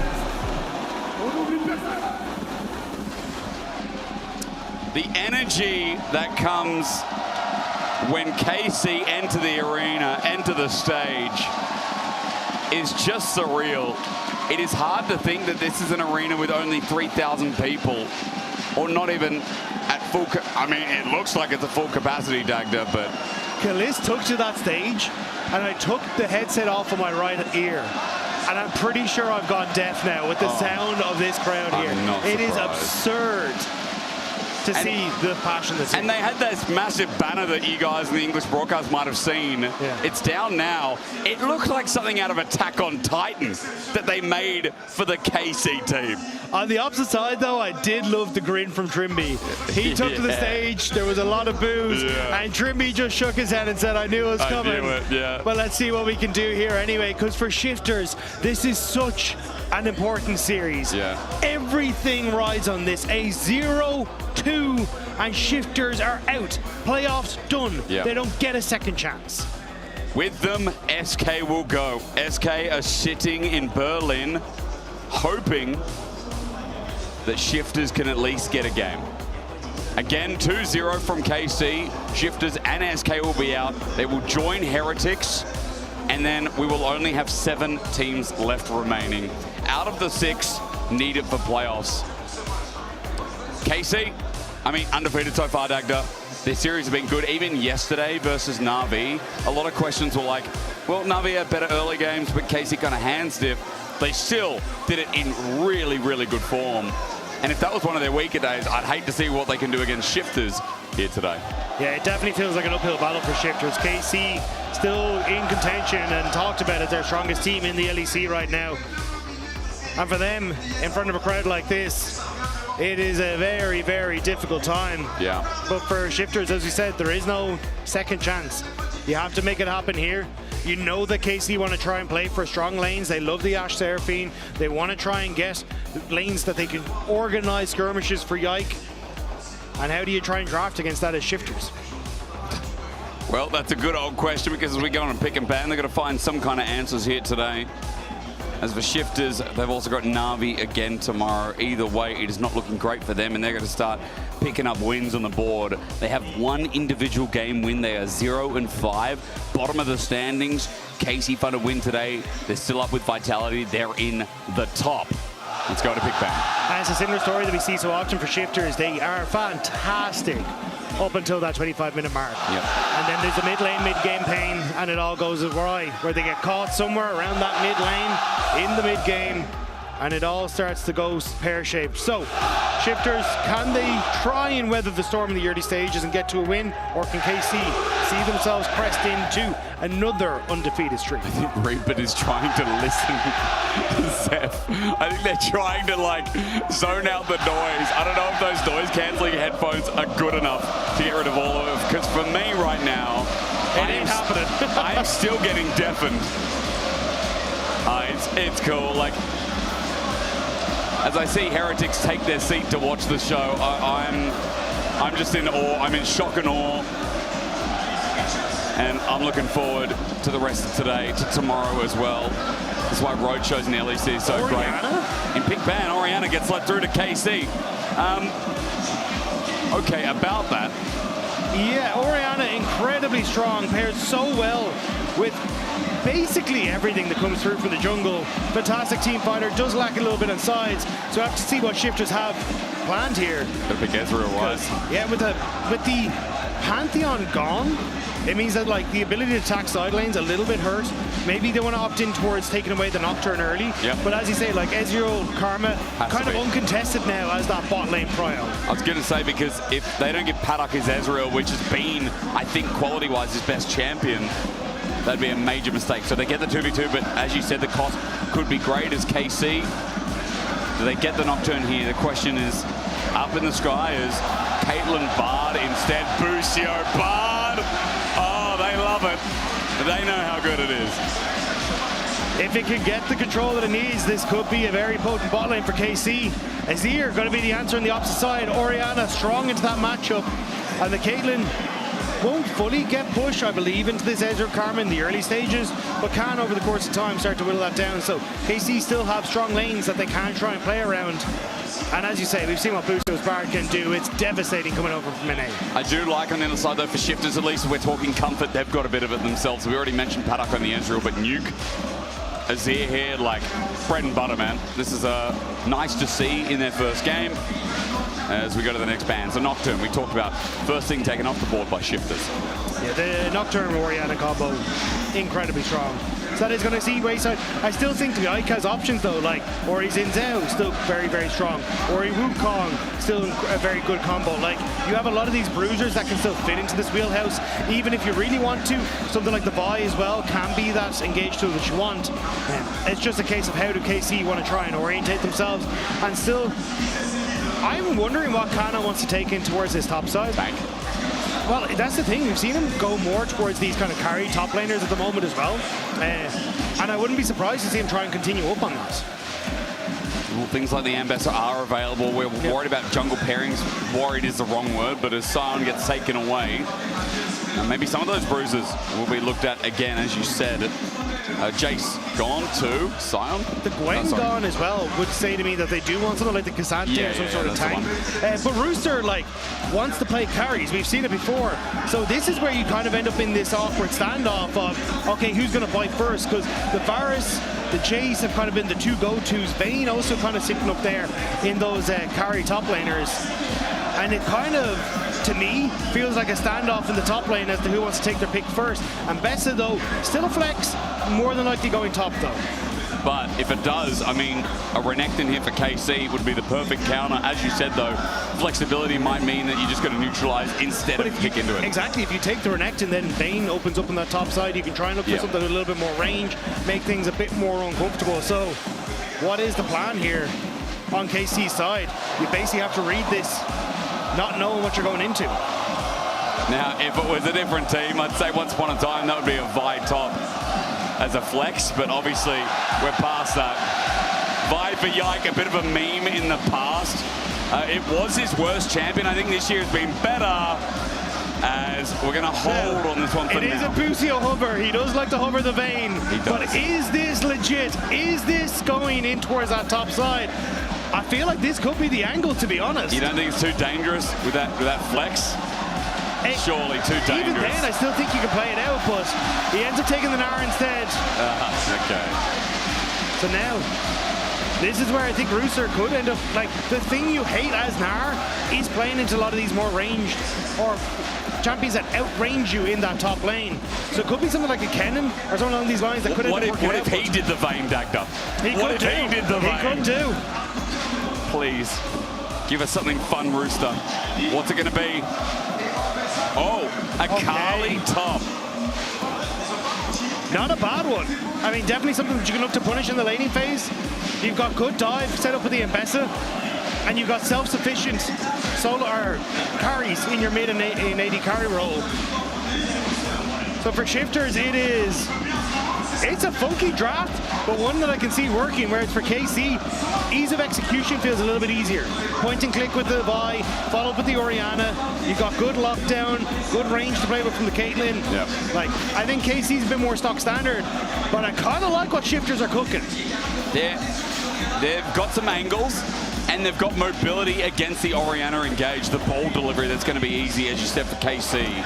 So, shifters, can they get through this strong early game that I feel like a few of our teams have as an identity, Na'Vi being one of them we just talked about. Shifters, it is do or die. If they do not pick at least a game up, they're done. Even if they pick a game up and lose the series, it is only a matter of time, I feel. Heretics are in the grave. There's 3 more being built, being dug. And shifters here today. It could be KC who take up the spade.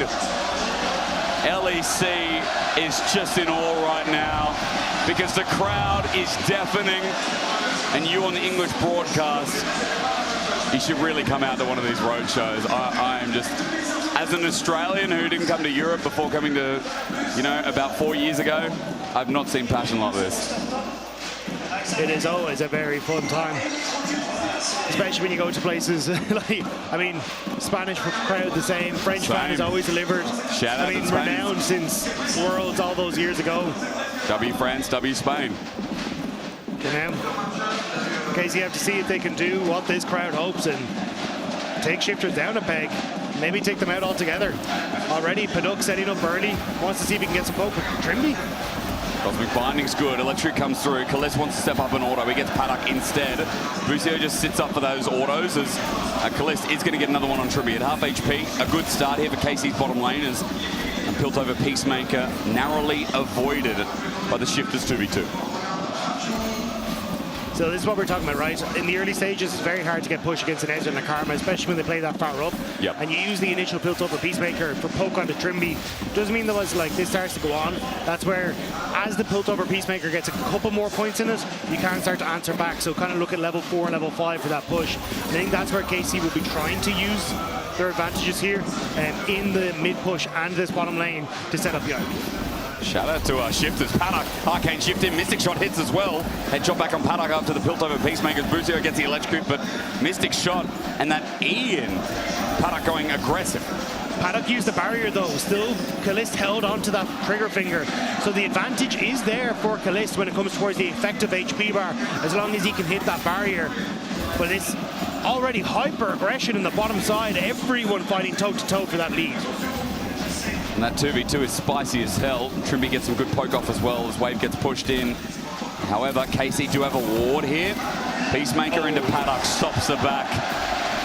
And, that's huge from Kalist. So yeah, what you usually big. want to do here is reset to get your early tier, and the hopes that then you can get back to lane before the Caitlyn can push this wave out. But now with that Piltover Peacemaker interrupting, you'll be a little late to the party here. So Kalist should be able to match the reset on this push. Going to try and stop Trimby from catching this wave as Busio ends up going in, but you end up with a longsword, and then with that small advantage on the AD damage, you can actually push out these waves. As Yike going into River, looking for the scuttle contest. Bukata level 4 as well. Healing has been used, and Bukata sees him there. This bout is going to kick off, maybe with an Oriana to come first. Yeah, he's going to walk into River. Bukata kites around at half HP. Scuttle still in question here, as Smite is available for Yike, but not for Bukata. Down it goes, into the brush. Yeah, who's already backed away. He had no mana. Vault Breaker out from Yike. Bottom Scuttle might just be taken by Bukata in response. Nuke had to catch the wave underneath tower despite him teleporting back in. So KC, we got the Scuttle Crab. We'll be able to back away. Bukata going to be a little late, as you say, moving down towards the bottom side. But still, tense gameplay already from the get-go. Feels like it stemmed off that bottom lane, but I'm not surprised. It does feel like junglers, they're the playmakers in this team, as they are in most games, but this time especially when they get to level 6, as Tribby comes back to lane. Push out comes through from Paddock. Gets some good trades. The Arcane shifts in and dodges both abilities. I mean, I'm pretty impressed with Paddock.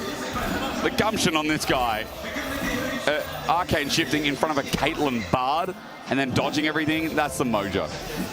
It's exactly what you need. Like, you have to play aggressive in this lane if you want to try and contest. Find your moments to hit those arcane shots.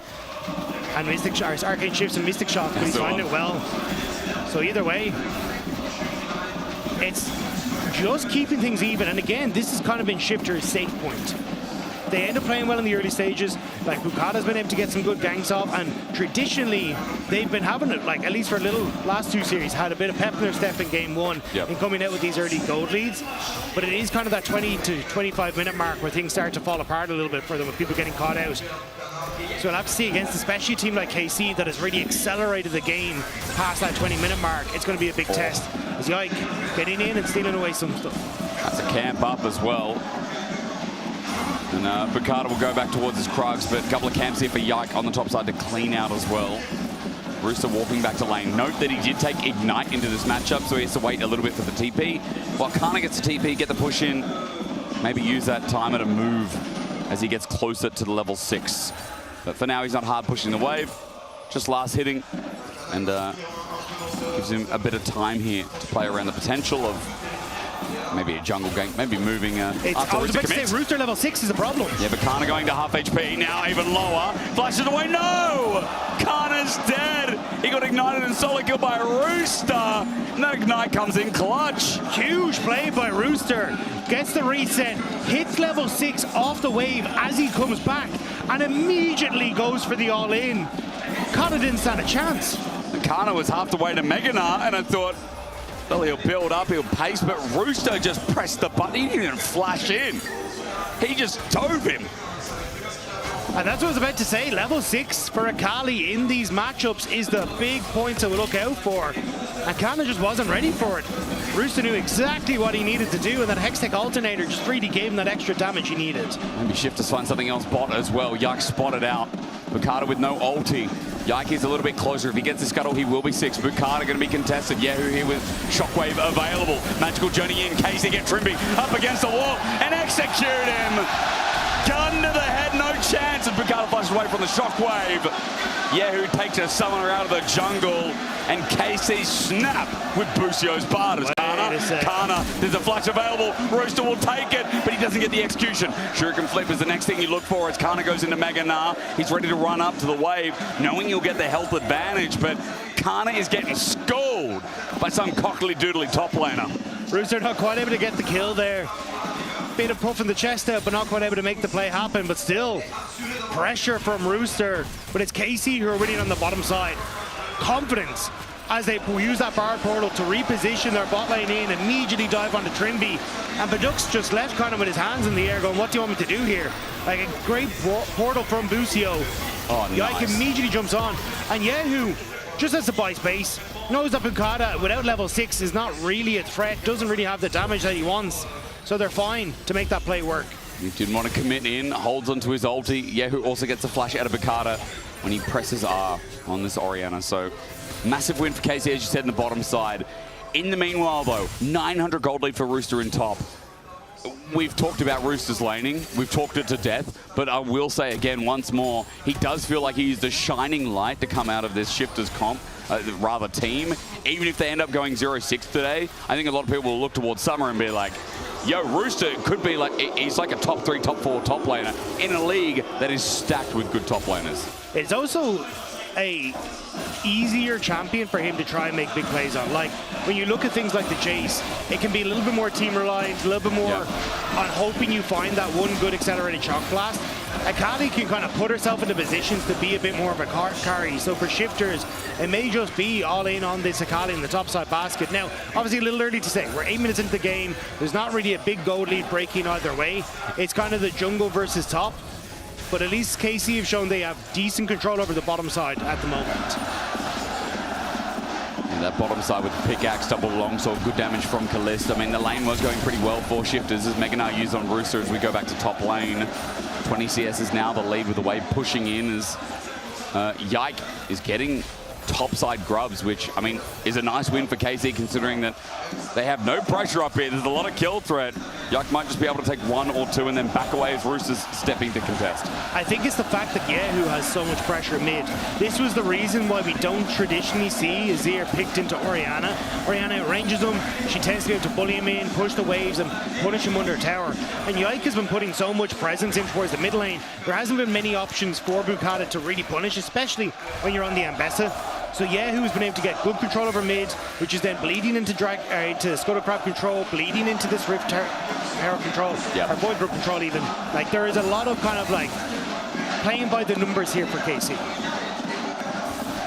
Nice early game. Nice early game for KC that already netted a dragon. Yehu is a side note.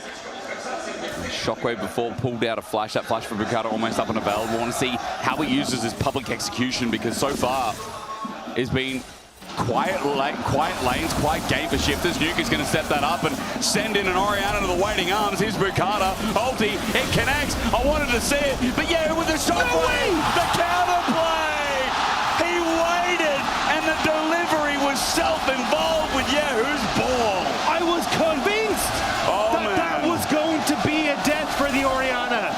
That at the level 6 for Bukata, they finally would find the play, but it's KC coming alive. With a trap on Trimby's face, 90 caliber net. Trimby close to dying as Paddock has to run back as well. Ace in the hole, not going to be used by Kalist. Arcane shift forward as Paddock gets a shield, steps into Kalist. Again, feeling confident, but Kalist and Busio send Trimby back, burn his heel. We continue looking for plays down here as well. Paddock still wants more. Busio taken very low. Paddock, can he get it? Paddock steps forward, heel comes out. Kalist now to 1v2, 90 caliber net. He gets rooted up. Ace in the hole, not going to be burned. He flashes it instead. Dodges kites. Now stuck in a 1v1. Busio and Trimby close to dying. It's a one-shot for supports. Busio doesn't have flash available. He's going to step back, heal a little bit. But in the bush, he cannot risk it as Kalist and Paddock cancel each other out. This bot lane is so intense between these two. Barely Kalist is able to get one back, but Paddock and Trimby were the ones that were definitely on the front foot there. Early game of Na'Vi and Fnatic was a bit of a snooze fest, Agda. Early game of KC and Shifters, I feel like I'm going to wet my trousers. Like, this is 6 kills, sure, but the explosive power in this simple game 1 is crazy. KC up 2,000 gold. And where are we going? I was going to say, we didn't get to talk about the mid, but you can see here, Trap goes underneath. Trimby ends up taking a ton of damage. The heal comes through early to make sure they can keep Trimby topped up. Kalist then steps forward. But the problem is that in these fights, as you start to get your passive topped up for Paddock, your auto attacks are so intense that Kalist can't really match. Like, you want to abuse the range and slow poke here, but Paddock sees his moment. Ends up flashing forward, doesn't quite get the kill on Busio, but we're going for the invade instead. Pick again, Tempered Fate catches Trimby once again their target. Against the wall, he's got a cosmic binding, a trap under his foot. Public execution comes in, yes, but how's Bukata going to get out? The magical journey uses Kalist, buys the space, getting out Bukata, use the enemy uses Ace in the hole, extra damage, yikes there, double kill, his Via meme no longer, as KC are getting this pace faster and faster. We heard it from Yike himself on the desk yesterday. His non-mentionables for a jungler are very much in a talking point at this stage. They become so strong, and you can see it on the buy. The invades are perfect, the engages are beautiful, and the setup for KC is running away with this game. And Bukata in fights like that, he's got Profane Hydra Dagger. He's squishy, as Trimby was the one to get caught first. Yeah, I mean, what do you do here as Trimby? unless you can flash that immediately. But the traps are there, and Bukata tries to make this work, manages to get away from the trap before they can proc and step away. But the follow-up is there. Yike willing to flash, and he gets the kill to boot. Double kill, 4 kills in total. Yike is huge, 2.3k gold lead. And we started this game, this series, focusing heavily on top because Rooster solo killed Kana.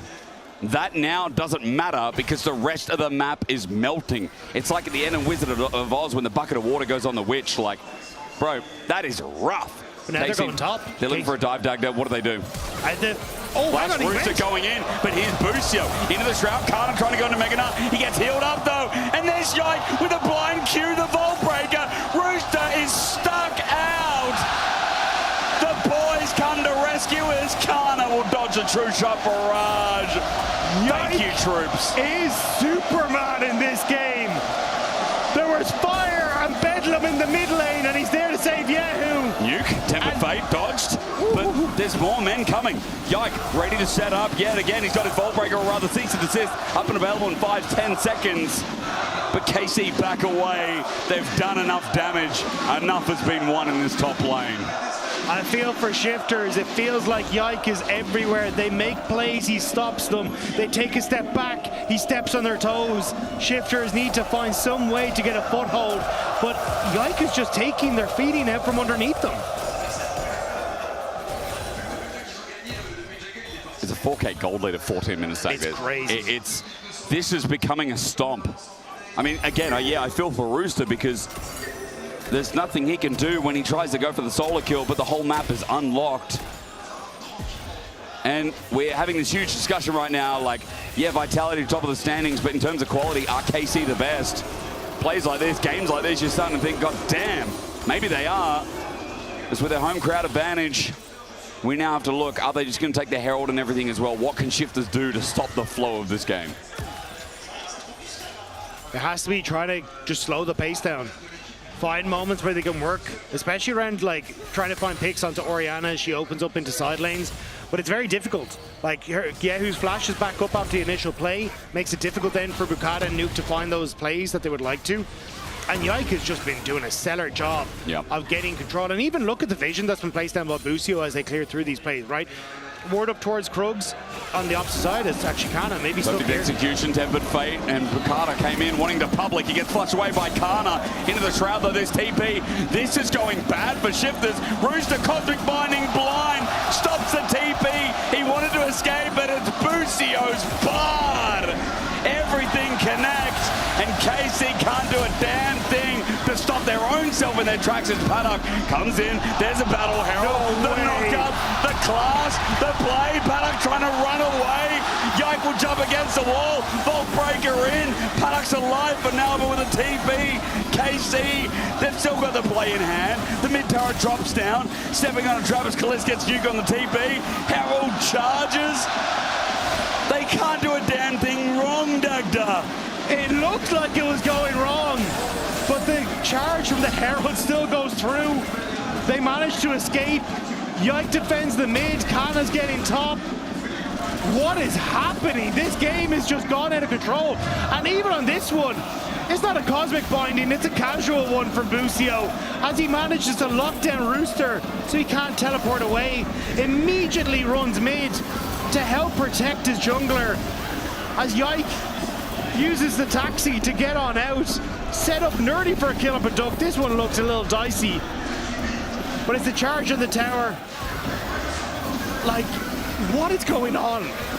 I don't know, but it is Bedlam, and I cannot believe afterwards because Herald got the charge on mid, then charges inner, and Shifters couldn't even get a kill back. We come back to live, and Yahoo is soloing bot turret. Oh, Kalista, I don't know if you win this one as much as you think. Uncaliber net stepping on a trap as well. There's a headshot. Ace in the hole. Flash, cease and desist. Yike is there again. Paddock gets out, but Trimby doesn't. Busio comes in. He wants to kill himself. He wants to be part of the team, and boy, sure is he. Bukata finds him in fog of war running out, but Kalista damages too much to stay in chat. 6.7k gold lead.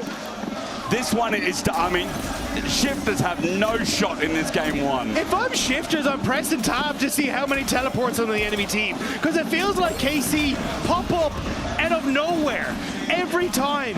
They are all over the map, and you see it here. It's just roam after roam. Yike coming out from after doing his Raptors immediately makes the play. You've got Kana, who's collapsing from the top side after he doesn't have to crash onto the wave. And Busio is in the perfect spot to auto-attack Paduk down and get the kill. And Bukata is in a bad spot himself. Cease and desist. Shockwave instant kill. That guy is squishy as a slime. At 18.5 minutes, the individual lead on the jungle and the mid laner are a team-wide lead for any other organization. KC are absolutely destroying Shifters. You know, our fastest BO3 is 46 minutes and 42 seconds. At 18.5 minutes, we are cresting an 8,000 gold lead and the end of game one. These are very different series today. And I do feel like KC have no equal at their own roadshow. And yes, it is easy to glaze them when you have this massive crowd behind us, cheering them up for every single play, every single moment. But genuinely, this could be the best version of KC we've seen in a while. This could be the first stand 2025 version that looked unstoppable. Undefeated, I think they might stay as game one. It's not over yet, but I haven't seen a mistake yet. And we heard from Yike on the desk yesterday. That's kind of what it feels like is the step up for 2026. Is just how consistent and how quickly they make decisions. There is no arguments. Everyone seems on the same page. It's a, I will follow you to the ends. And those ends are working right now for KC. The last outer tower is about to fall. And Shifters are just watching as the foundations crumble. Rooster can't do anything. He's the most fed member of Shifters, the only one with a lead. But with the outer turret falling, 9,000 is the lead itself. Baron's up in 5 seconds. Not the fastest Baron here for KC, but it's easy to see how another couple of kills will lead to it. The Shifters right now are just thinking, how do we fight next game? What do we draft? What do we do next? Because to throw this 9,000 gold lead, it just doesn't feel like this is in KC's style at the moment. But this is the thing. This is why Busio's Bard is so feared. Like, that man was roaming everywhere in the early stage, working so consistently with Yike. Like, this jungle support for KC has just been so clean this game. And it's one of the things I love about watching KC is just how well this link up works. Like, whether it's a Lulu Xin Zhao or now it's the Bard on the Vi, they are consistently getting vision. They control the game. They're always shadowing and covering. It feels so hard to get through the KC defenses. Well, Shifters are going to have to try. Rooster gets rid of the control ward that is around Baron. KC are choking out vision. Mid, constant push. Yehu moving up to top. Shifters trying to use Rooster to get that aggression to maybe help find a pick. The command attack is scouting out these brushes. Yike is hovering with a GA. That's a 3-item Vi at 21 minutes. Like, that is absurd. It's silly. Tempered Fate finds Trimby again. He's against walls. A Cosmic Binding, Vault Breaker. Flash from Trimby. It's nice. The Bukata's there, hovering in fog of war, but he is 3 levels behind Yike. 3 levels. And now it's a flashless Karma for a Mountain Soul fight in 1.5 minutes. This game has not let up for a second. It feels like you blinked and KC are suddenly in this position. Ezreal just to check for Baron, but the True Shot Barrage was going to be needed for this next fight. I mean, he'll get it back up. It's just Ezreal things with Trimby. No flash, no hope. Trimby's dead again. And to play Karma in this game just seems like a monster task. And this was what Shifters gambled with. They left open the Orianna thinking Ezreal Karma will get control. And it has firmly slipped from their grasp. KC on the Baron. They'll be able to take this and still get to Dragon. Still keep a presence everywhere on the map. They're moving Paduk down to the bottom lane to try and get a tier 1 tower in response. And I don't think they can get through Karma. Trimby on the comms, you can see bottom of your screen, he looks pissed. And this is like one of those frustrating games where you know where it went wrong, but how do you stop it? What do you learn from it? Kana goes into Mega, Busio's hovering again, Tempered Fate up and available. There are pings going down, but Kalista's just going to get mid-push with that Baron buff, and the siege begins. I think we're going to 10K real soon, Dagda. And as you said, I think we're going to solid 15 seconds. There's no stopping that from Shifters. Let them eat dirt, feeling very correct right now. The KC log line that we gave him coming into today is just taking over. Yeah. This is absurd. Shifters desperate, fishing for a pick, hoping someone overextends. But there's a lot of members of KC here. Yahoo will spot out. They're in a choke. Trimby has no way of getting out. Shockwave and Trimby dead. 0 and 5. And the crowd is hooing for it's this shock song. on Trimby's face, but it's just Yahoo waving goodbye. He didn't have a moment to react there. KC, when does it end? This is demolition. This I would not show to anyone under 15 years old. Vault breaker over the wall. Yike threatens. Tempered Fate gets one. Guess what? Bukata caught out and he's against the wall. In goes Nuke though with the 4-man shove. Finally for Shifters they get one. The boost is hovering in the back, but is it too late? Rooster jumps in, slices through, but who's now here? As Paddock tries to fight back, and Rooster does find one and gets out. Now Yike for the follow-up. A Vault breaker into Shifters. He misses, but it doesn't matter either. Who keeps stepping forward, and Dagda 3 died, but still it's an even trade despite the god-tier play from Nuke. That was a huge play from Nuke, but the answer is yes, it's too late. The Mountain Dragon doing work to keep them alive, because this should have been their moment. This should have been the miracle the Shifters were looking for. Nuke makes the massive shuffle onto almost everyone from KC. And still, KC fight back down their bot lane. But with their mid-jungle gold lead, the wallets are just too big. Like, Rooster did so much in that fight. He got Kalist. And he really is a saving grace of this game, but gold went up. KC broke almost the inhibitor turret as well.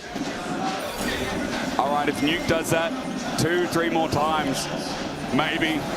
But that was a monster play, and it was an even trade. The KC will continue. There is no letting up. There's 6 seconds left in this Red Bull Barn power play. But I don't know if Shifters have it in them to do that once more. And I think now KC are going to be wise to their tricks, and Shifters will just have to give up the tower. Yeah, he helps take that down. 11,000 gold. I mean, shout out to Nuke. Izazir. It does feel like his best champion. If we saw that maybe 5 or 10 minutes ago before gold got this out of hand, it could have been a very different story. I think even if Soul wasn't there, like just the extra resistances, that shield that you get, that could have been enough. Maybe Yahoo dies quick enough, Yike goes down, especially with all the extra resistances he has off that GA, but it's just not quite enough. I mean, the fact even Yike kept his GA. I know, he didn't die. It's a bit sad, but it just shows you again how far ahead they are. Well, Elder in 3 minutes. Parent in 2. I still think KC have these in spades, but you never know. You never know. That was the first moment we saw really Shifters come alive outside of the solo lane of Rooster. KC are looking for victims as Nuke is going to back up on top before anyone can catch him out. All the way back he goes. Yike won't find him. KC get rid of vision. And the assault will continue until we get to those neutrals that'll help end the game.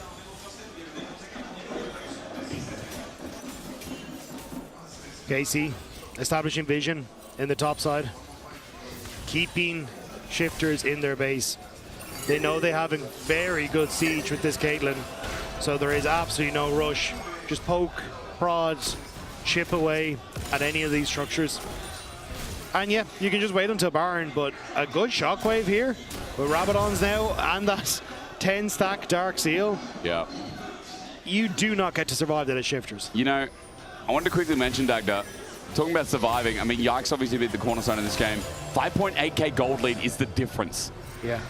Now, we've talked a little bit, I think it was Yike in Versus, it might have been you and I. He had like a 7k gold lead in a game, and we were like, oh, it was like the top 10 or top 5 in LEC history, as in European history for gold lead between between players, junglers especially. I think Yike also set his lead on top of that.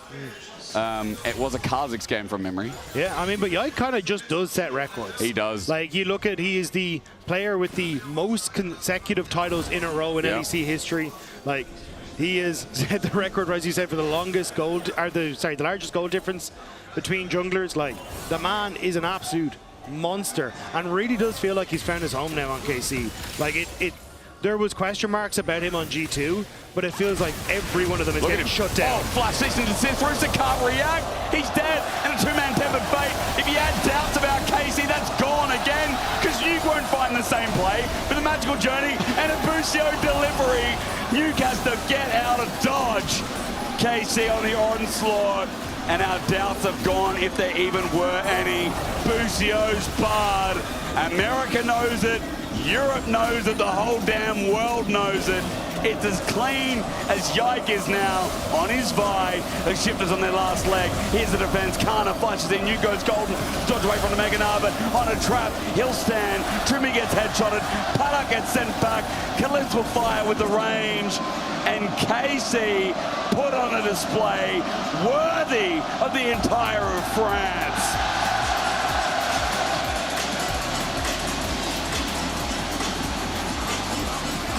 It's their arena. This is their game. And honestly, this feels like their world, and Shifters is just living in it. That was demolition. As we toss it over to the AD to break it down. Yeah, that was pretty one-sided, I'm going to be honest. A little play from Nuke to make perhaps a few KC fans sweat, but we went from a 10k gold lead to an 8k gold lead at that point. Sure, the jumper has cut the lead to 42. It wasn't too hard for KC to close it out, Finn. I mean, honestly, I'm really surprised about this game. I'm actually in shock. Like, the fact that it took KC 29 minutes to finish this game out is really surprising to me, considering the goal lead. I mean, I expected even more domination. I'm joking. I think it was a crazy clean game by them. Like, just pure domination. Quite the whiplash from our first series of the day, one could say, as KC find themselves on the precipice of going, well, halfway through their split, 5-0. Based on how they're playing, they're looking to go on track for the 9-0. And I mean, so much of the conversation has been about Vitality dominating the league. Given the schedule, we've seen so much of them play. And so many of the KC fans have been trying to remind us, hey, our team is still here. And it felt like that they needed to make a statement here in this arena. And KC, every single game, just continue to make that statement. Yeah, it's very impressive. Incredibly impressive what they're doing. 4 Shifters, and for SK as well, a 0-2 loss here eliminates them from any playoffs contention. I'm not even gonna, like, the question that was coming out of my mouth was like, how do they fight back? How do they do something? How do they get back into this series? But it just seems so far-fetched at this moment for Shifters to actually find a way back in. I mean, it feels like their only hope is a massive early game lead, but even they seem quite unsafe in Shifters' hands. So I think they just have to pull together and look for miracles, look for cheats, whatever you can, because if you play KC on even terms in their own home field, in their ground, they will just demolish you. I mean, I feel like one of the biggest problems that so many teams are having to deal with is that right now KC feel extremely well-rounded. They have solid drafts, they've got good macro, but also the hands. Yeah. And like, that brings me very nicely into our Euronics Player of the Day from Yike and Yahoo, where they just completely outplay Shifters in the 2v2. So let's check it out. In 5 seconds, I'm coming. Yeah, don't keep me. I'm coming. Yeah, I'm coming.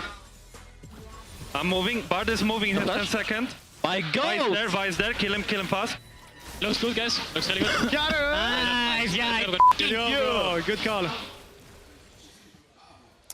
Yeah, just great stuff all around from KC. Great call as well as they managed to make the outplay in the middle lane. What did Yike eat for breakfast, guys? Like, what has he been manging on here? Has he pretted something? Has he decided to pret and manger? That is incredible all around. It's gotta be some Swedish meatballs, bro. Like this, I see how that man is playing. Man. I see how that man is playing. He ran straight to IKEA this morning. You're just stocked he's up. like, oh yeah, get me some cod bitter. I mean, he needs to be in comfort, and he is definitely in comfort. It's like the spinach for Popeye, you know? Yeah. Sometimes you just gotta pop a Swedish meat.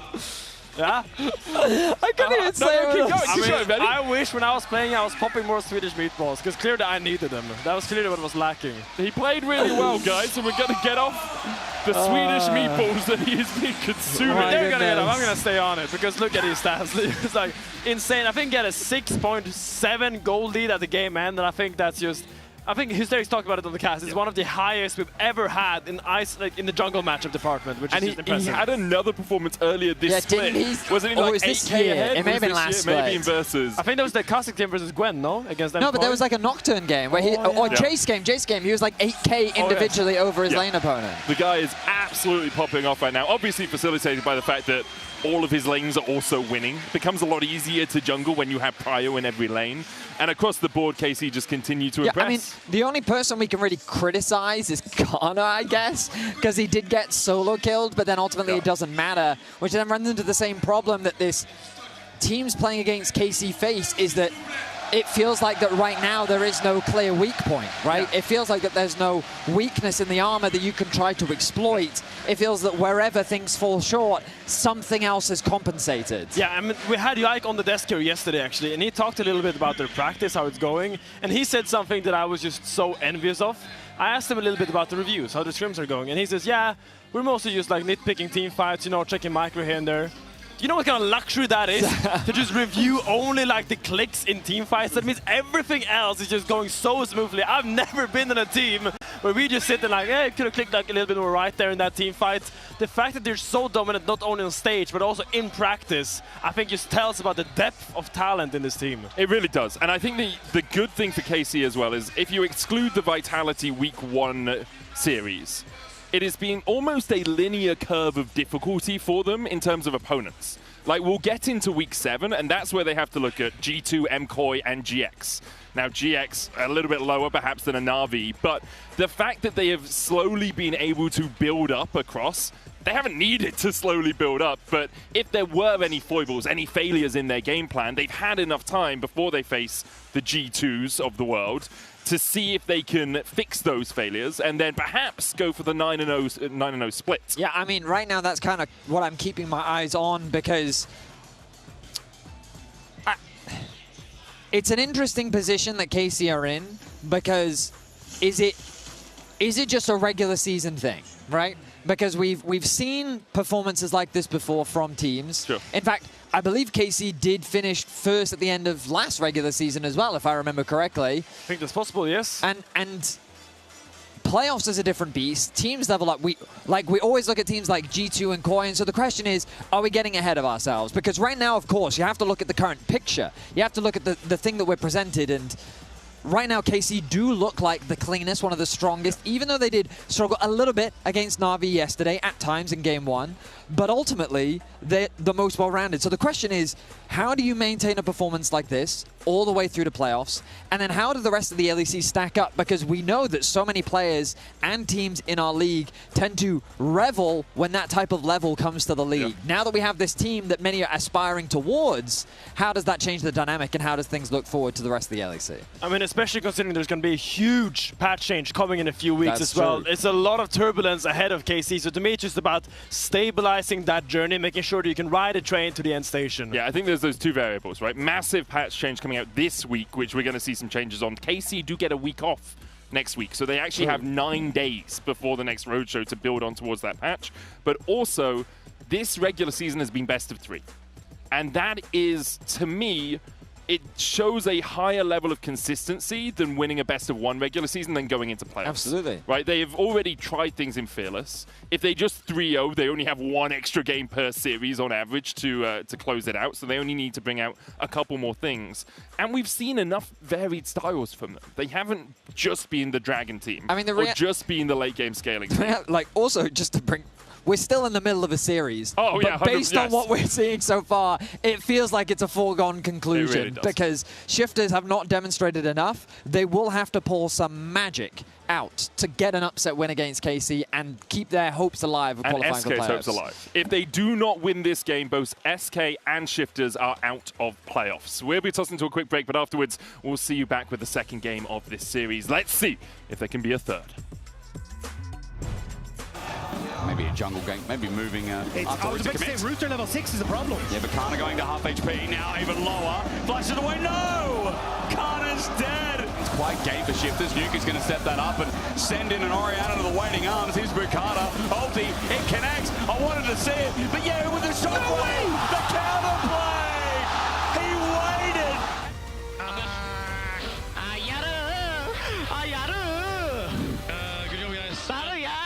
Good job, guys. Hey, Yaru!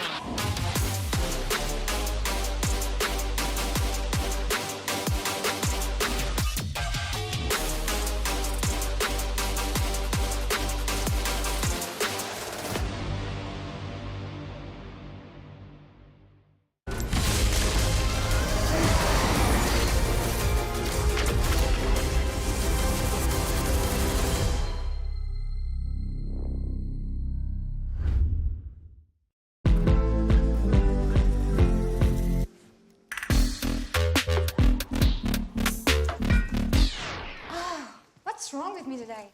I think you should have a break.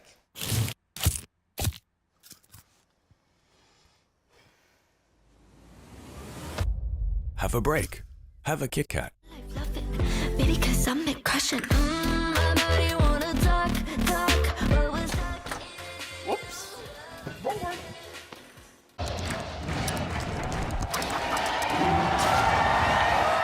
Red Bull gives you wings. In your best man speech, you said my wife is funnier than me. That's factually correct. Okay. We're in range. Nah, it's fine, man. It's fine. Relax. I've got this. I have years and years and years of experience. Yeah, but it's gonna. It's very hard. And there we go. Look at that. What are you so worried about? Oh,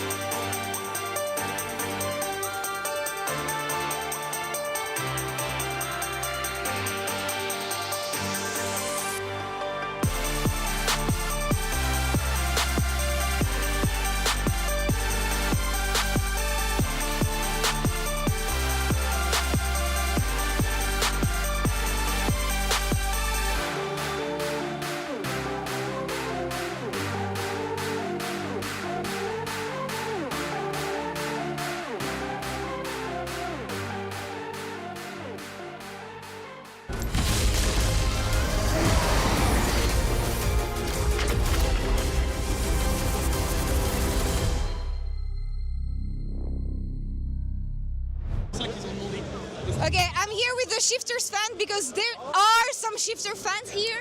They have this amazing sign that it's actually a French meme. It says, "It's only 4 of us." And I love the fact that they're owning up to it because there were cheers from fans earlier. So I actually want to know, guys, thank you for joining me. How hard is it knowing that you're massively outnumbered by the blue wall?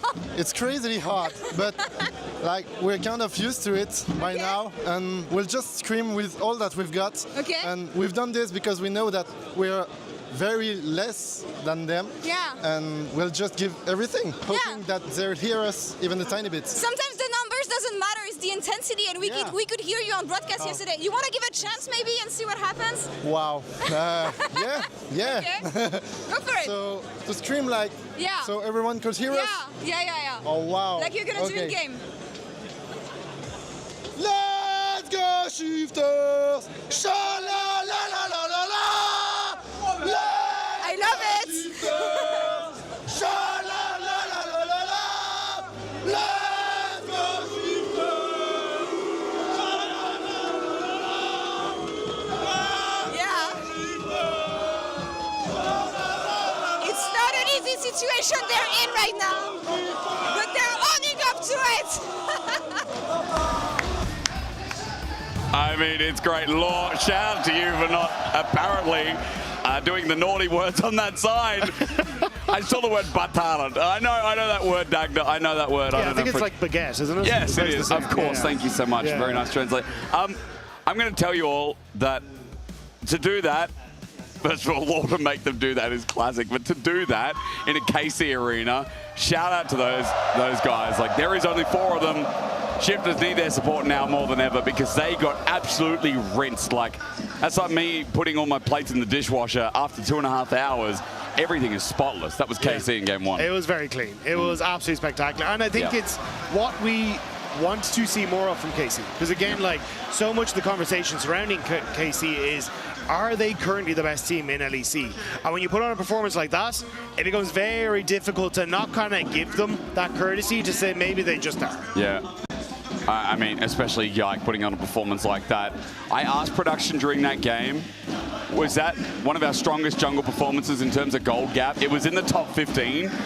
But the funny thing is that number 1 was Yike versus Bukata at like 8.5k or something like that. Oh, so a little rinse and repeat here, huh? To reuse our production's words, it's like a canon event. Now Yike dumpstering Bukata. That was an exceptional game, and it has been a generational performance here today so far in game 1 from KC. Let's see if they can rinse and repeat as we go to the next game. Dagda and pick and ban. Ash is the first to go away. KC getting rid of No Jarman. surprises there. I mean, Shifters let the Orianna through in favor of banning this Ashe to try and put a stopper on the bottom lane, and to give them their due, they kind of did. It did go much better. The problem was mid and jungle did not go well at all as a result. So we'll have to see what the game plan is. Because I think for Nuke, like, I have been mostly impressed with, like, up until this split, I've been very impressed with Nuke and his lane phases. I think when Shifters were struggling last year, he was clearly the shining light, and he had some good moments when he was in these 1v1 scenarios. This weekend just hasn't really been it for him.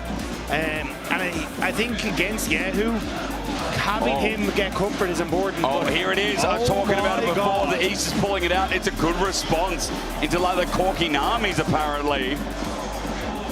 And so Lucian Milio, Shifters think we can pull it off.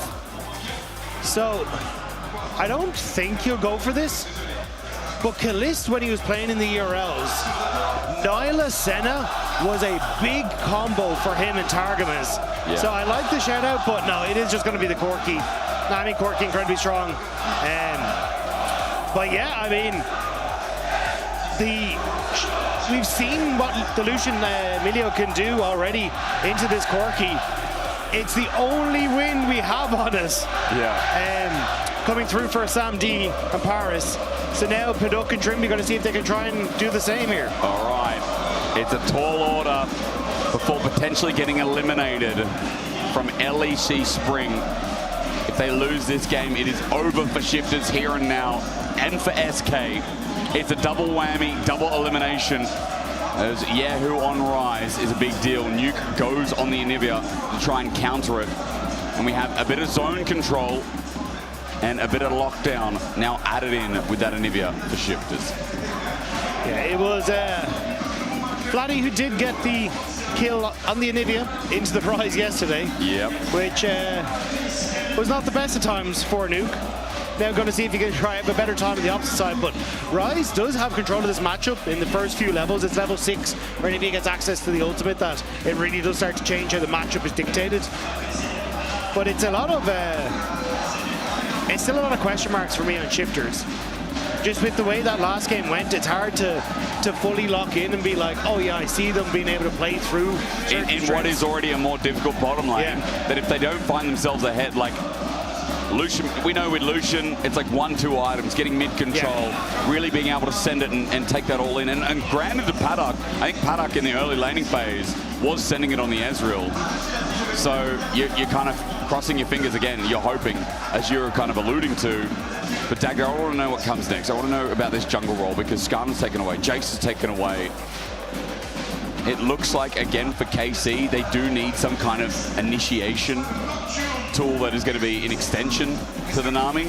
I got to say the same for Shifters. They do need a go button on this comp as well. Yeah, I mean, you're still, like, you have options. Like, Wukong's still there. You can go towards Sejuani, Maokai if you really want to. Although traditionally, you kind of tend more towards things like the Xin Zhao and these sort of situations. Especially with Emilio, I'd respect something like the Xin Zhao to come through for Shifters here. I think for KC, though, they are going to start eyeing up a bit more of a split push composition with the Rise, or at least something that can play through these side lanes well. So I'm wondering if they try and keep the... if they want to try and get some strong side lane for Kana here, like you could end up opting... This is somewhere you could opt in towards the Vayne or something like that if you really wanted to. The Varus is banned, so that's kind of the last AD carry we've seen up there since Jace is also taken away. With knockdown banned as well, what are Shifters thinking though? What's their combination going to be? Do they need a bit more burst? What is that? Oh my god, a first Viego in Spring. Dagda, you know what? I like what Shifters are saying. Go hard or die trying. Yeah, I mean, this is it's kind of ironic to see this played against Yike, because this was the pick that Yike was favored for coming into the league. Something that can play heavily around this Anivia in the mid lane, and you can look for a lot of those ganks. Oh my god, but something that has to get ahead, because it is no good at all without the setup. And usually you do see it with a strong front line. So yeah, I think if I'm KC, kind of insta-locking a carry or something that does well into tanks, I think you're kind of fine with it, because everyone on Shifters kind of points towards needing a tank in front of them to do what they want to do. So will it be the Vayne lock-in Aurora instead? I guess a similar value, right? They also have another AP Soul laner when they've just locked in an AD jungle that can do well against the Viego. If this is an Olaf top, there is then only the Anivia with slight magic damage from Milio that is going to really surpass and get through the Wukong. What do you think? I'm actually curious if I think it will be Aurora top. They could also put the Rise top though and make it work. What? What? That's an error. Okay. You know what, Shifters? If I had a hat on, it would be off. It would be off. This is insane. Like, this is so something that is really good in the top lane, because it's a longer lane where you can try and chase down this Aurora, try and play around a lot of her tools. If Rooster can close the gap onto this Aurora, it is not going to be a good time for Kana.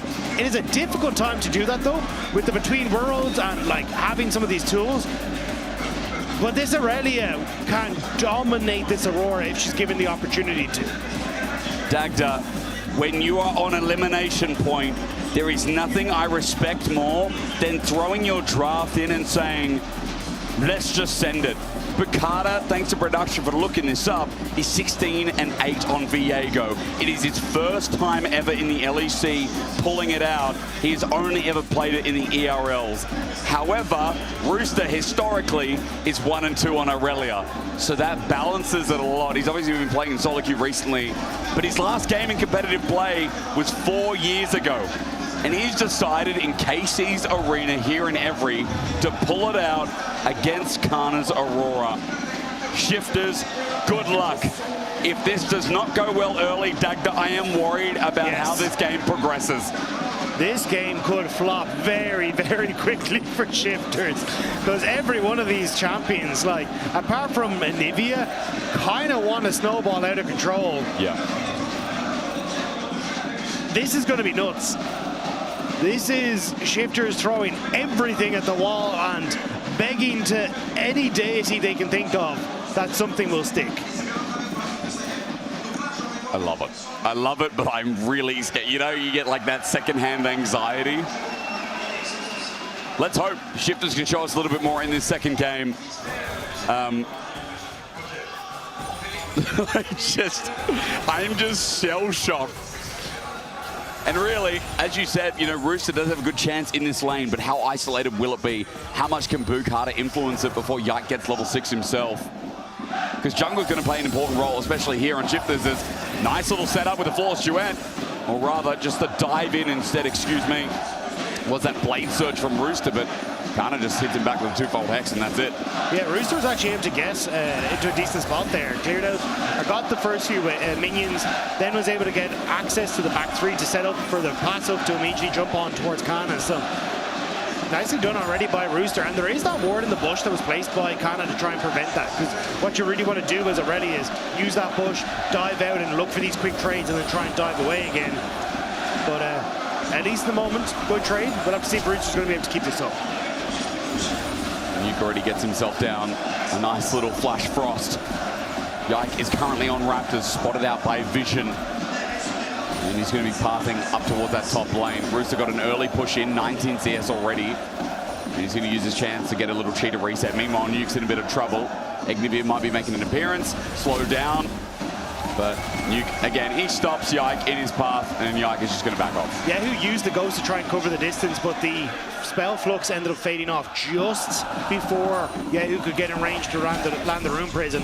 So the follow-up wasn't really there, but still, buying space for Yahoo, wants to look for that early reset, so not the end of the world. And I mean, Yike showing doesn't really matter. Both junglers are just going to clear crab and then reset. So not the end of the world, but just a little unfortunate there, Yahoo couldn't get in range. But what is great, though, in the side of Shifters for now is that bot is going quite well. Good push in here, plate close to getting achieved. Outside of what we saw in mid, even though there was an attempt to gate, Nuke is doing pretty well in the lane. Bukata is clearing like nobody's business, straight on the scuttle, nice and early here. Response from Yike is going to be getting that top side. Yeah, the pings went down, though. They did spot the shadow, so know that this Viego's on the bottom side of the map. But again, I don't think there's any surprises, really. Like, we saw those early wards go down, everyone kind of aware of what the position on the map is. And at least Rooster has to play a little bit more honest. I say that as Wukong is topside, but maybe not. Setting up, Rooster's fully stacked here. And onto Kana, he sets it up again. Waiting again, wins a flawless duet. Defiant stance, good poke. Kana has to get sent packing. It's a good start here for Rooster.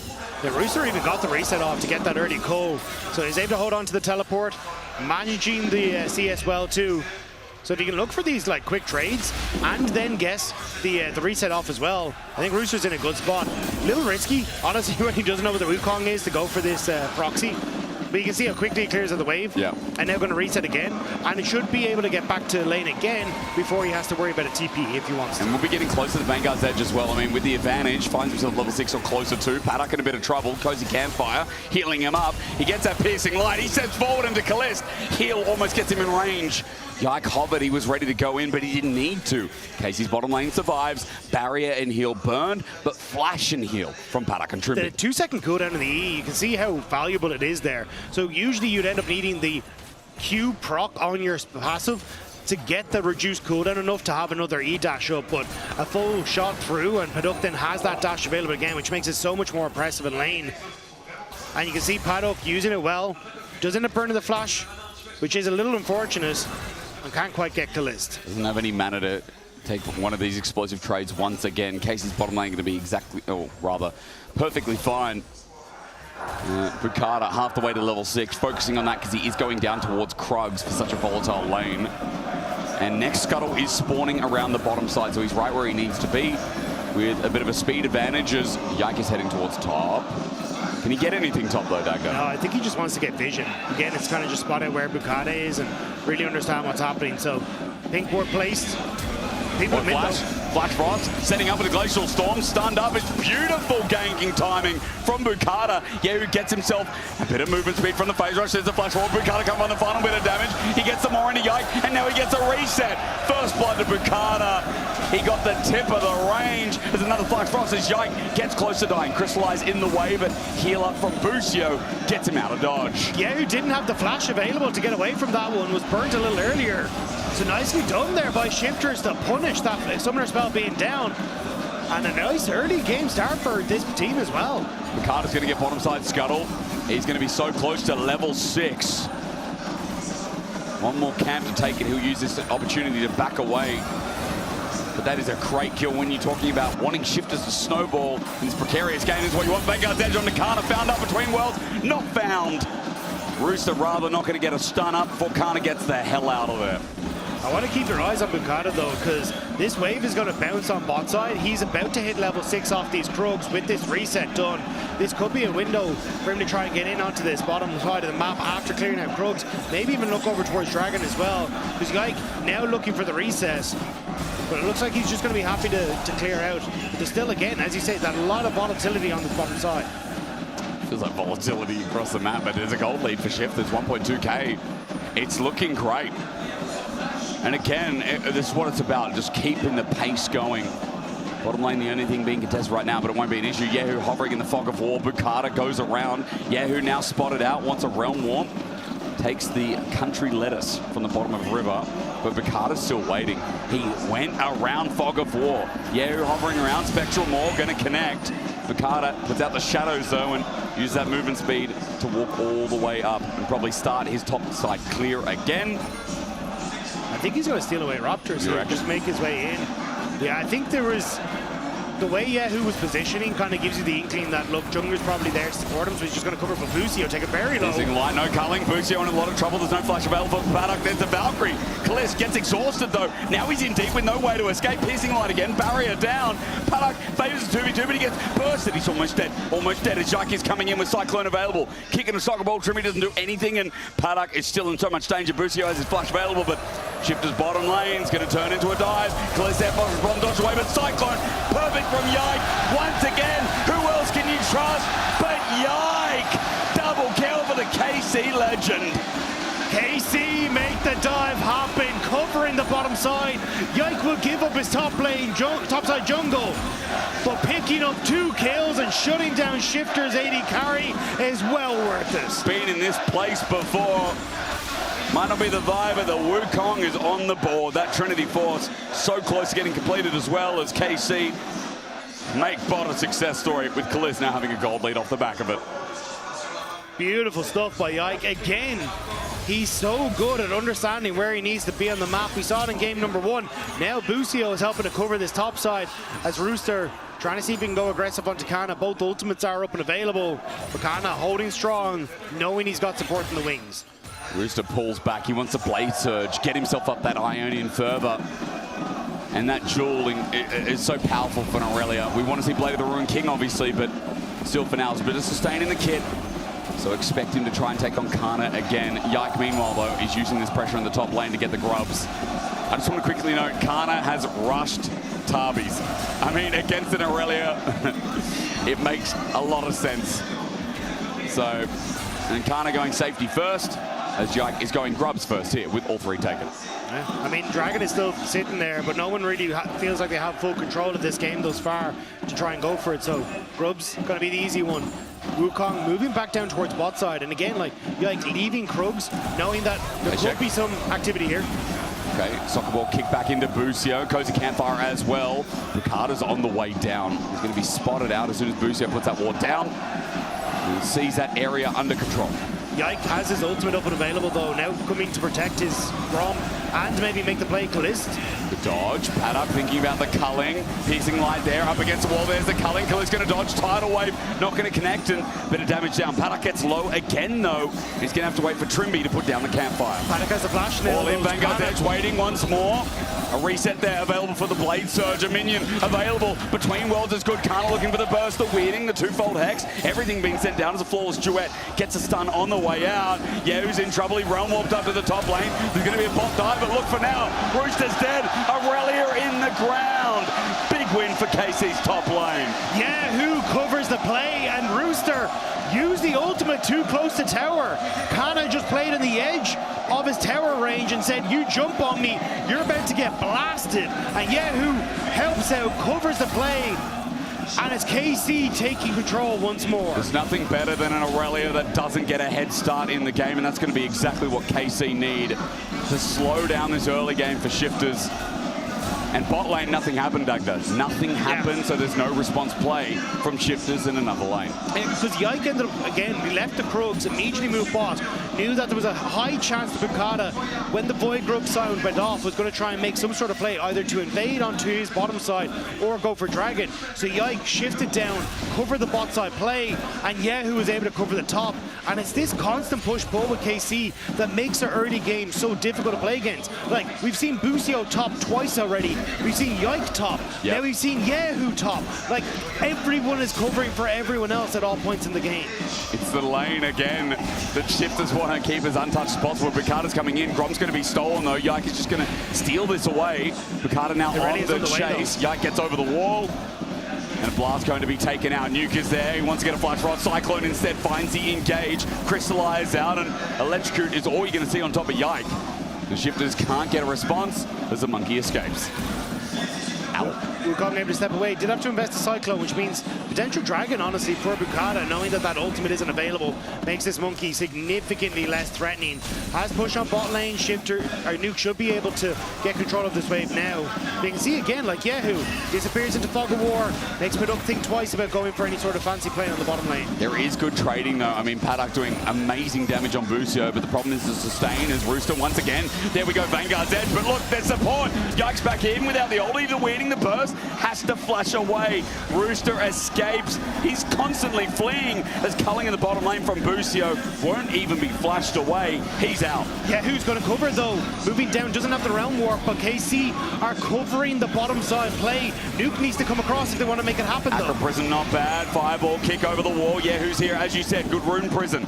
Phase Rush will get him out before anything else happens. Bukata gets the blue buff reset, but now I get to hit it again as Yike comes in to contest. 1800, the steal there. I believe Smite came through from Bukata as he levels up. Yeah, managed to get that one. So manages to get the blue, but still you can see KC looking to cover these plays from Shifters. Nuke was on recess, so couldn't really come across to contest in the 3v3.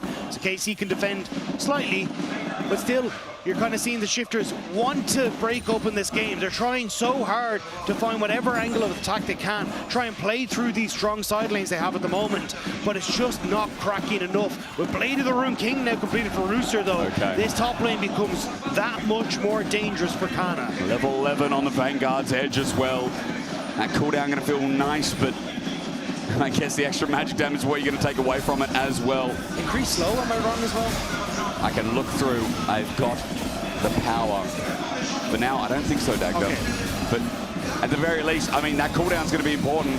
Rooster really using it off cooldown so far is Dragon going to go down. That is still a win for Shifters. They're still 1,000 gold up.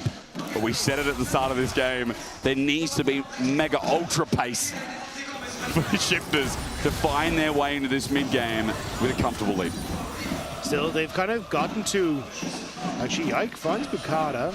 Yeah, he's trying to run away in his own jungle. Yike is really not afraid at this point. As KC are moving onto Bukata, found out there's a flash. Yike wants to go all in, but the blast cone saves his life. Yike was ready to spin, and that would have been another kill. He really wanted to make that one happen, but couldn't quite find it. I was going to say, I think with Paduk now having the Storm Razors can really help him play way more aggressive, has the movement speed to kind of bounce in and out of Khalid's range. You can see it here. Yeah, piercing light though, dodge, tidal wave is there, 2v2, exhaust onto Khalid is good. Paddock unleashes hell. The culling is really good, especially in Busio about to die, yes! Paddock gets one. Khalid's down to 1v2, Foster's Bomb dodged away from but finally the 2v2 of Shifters is on the board. This is DOS is doing so much work as KC try to fight back against it. It's the second time now that it's kind of caught them with their pants down. And this time it is Busio that falls and crucially burns both summoner spells trying to save himself and still can't make it happen. Here we go, Flawless Duet. We're waiting. Rooster gets everything down. Defiant Dance for the tip. Hits right into the nick of time. Rooster still holding on to his ulti. Now he's got the Blaze Surge fully stacked up as well with the Iron in further. You're right, he can dive it, but he's not pulling the trigger, and he lost his passive stacks. Still though, can very quickly get that back. 1 Q onto the melee minions and a couple onto the back line will clear them out. So now Kana has to stick around. Still could be the dive on the top side. As you said, is so dangerous. Iron in further back, all Flawless Duet dodged. Would have just set up again for that Blade Surge, that dive you talked about. Kana holds on to his Between Worlds, which is pretty crucial if there is going to be a dive in the next wave. Bukata hovering on mid. You got movement from Yahoo and Yike though. Trimby face checking, in a bit of trouble. Kalis goes over the wall. It's an instant kill. Trimby cannot be caught out like that. The Milio and Lucian need to stick together. It was just missed calls from Shifters. Bukata kind of threatening that position, but didn't realize that Yahoo had already started to move and Yike as well. The two of them got sandwiched and it's Shifters who end up falling.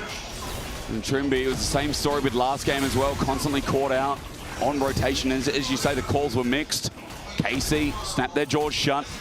And they're going to get the Herald. Nuke at the very least getting something in the side lane here, but you can see there's going to be a response in top. All the pings going down with 5 members of KC near the top lane. Yike wants to immediately make a play though. Rooster, they expect, is going to try and come up. Look though. He sends it in again. Trimby's already back up and available. Gatling gun shredding down. Kalis in trouble. There's a culling and he's going to dodge away. Tidal wave goes through the middle. Shifters have an advantage here. KC have to take the long way around to the mid lane as Paddock will get the push up. Still nobody to respond to Nuke in the bottom side, so the Anivia will be happy to pick up a little bit more there.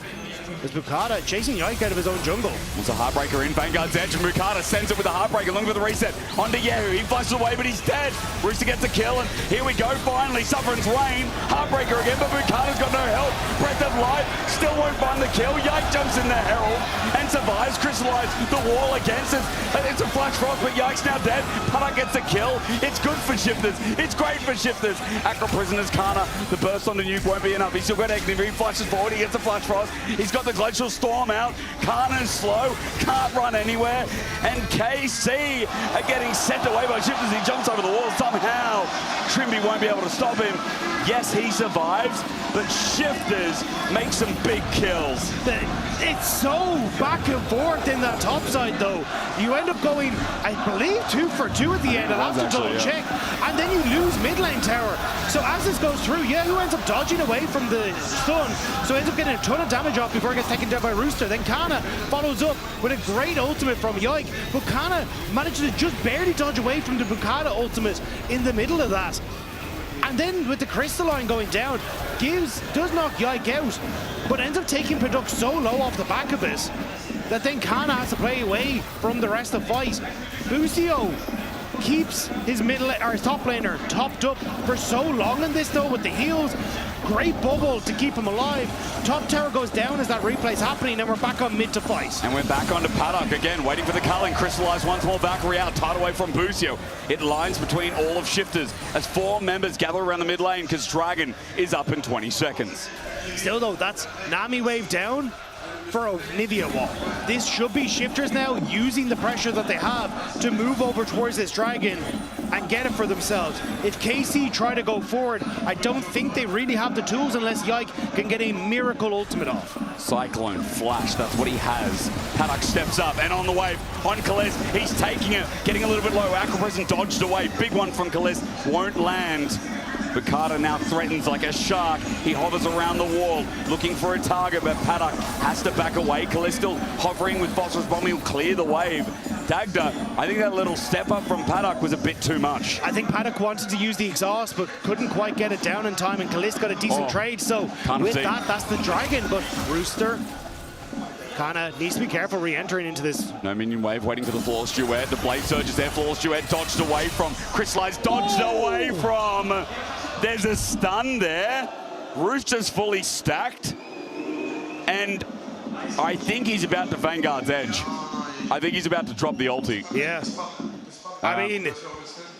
Hot damn. KC initiated that pause, by the way. So we're going to find out why. Yeah, I'm really not sure, because it was a good W away by Kana. It was. But I think the Anivia hits him. But yeah, but the thing is, that's what I don't know, because the Q came out late. It looked like it was supposed to be an ult into the immediate Q. So I don't know if that was maybe it.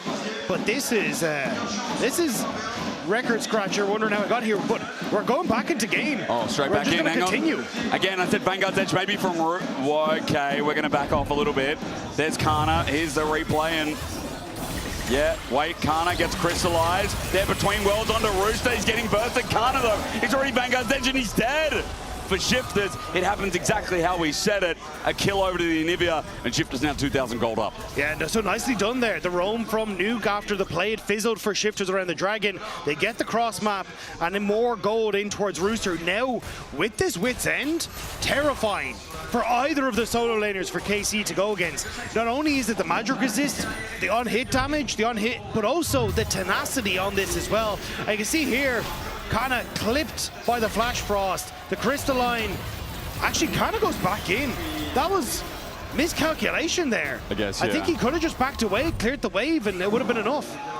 Kill over to the Anivia. Look at Nuke this game. 1.3k gold lead. Rooster as well. I mean, this Aurelia, it got ganked a couple of times, but it's 1,000 gold up. A Wit's End picked up for AP solo lanes. Shifters aren't in a bad spot, Dagda, and they're trying to push the pace even more so.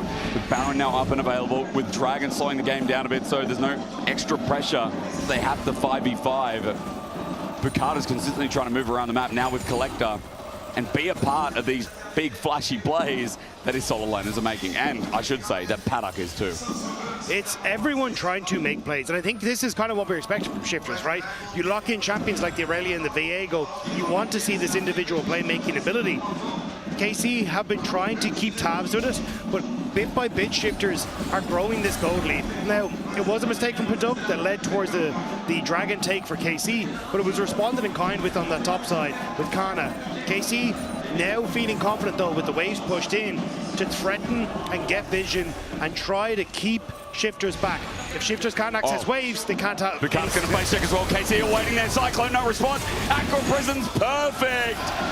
You slip up once, and KC will take it every day of the week. Great setup there. Push in waves, group as a team, get the vision, fish for the pick.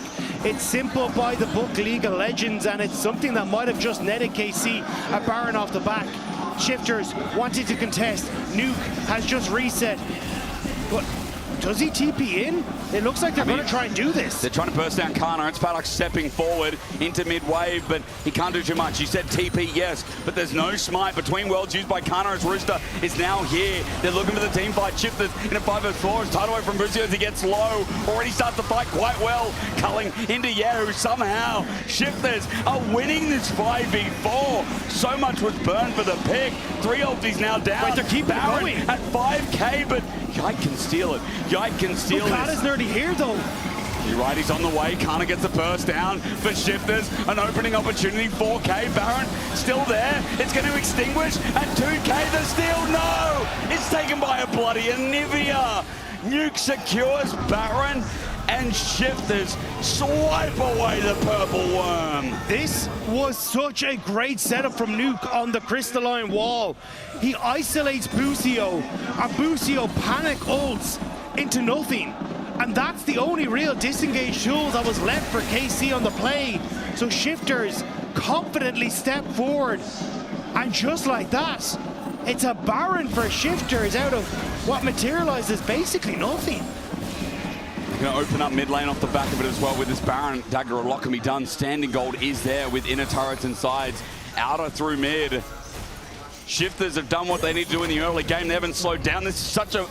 It's such a Shifter style comp when you think about it. As hang on a minute, Trimby again as he flashes over the wall, he'll survive. Luckily enough, Bukata looks for that more, doesn't find it as Kana goes into invis, wants to find Paddock with a quick burst himself, but it does stop the aggression as Trimby gets caught. We're seeing the other side of Shifters though, they're in a good spot, and suddenly one or two mistakes starting to pepper their gameplay. Trimby nearly gets caught. ceases all operations then on the Baron push, and it's in fact the bot lane tower that goes down to Calist off that push in the grand scheme of things. Shifters, you've played incredibly well. Keep this presence of mind. Don't end up giving these mistakes over to KC. When we talk about their strength, it is early game, and they know how to play it out. But transitioning now, we're getting into the mid game. Cullen comes in. Onto Calist, on a bit to Kana as well. Paddock healthy enough to step forward as Bukata now shows his face. 3 versus 3, but Yike, his flank, you're right, it's dangerous. Shifters need to go down. Paddock is isolated. Yike threatens, will not find the gap. Shifters back off. They're gonna live to die another day. But it's still, and more time wasted on this Red Bull Baron power play. That bot wave has gone into the tower, but it's KC who are threatening the mid push now, and Rooster. They want to dive, okay, Defiant Dances there, he blade surges, Vanguard's edge onto Yike, who's exhausted. First kill, and Rooster's gonna reset and run the fight. KC need to get out of there now. Shifters on the chase, the bird of prey. Kana will escape him, he flaps over his wings himself as there's a dragon down. Shifters took that on the backside as 3,000 gold lead. Now the play, an overstay from KC. That was the trade from KC. Give dragon to Shifters, but it'll be KC who get the mid lane tower. But Yike just kind of went in for nothing. He didn't have the ult available, dove into the face of Rooster, and Rooster was more than happy to punish him for it. This is the thing about the Aurelia. Even though we talk about the importance of the early game, once you get a couple of items under your belt as well, your ability to snap, engage, kill. We get a bit of booing from the crowd. I mean, they're not happy that Shifters are winning, obviously. But KC, this game, it's like they don't know how to adapt. It's like they don't know how to deal with this. They haven't been... What teams have played comps like this tagged up? This crazy realm warp in, but it's into Nuke's waiting arms. Tidal wave as well. Nuke's out of range. He didn't even flush. In a choke, Yike finds those Heartbreaker disengaged from Shifters. Bukata gets out. Cyclone now used as well. Yes, the Heartbreaker, but if he finds a reset, it will be back. Breath of Light also used. KC at the mid-side track, but top is being aggressed. We're getting a bit of a push battle. Yeah, we're just immediately going to go for mid, but mid lane is much weaker, so the push is going to come through faster here for KC. They're immediately going to try and rotate, it seems like, towards that bottom side, but the base now is in danger. KC blinked, and it might be their base that pays for it. Yeah, don't worry. All you're missing in top is the fact that inner turret went down. Inhibitor turret does not. Base race stops there. Oh my God, Shifters, it would be an interesting way to try and get you to a game 3. Shifters are still going. Floor Stewart is now down though. Waiting for the weeding. The burst on the Rooster is nice. Again, Vanguard's edge flushed away from Culling, also used. Calist stepping into Paddock, and Paddock says nice. Floor Stewart gets a stun. Calist was ready for the blade surge, but Rooster won't take it. Busio's bubble onto Bukata was enough to delay that play. No follow-up on towards that stun onto Kana, who is reasonably tanky with these plated steel caps, but it's not quite enough to finish him off. And KC kind of just keeping their fingernails in this one, but it's Shifters who firmly have them by the throat. All it takes is another fight, Dagda. Around the next Baron, base will be in tatters. Dragon will be number 3 for Shifters. This is how they stay in the LEC. It is a long shot. All the statisticians out there will tell you it's like a 0.1% chance. Maybe a little bit higher, but not that much higher. And everyone out there will tell you it's impossible, but Shifters, death comes knocking. Currently, they're saying not today. And this is one of the most exciting games I've seen of Shifters. It won't be their last one, of course. They've got more to play in the season. But if they lose this series, again, remind, if it is a 0-2 for them, they are out, confirmed. And SK will be joining them. KC can dig 2 graves here with a win in game 2. First, they've got to get over the hump. That is Shifters power playing these side lanes with inner turret going down. Another one bites the dust. As KC want to try and catch them on the resets. They see the Aurelia on mid-wave, know they've got a little bit of time, but Shifters walk out as a unit. Baron about to spawn soon. And honestly, it's Shifters who have control. They're the ones pushing in. They're the ones with the tempo. It's KC who are scrambling for control. They're going to try and use this moment, not reset, and look to sneak some vision in around this Baron objective. How far can this go, Shifters?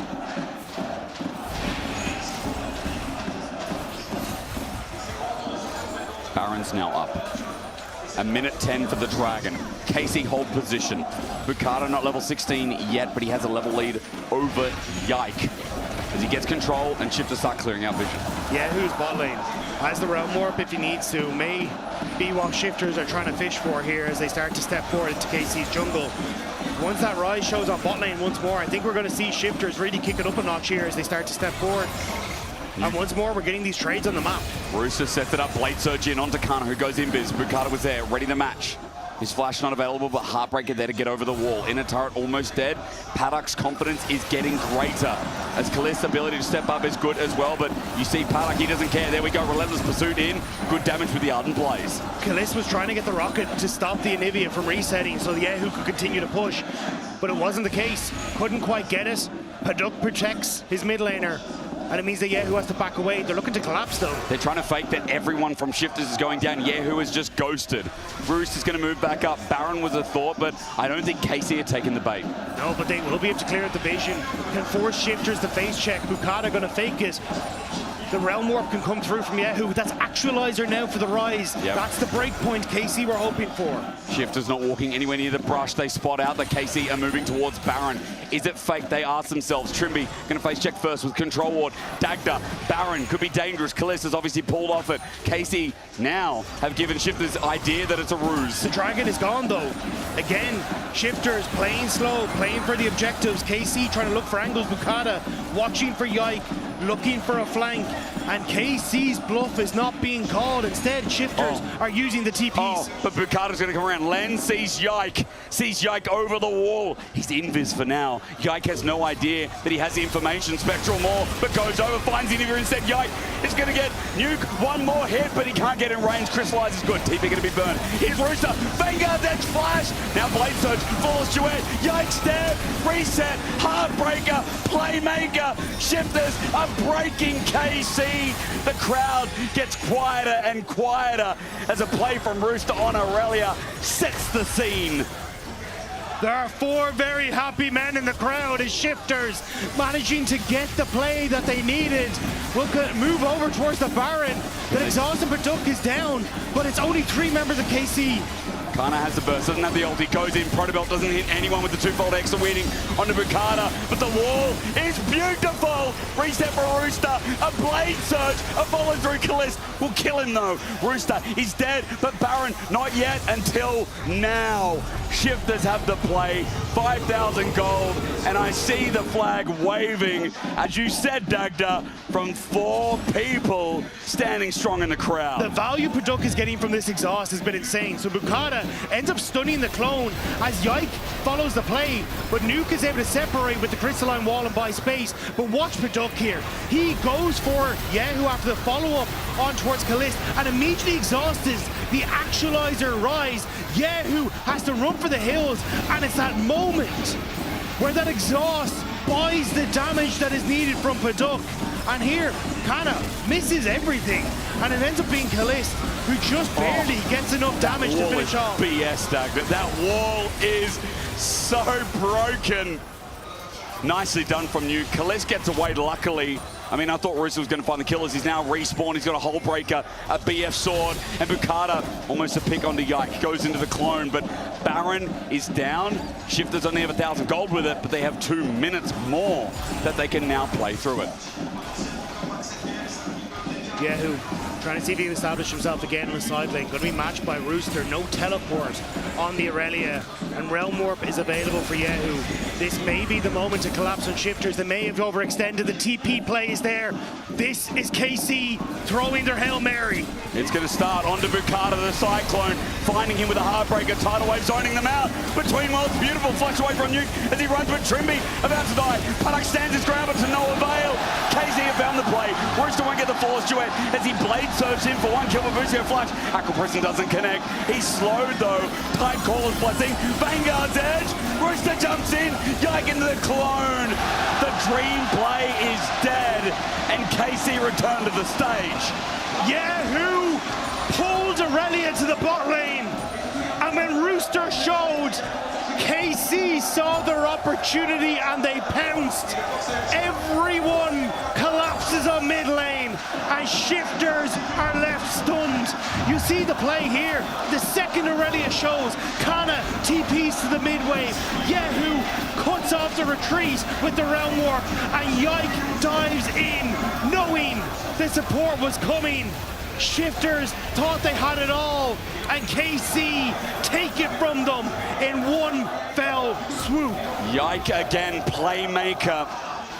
As Rooster, I mean, Dagger, look at this play. Like, he almost finds Yike, but the clone timing great. If he gets a reset there, starts blade surging it up. Maybe, just maybe, is GA now picked up by Rooster.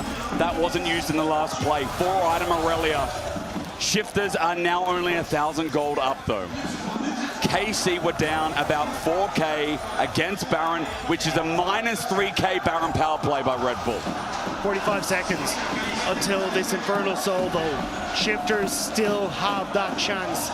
They are still the ones pushing. It is KC who had to find that miracle fight, but now with Shifters all hands on deck, the TP to mid, it is Yike who is separated, and it's Shifters who are calling that KC set up on Dragon too early. They're just rushing the base. But can Rise just clear? This is the biggest question. Remember, he's still got Actualizer as Shifters, all 5 members commit between Worlds from Kana, doesn't hit the burst. Yehu holds his ground as Shifters trying to look for a direction. It's a Realm Warp. It's Yehu jumping in. He bases. He baits. Shifters got an open inhibitor. The wall out. You get half HP. Tidal Wave in and choke. Oh no. This is how the world ends for Shifters. Double Cyclone. Paddock dead. Yike does it again with GA, with AoE. Everything goes right.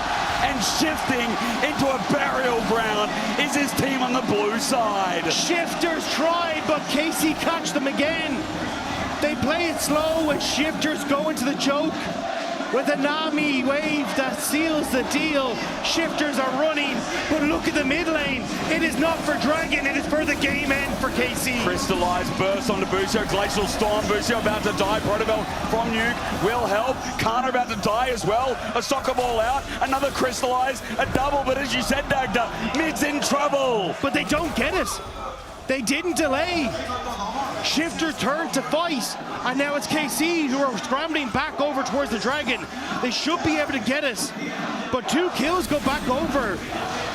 This game just got so much more interesting. It really did. I was already encapsulated by the draft from Shifters, but now these fights, so meticulous as KC found the choke. But it's as Shifters run up into this area, with Yehu baiting, it's the Nami wave that really cuts them off. Paduk is stuck in the base as Busio cuts off the rest of the team. So Yike dives in to follow up, and Paduk can't survive. He gets the exhaust on Yehu, but there's too much damage to follow. And now the pick onto Rooster. Rooster's found out the level 19. He's got a flawless duet, Defiant Dance. After the Vanguard's dead with a Blade Surge, he thinks he can take it, but he can't. That's Actualizer for you. And actually, I think KC are looking at winning this game. Kana's gone back to base. Shifters are going to push the duo of KC away from the bottom lane. But in 25 seconds, Baron is available. In 45 seconds is when Rooster spawns. So Shifters are trying to chase down Yike, trying to stop the KC jungler from getting the Baron. And the movement speed from Ricardo's great. Spectral Maul's going to hit Yike. Crystallize out. He goes in for the play. TP going to be burned. KC say, okay, let's take it. GA available as well. Yehu flashes in after Realm Warp. Ricardo gets out with a Heartbreaker. But look at Yehu. Look at Kana. Burst flushed away from. Ricardo needs a reset start. Yehu sits in the Glacial Storm. The burst is big. Nuke's doing what he can, but Yehu goes golden as well. Nuke about to die. Going to Ignivia. There's the trade, but no reset. Bukana can't get a reset. The shielding given to Egba Busio. The flank. What the hell? Where did this fish come from? Yike gets over the wall. Bukana's found him. Spectral Maul. Bit of a reset, but Cyclone Bukana not dead. Reset. Okay, Dagda, where the hell are we at? So the 280 carries end up fighting with Busio trying to help out, but with their last auto attacks, but Paduk and Kalis killed each other. This was why KC were fighting 3v4 in that river, and Shifters managed to come out on top. Now with Baron, Shifters turn their focus. Bukata with Rooster and Trimby should be able to get this. Okay. And this game keeps going. We'll see this as we start to get into it. This is the replay. Kalista, Busio trying to make the play, but Paduk rinses them. The dodge away at the final moment gets gets the kill, and that's why Busio came in from behind. But this is where we get to see what Shifters were attempting to do. Yike didn't get to reset, he didn't get out, and then suddenly KC feel like they have to save him with that GA. But as they go in, Bucata manages to escape thanks to the heal from Milio, and then Nuke getting a ton of damage off and buying so much time with this stasis, with the egg. He kills off Yahoo, Yike goes low, and it's a follow-up from Yike who tries to do that bit too much. If he had just reset, maybe this is where KC can stall the game, re-attempt the Baron. But he thinks he can take it, but there's too much healing from this Milio and from Bucata. So Baron in Shifter's hands again. Kana found out. Crystallize won't reach. Kana gets out in the nick of time. Bucata, again, all it takes is a reset dagger. This Viego, he gets one kill and the game hits down like dominoes. But we're seeing the exact same thing again. KC splitting the map. Rooster pushing in bottom lane. Yahoo pushing top. Nuke gonna answer. Yahoo use the Realm Warp to get there though. That's why Yike now gonna be spotted on the ward as he tries to help out with Yahoo. But that should open up Shifters to push in onto the bot tier 2. The bot lane and make the play. No way. Blast cone. Nuke has found out he's got no egg. Crystallized. There it is, the wall, but he flashes away. Yike. Cyclones.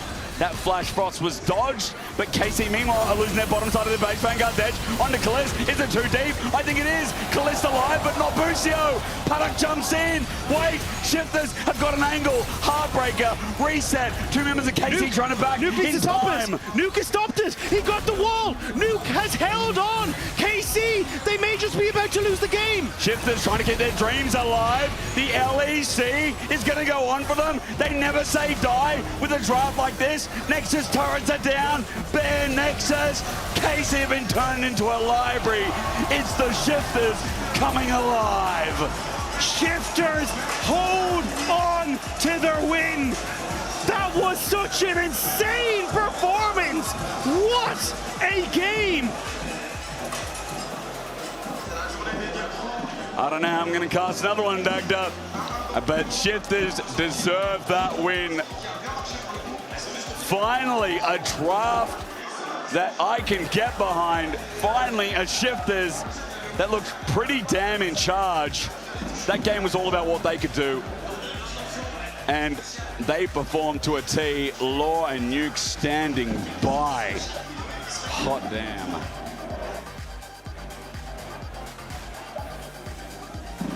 Ouais, Shifters qui pour une fois fait ce qu'on ne pensait pas être possible. Nuke, merci beaucoup de me rejoindre. On a l'habitude de voir un shift dans vos games, ça n'a pas été le cas aujourd'hui. À quel point c'était difficile de ne pas succomber à vos problèmes de d'habitude. Alors très bonne question.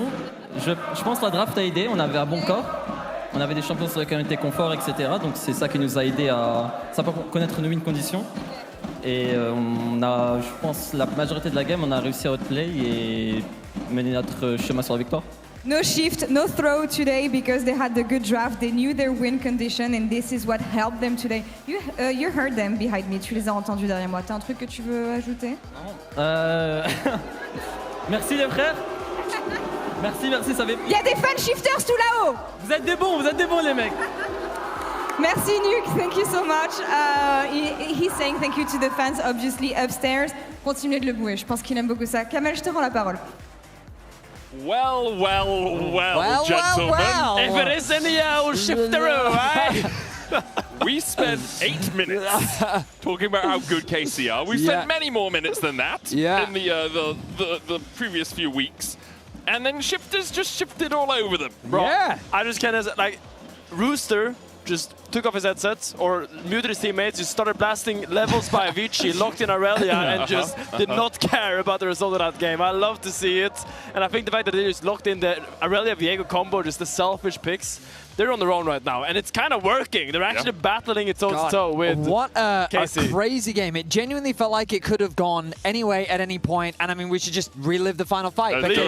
Because that the final Baron was kind of the final nail in the coffin, but this siege towards the bot side of the map, it was a fight on two fronts. A siege on the bot side from Shifters, meanwhile a fight on the top side as Nuke tries to stop the bases. He tries his best to keep both Yehu and Yike occupied to allow for Shifters to get the numbers advantage, and he's able to find it. He's able to distract them, interrupting two to allow for Shifters to find that final siege. This was just those final moments. What a great sacrifice from Nuke to enable his team to find that push. I mean, I know we're here in the arena, but that was one of the best blue walls I've seen today by Nuke. Absolutely crucial there. Stopping two bases with one wall like that just nails it for the Shifters. And the fact that they win this game, gotta be a confidence boost. Gotta show that they at least can fight them on an individual level. And importantly, even if they lose the series now, they are still in contention of a playoff spot. Even if they go down 1 and 2, they can still make it into our top 6. Obviously, it will still be very difficult for them.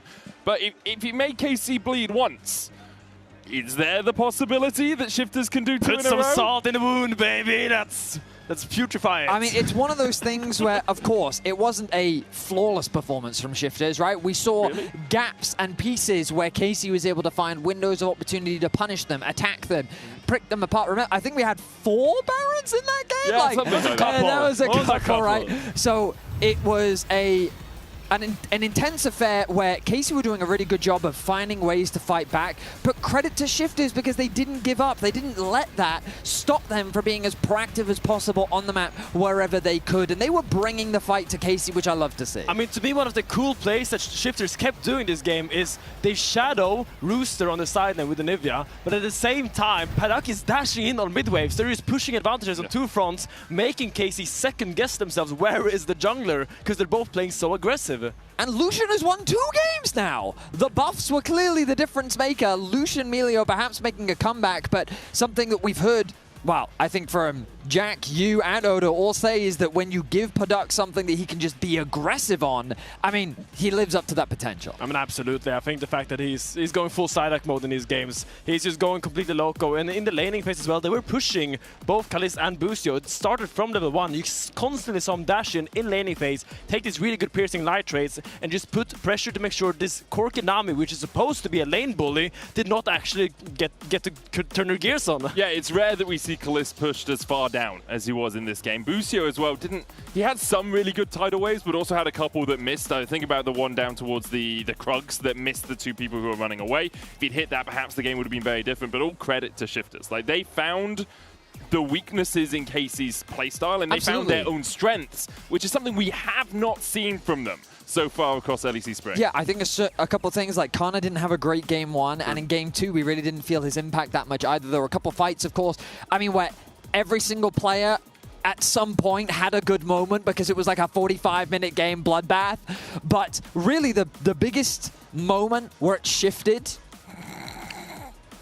was around the first Baron, where it was actually KC that started this objective off, and then Shifters were able to move in and contest this objective. And it was great awareness from them because it was quite an ambitious force from KC. Clearly they wanted to get the TP out from Rooster. Once they got it, they then tried to turn for a fight, but look at the poke that's landing on the Boostio. Look at the damage that Yike is taking on the backside. They thought they could disengage, but then the Baron stays aggroed. I mean, it's absolutely, as you say, this is a very bold play. Like, don't put your feet in the coppers unless you're ready to face the consequences, because here KC just pulled the Baron and just played a game of chicken. You guys are not going to contest, right? But when they walk in like this, you gotta have a plan. Either you turn, and their plan was a Yike 50-50 smite, which in fairness has worked in the past a lot for Yike, but just a bold play by KC, well punished by Shifters. And this is another example of KC being the ones to try and force the issue, and Shifters just responding very well. I think that ultimately Shifters demonstrated some great team fighting this game, and they were able to pick apart some of the over-eagerness that we did see from KC. Clearly the fatigue from this game was starting to get to KC,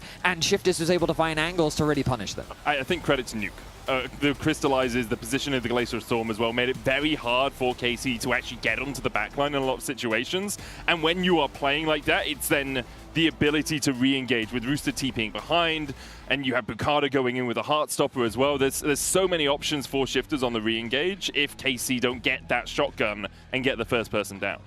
I mean, that's the reason why Nivea is so strong into Rise, and not just Rise. Look at the entire comp of KC. They're all quite short range. I mean, Corki, he has a dash, but these are all low range champions, and playing as an Nivea that is competent as Nuke. He made their lives hell every single team fight. You saw Crystallize catching someone out after they dashed. You saw stuns landing, and you saw the Glacial Storm just making the follow-up impossible. And you see the value of this pick and the brilliance of Nuke. My question is this a Blomster Finn approved Aurelia top lane? Yay or nay? I mean, there was at least, I think, 7 deaths or something, so definitely approved. That's me, baby. That's the Blomster Finn classic, one could say, yes. Yeah. Now, it's an interesting situation that we find ourselves in. First of all, I've come to learn that Law has monumental powers to curse. That is true. Yeah, we have Slack channels where we talk about like which team's going to win, and Law just went into the Shifters one and said, "There's no way they win this game." There's no way. Yeah, and I mean, hey, we also on the previous analyst desk spent 7 minutes basically saying there's no way Shifters is able to turn this series around, but they've done it, and now they have their destiny in their control. Right? They can do a lot of things. First, they can stop KC going on their winless split, and they also get to just significantly increase that one. Yes. Lossless. I did mean that one. My apologies. KC can stop Shifters winless splits. Yes, that's correct. That's what he was getting Shifters can stop Shifters winless split. Let's go with that one. So many permutations here. So there's a lot on the line here for Shifters, and they seem to have found a formula as we get deeper into the draft with more champions. Fewer champions becoming available. My words are a little bit twisted, given that we've been here for many hours. That we are.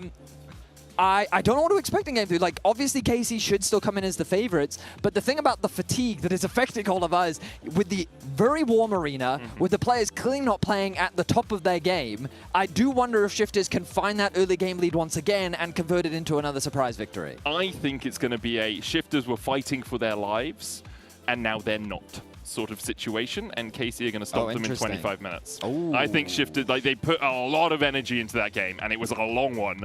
And I think KC just have the fundamentals that they'll revert to in this point. I mean, I will say, usually in a best of 3 Fearless, you come into Game 3 and you're like, okay, all the meta champions are out. Last game was a lot of non-meta champions. There was Aurelias, Viegos, Lucians, which is debatable.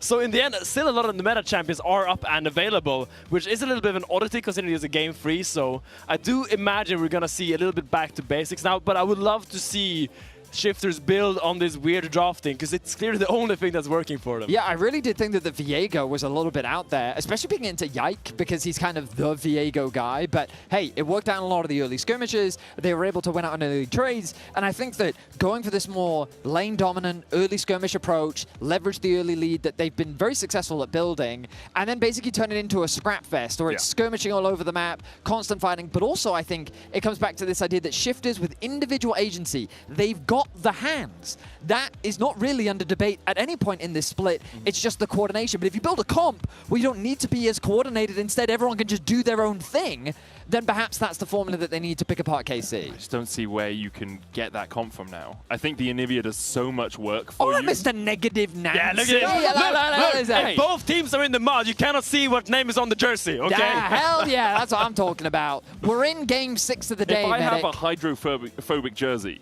you can still see my name. Depends on the mud. Dude, what type of mud have you guys? Like uranium-enriched mud or something? It's made of water, dude. Water and dirt.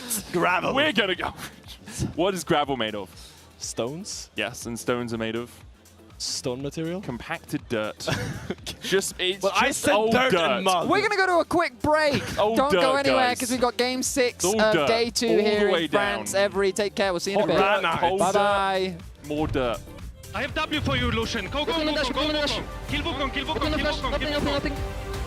Play together. I'm killing it. Right. Yeah, I help you. I'm looking on the side. Okay. Very good.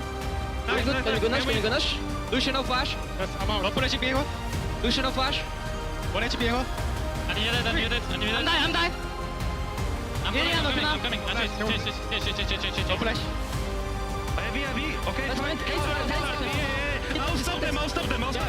Yeah. He's trolling. Try to hit it.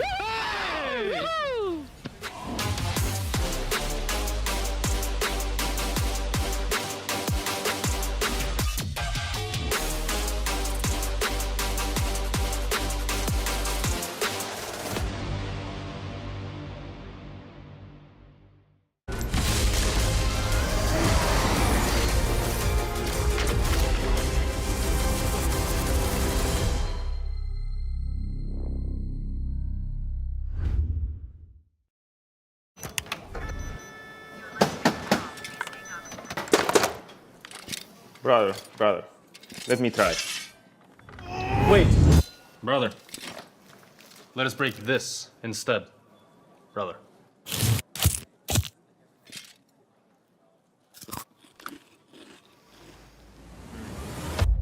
Have a break. Have a Kit Kat. What is this, brother? Perfection.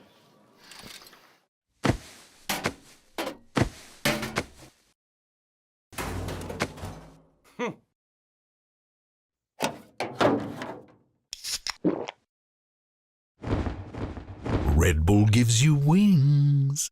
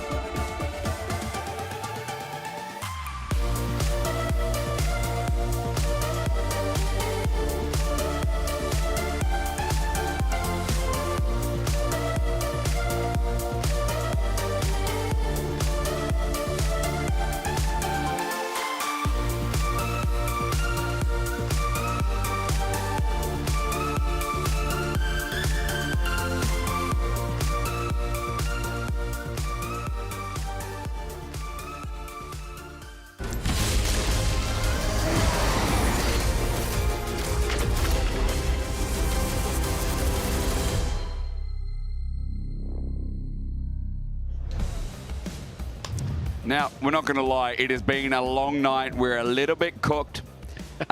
It's been 7 hours of casting just about, and for some reason, Shift has decided to get us one of their best matches. It was a sick game. On elimination point. It was insane. It's a great game. I loved it. Yeah, and I'm sad this is the first time we've seen this from Shifters, because it was insane early game, some great team fighting. Rooster again coming out clutch in some of these top lane moments with the Aurelia. Yeah, like this was insane to see. And then I will say Paddock's Lucian was sick. Like, that was great. 2 for 2. Dude. We're 2 for 2 on Lucians. What is happening? I don't know. We're changing as a region. I don't know, but our Koreans also pretty good. KC, I don't think they knew what hit them either. I think the biggest thing about that game was like they didn't know how to approach that draft, because even though they found ways to come back, it was like Shifters never took their foot off the pedal. Yeah, do you think they like sat there and went, yeah, of course, in this scenario, we're going to play against Aurelia, Viego, Lucian bot lane, and then we're like, of course, this is what we're going to see, you know? We know how to approach this. This is normal. This is okay. I mean, Shifters, by the way, if you're wondering, kept themselves alive in the LEC. Now, their chances are so slim because they're 0-5 out of a possible 9 series played. However, they're still alive, and KC, if they lose this next game, it will be their first series loss in LEC Spring. And can you imagine saying who it's against? Shifters, the team we thought was going to be 10th or 9th.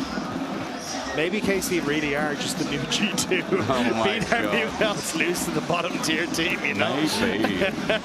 Maybe that's what it takes to become a top team in Europe. Oh my God. Well, as we get into Game 3 draft, let's see what Shifters have in them now, because it got me excited regardless if Shifters get knocked out of LEC.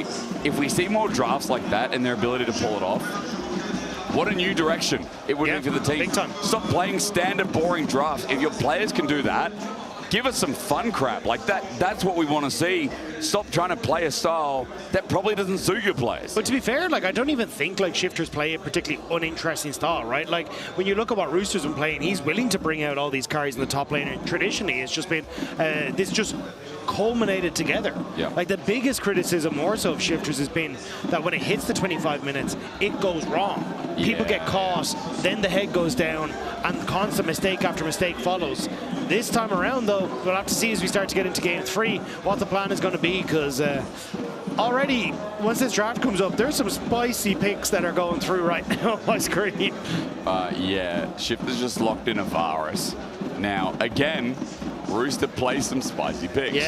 So, after what we saw in Game 2, honestly, I'm starting to think about Yorick. I'm starting to think about Malphite, Silas. I mean, the world is a Shifter oyster right now. Casey did first lock in the Lulu. You can't see it on your screen yet, but shortly that will be popping up.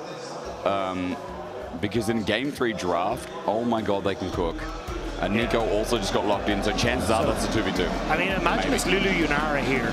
Kana did play the Varus top yesterday, so very, as you say, high chance that this Varus does go into the top lane. But I do wonder if that's the case, what do you put into the bottom lane to answer? Because I'm not really sure what you can send to answer into Lulu Yunara with, you know, Porky Nami gone, Ezreal Karma gone, Ashe Seraphine taken off the board. It has to be Yunara, you're right? Like, surely. Even if you take it into a lane that you might get bullied in, if that is a Varus bot.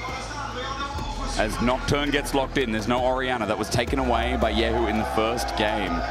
There's no Aurora pairing with it either, which is another popular pairing, so the Nocturne needs something else. Yeah, I think it was so... The Nocturne is an interesting one because I think the Lulu can help it out quite substantially in the early plays. It's funny to me to see Xin Zhao just completely bypassed in this sort of situation as well. As that's been one of the picks I look out for a lot when I see Yike playing. But they've gotten past their AD carry as well. So this could easily start to turn in towards things like, you know, Aphelios Lulu, Jinx Lulu, if the Yunara is now taken away. No, right? That's not going to be locked. I was going to say, I think Annie does, I was going to say relatively okay into it. This is a nuke special, though. The Cassiopeia is something he's been willing to fall back to as a comfort pick in a lot of these later portions of the series. And now into the Annie, like, not your traditional mobility, but definitely against the composition that I think is going to be relatively short range. It can work out. And I imagine what they're going to start to do is ban away Jinx, ban away Yunara, and try to force Kalista onto something like this Aphelios that then the Cassiopeia can try and outrange. I got part of that, Dagger. I'm sorry, we're so deep. I was looking at the lights. I got really distracted by the lights. I know you. It's the fun. audience heard. That's the main thing. I'm sorry. But there's the Xin Zhao taken away that we were talking about, right? So you still want something from Bukata that can try and fight toe-to-toe in these early stages. Like, so Jarvan, Xin Zhao, Pantheon taken away. You want a jungler that can fight. Could be a Lee Sin game. Or for Bukata. What do you think of Kha'Zix? Bad against Nocturne? What do you reckon? It's not the end of the world.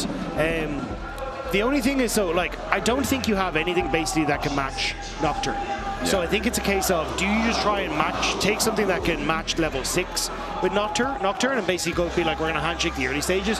Or do you try and do what we've seen a little bit in the LCK and go, hey, I'm going to have like impact in the early stages and try and take the Lee Sin to get into lanes very quickly? Because if this Varus does go top, you have a lane that's very volatile and you can try and dive within that top lane. The Annie you can try and play through as well with enough follow-up damage. Sorry, play against the Annie with enough follow-up damage from Cassiopeia. You got the Nico bot to set you up. But Lee Sin loves lanes that enable him to gank. And I think with both the Varus and this Nico, if they are separated, you do have enough. But we'll have to see. It is a good theory craft, isn't it? There's going to be jungle here, you'd expect. Okay. The Bukata Sejuani. Now, Sheo on Team Heretics when they played this at least twice. Not sure if it was all 3, but regardless, that's a bit of setup here. And it makes me think that maybe the Varus is bot because they're going to look for something like a Renekton top. Just, I mean, because pairings with Sejuani in melee, right? Yeah. Like, it does feel like either tank or something like a Renekton, a Bruiser that's melee. As KC are playing it safe, front to back, or at least a tank front line. Yeah, it does feel like, though, they're kind of been snookered into the Jinx angle. Like, I can't think of any other AD carry that you'd want to try and pair the Lulu with. And again, it's fine to scale into the later portion of the game with. Not going to do particularly well in trying to match the push from this Varus Nico. So, okay, actually, Sivir, true, is the other answer to just try and match the push. Because I don't think you have enough with the Jinx there. So Sivir, more than likely going to be the play. And then, yeah, as you say, very strong front to back, simple team fight composition from KC with Yike having the ability to try and make plays with his ultimate. That would be spicy. Hold up. No, the KO won't get locked in, right? Oh my god. Dagda, I have foresight. It's that. It's Olaf. It's getting locked. Okay. Oh my god. Dude, I mean, you know what, Shifters? I love it. I love it. You know what? You're impressing me today. No matter what happens, 6-7 by the way. Good one. Olaf locked in for Rooster. I mean, look, I'm 31. I don't really get it, but I do understand that Shifters have got style. You know? Yeah. Impressive day for them. What Shifters do have is some really cool goal buttons. Yeah. Sejuani ultimate, Chains of Corruption, non-committal engage that can try and enable them to start fights. If they get those fights started, they just breeze past the front line. Like, Sion does not stop Olaf, and you have a short-range AD carry in the Sivir on the opposite side. She will not survive fights if Rooster gets ahead. So if I'm Shifters, focus from Bukata to get this Olaf into a position where he can become a major threat and take over in fights. And from there, I think you're in a good spot. On the flip side, for KC, I think you kind of got to stall the ball a little bit. Wait for you to hit that level 6, and then you've got these windows where you can try and play around with pseudo engage tools with Boosty on the bottom lane, with Nocturne ult into the wall growth.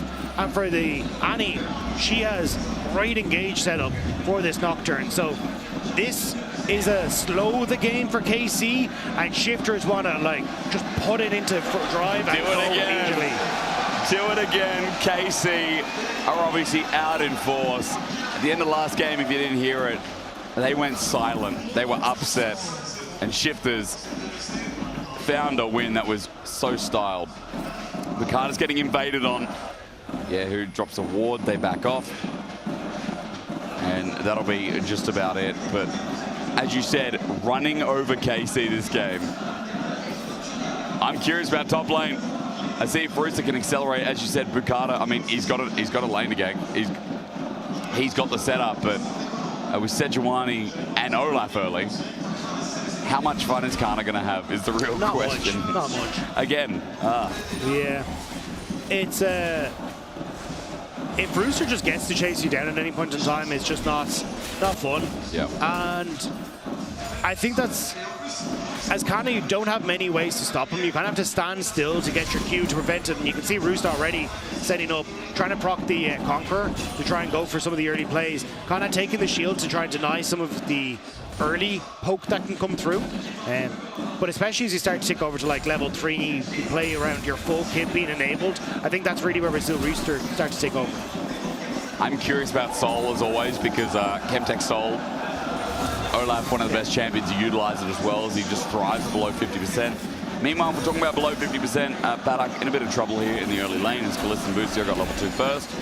As Yike is looking towards the bot lane, maybe an invade, but Bukata is also this side of the map. Yeah, it does mean that Rooster ends up completely isolated on the bounce back, and the bounce back is the most dangerous time for the Sion, because then you've got the long range as Rooster hits 3 to try and fight him and chase him down, and I think that's where the most dangerous moment is. But Yike at the moment, using the push he has on bot, at least will set up for an advantage himself. Yike taking this blue buff, Bukata takes a long way around to Gromp. It's a win for Yike, he's got topside to clear. I mean, nice timing off the invade, and honestly, good roam from Boostio to support. So I'm still watching just this top lane wave, because this is where the freeze starts to kick in, and it's a little bit of a big wave, so maybe Rooster won't quite be able to, but it's basically this moment where Kana is a little bit overextended, and you can look to chase him down, but he should be fine. The wave a little bit too big, I think, for Rooster to really try and play around it. Counter invade, maybe to get some deep vision, or go the long way around for a gank. Bukata, he can't go through Tri-Brush, he has to go around to Krugs. He's going to Tri-Brush. No, he's just piecing out. Assault, okay. Getting a bit of information. And he'll get bot scuttle while, again, Yike is up. He took away the blue buff.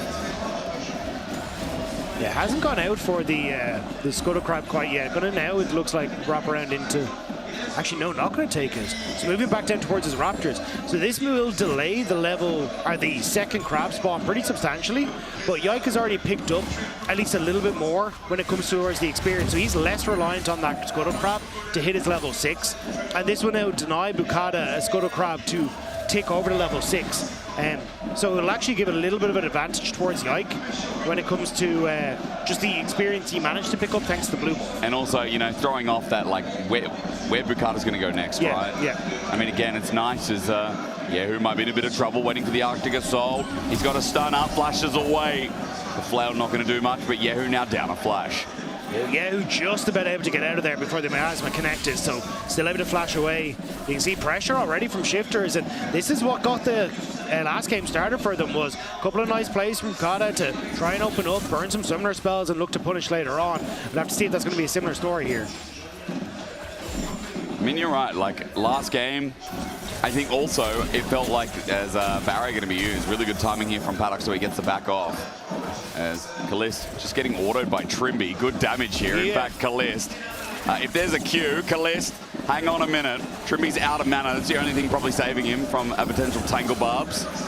I was keeping an eye on the W prop though, because I'm pretty sure Nico with that 4th auto attack would have killed Kalist. Agreed. But, Tangle Barb is there on the turret, hang on. Boosie almost does it with the minions, but now getting chased down. Paddock, he's gone lethal tempo. That's an on-hit Varus, and Boosie with the Glitterland is going to be safe for now. Shield over the help picks. Nice hail of arrows. A slow flash. Busio heals, then flashes. The piercing arrow. Almost. Busio lucky to be alive. Very lucky to be alive. Was hoping to get the kill and ends up coming back to bite him. Both summoners now down in the Lulu, but Paduk did end up trading his as well. So both sides a little bit more vulnerable after that trade. But I think for shifters, Sejuani going to be in a much better position to try and take advantage of that. Although, as I say, that Yike close enough to that level 6 now. As soon as we get that first paranoia, I mean, it tells the game, really. First couple of paranoias, you'll hear any analyst, any caster talk to you about how important they are. We talk about getting the game rolling, or at least stopping the game rolling for shifters. If you're KC, Yike committed getting some of these lanes going to be important. Remember, no flash on the Annie as Petrifying Gaze is up and available now, but Nuke holds on. Tibbers comes out instead after the Noxious Blast trade. Bukata hovers around the mid lane. What can he find here as he starts up enemy Raptors? Yeah, but this is what we're talking about, right? With no Scuttle Crab up, this is Bukata's play to try and answer for the experience deficit that he found himself in. Doesn't quite get him to level 6, but also denies Yike that level 6. So now Bukata can move back up towards his top side, get the Crab, move back in towards his red, and it's now going to be a battle as actually Yike looks like he's in position to move up towards his top side and get the Scuttle Crab first. Which will be 6, as you said. Pretty close here. Pings are going down. I think Bukata wants to defend topside respawn. So it really is this push and pull game in jungle right now. These mental mind games. Red buff is up. Yike, as we said, paranoia is going to be achieved. As there it is. Okay, he's going for the invade in the same time. Will Bukata get this in time is the question. Bukata has no smite. Yike does. So this is where he could end up trying to be a little bit sneaky and steal away that red buff. But just going to be happy with the Raptors, it looks like. Right now it doesn't have information, or rather does, but around the wall's not going to find it. Smite comes in on Raptors. Red buff for Bukata, who just picked up Glacial Prison. Arctic Assault over the wall, but Yike is already out of there. Another steal, another small advantage here for Yike. Bukata missed the ward, though, with that sweeper. I thought it would be in the back of Red Pit, but instead was actually in the pit itself.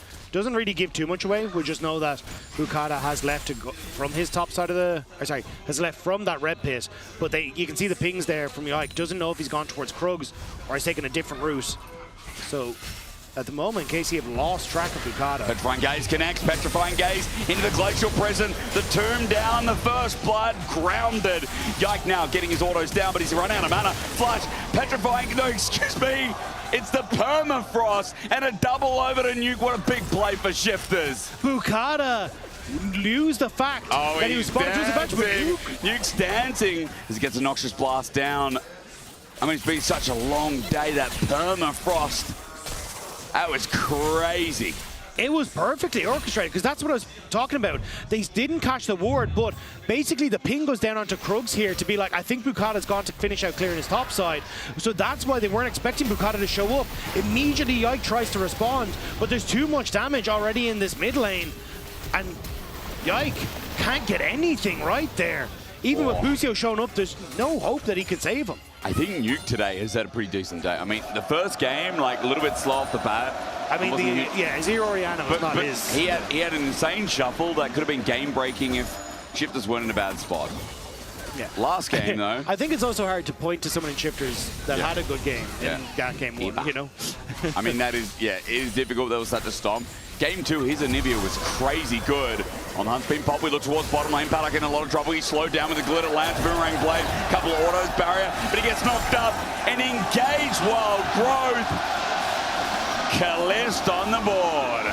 KC relying on their old reliable in that bottom lane with Calist. The engage, perfect. They knew that Paduk could already use that flash to try and get the kill out to Busio earlier. So with the Ghost, with that on the hunt, they close the distance. Yehu, though, is the next point of contact here for Shifters. But they don't feel confident. Bukata didn't have that ultimate up quite yet. What about where Yike is? Paranoia was used before, but it's almost up and available again.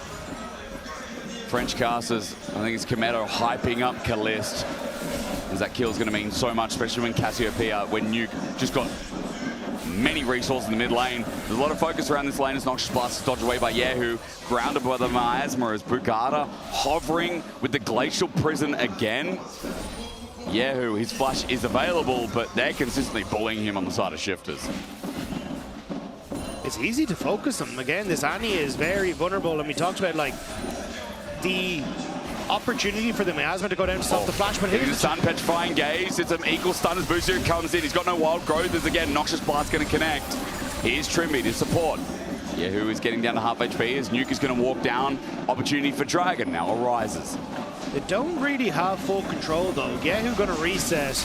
No real push that they can speak of in bot lane. Like, it's just going to be matched by Calist as they come in. And now you got an Annie coming back with full HP, but Bukata may just have it. That's a dangerous TP spot. Turns off the lights. Paranoia there. Dragon getting low. Glacial Prison dodged away by a Paranoia as Pop Blossom flashed to nothing. Dragon goes down, but Shifters now all over the place. His Nuke goes for the follow-up. He's running out of mana, but not enough to get the Serpentine's Grace running towards Yike. A third kill out of the Twink Fangs connect. He's got the reset. He's got mana now, and KC have to be careful. Nuke willing to step up. A 3-kill. Cassiopeia running the game. Shifters 1.5k gold lead in Dagda. They're running again. Usually I'm here to praise KC for the decision making, but it has not been it. Wild Growth, it's going to save his life. Hey, Lavara's not up and available, otherwise Paddock would have had a kill. TP might be a flank. Nuke is coming in yet again. The Rod of Ages, Cassiopeia, 1.3k gold lead. He got another kill. But as we look at this, watch the TP from the Annie. It's very deep. So Yike then turns off the lights to try and make something happen. Immediately jumps on towards his top side. But you know that Trimby is a great position there to keep the fight separated. Yehu comes in and gets a single Q with no stun on it. And Shifters, all 4 members can immediately turn on to the play on the bottom side. KC split, indecisive, and Shifters are punishing. And Nuke, I mean, another kill. He gets the mana from the kill as well. He's 20 CS up, and it's a new approach. This game, I thought, okay, maybe they'll just enable Roos to play to the melee lane with Bukata. But Bukata consistently playing around mid, now around bot. Everything's looking great. And what was a stomp in game one, it's quickly changed in this series with Shifters finding new success. Shifters finding new confidence here against KC. Yikes, still needs to be careful. Undertow, it's going to be Spell Shielded, but a Permafrost follows up, a Glacial Prison rather, and here will be the Frost to connect. Rooster slams Yike down, 0-3. Man, that's not the Yike that started this series either. Yeah, I don't even know if that was the one you wanted to Spell Shield there. I'll take it a slow over the Permafrost any day of the week. But Yike is caught, 0-3, you called it, but 3 kills for Nuke. This is not go over KC. Shifters have gone for comfort, and they look fantastic in these last 2 games. 2.5k gold lead, quickly running away. Experimental Hexblade picked up by Paddock, but again, look at that Cassiopeia in the mid lane, 1.6 thousand gold. Nuke, this is the BDS Nuke that we used to highlight as like, this guy is the role player who can also step onto carries, who really carries the organization. I feel like it's been a while since I could consistently be like, yo, Nuke is just god tier. I mean, in this series, yeah, sure, I'm highlighting him now in games 2 and 3 as Paranoia going to be used onto Trimby to knock out the Wild Growth, and this shows you KC aren't out of the game yet. Yike pulls the trigger and gets his first kill. They do get something, and it is nice. The fact that you're able to get that kill onto Trimby, I don't think it massively changes the hole that they're in, though. Again, like you were talking about Nuke just before that clip happened, this is his comfort pick. This is where he's been able to consistently show up on this Cassiopeia. And you get the kill bot. I actually thought you'd see Bukata immediately go over towards those Void Grubs to try and stack more of those objectives in the hands of Shifters. Just instead going to move back towards this bottom side instead. Tibbers using the mid lane, a punish. Nuke step too far forward for the blading. Petrifying Gaze won't mean a damn thing. A shutdown to Yahoo. Nuke oversteps as I glaze the man. And a big mistake like that costs him dearly. Okay, maybe I have to change my tune a little bit here, because 2 quick picks, and suddenly KC not looking as rolled over as they were expecting to. This is a 2 sloppy mistake. Well, less so for Trimby in that case, but sloppy mistake from Nuke on the mid wave. He gave over so much gold. We go from 1.6 to 800. Yahoo's on the board. And Nuke, who again looked like he's going to run the mid game, now comes into question. 55 seconds next Dragon, but the crowd, they're turning into owls again because Yahoo got a lot of money. Someone's got a megaphone. Yeah, the crowd is definitely come alive. Who gave that man a megaphone? You don't have your own megaphone? You don't no, I don't. I don't, but oh my God. That's a giant megaphone. You guys can't see it, but that's the size of half of my body. Shifters playing on the bottom side. Livened up. Pick for Yahoo. Just hoping that Yahoo steps forward, but he's reading this. Backing away. Nuke will get the tower for Rift Tower trade. Again, I think like Shifters happy if they can keep this. KC trying to re-enter here using Busio, but they see Bukata and they know that they really can't. So a lot lost here for Yahoo on the bottom side. So at least still getting some gold back for Nuke. So it's not over for KC. I mean, for Shifters, Nuke just got his massive lead back off that Solitara plating, while Yike is going to get Herald and optimally open up maybe this mid lane, or maybe one of these sides as well. As Yike picks that up, Shifters have to be careful now. Paranoia is back up and available. And Paddock, he doesn't have the enchanter like Kalis does. So again, always volatile if he steps too far ahead in the lane.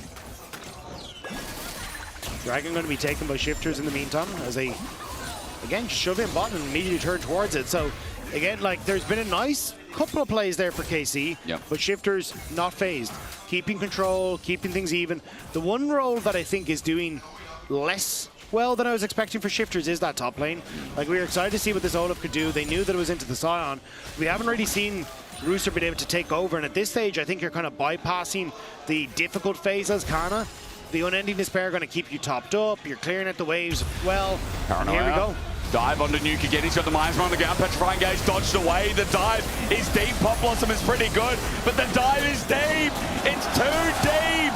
1 for 1. Decimating smash. Rooster has the Ragnarok for now. Shifters a little bit low. That's Trimby there. Is caught out as Kalist on the rotation into Paddock. The 1v1 turns into Kana flashing forward. Nuke, Miasma. Busio gets out. Mega Blast going. Paddock flashes over. Busio. Glitter Lance. Flash. Boomerang. Decimating smash. Dodge. Everyone in. Everyone dead. Kalist bounces the blades. And Casey now have to deal with Rooster. Flash, Stride Breaker, he's on Kalist. The stun though, Rooster, undertow won't connect. Yahoo has got him in his sights. Rooster, no, he messed up. And Kalist will take another 4 for the KC80 carry. What the hell just happened? KC should not have had a chance in that fight. The engage was mediocre at best. Like, so you get this done onto Nuke. The save comes through here as Bukata ends up missing on towards Yike. And this was perfect for Trimby. Separate the fight, lose Bukata, trade a jungler for jungler, you're fine. But then as they try to turn onto Kalist, I was so lost as to how this went poorly. But Shifters couldn't defend KC being able to take the fast track to Paduk. The flash forward and a polymorph. Busio played this perfectly. And now, Yike, on mid-wave, they get to play. It might turn into a fight. Stun up onto the pick. Bukata's out of there, though, with an Arctic Assault. Shifters want to fight, but Casey aren't going to give it to them. Kalista's 2,400 gold ahead. But I want to go back to that fight, because Busio played it perfectly. Kalist nearly got caught out. He got the shields, got the polymorph onto Nuke, then flashes in aggressively to get the AoE slow onto several members, and sets up beautifully even at the end to keep Kalist alive. This was insane. We're getting a setup here on top lane. Nuke Petrifying Gaze, but he can't do that at a dead man with an axe. Yahoo on a killing spree, and times have changed as KC pick up the ball. Yahoo sidesteps the ultimate. Yike is on midway. Paranoia on Avaris with no support inbound. He's dead. Wild growth in the air. And KC have started to realize where Shifters are going wrong. Shifters had control of the early game, but little bits and pieces have started to come off the engine. And it's looking a little chitty chitty bang bang right now. This car is puttering along, but I don't know how long the wheels will stay on. I think right now the doors are falling off.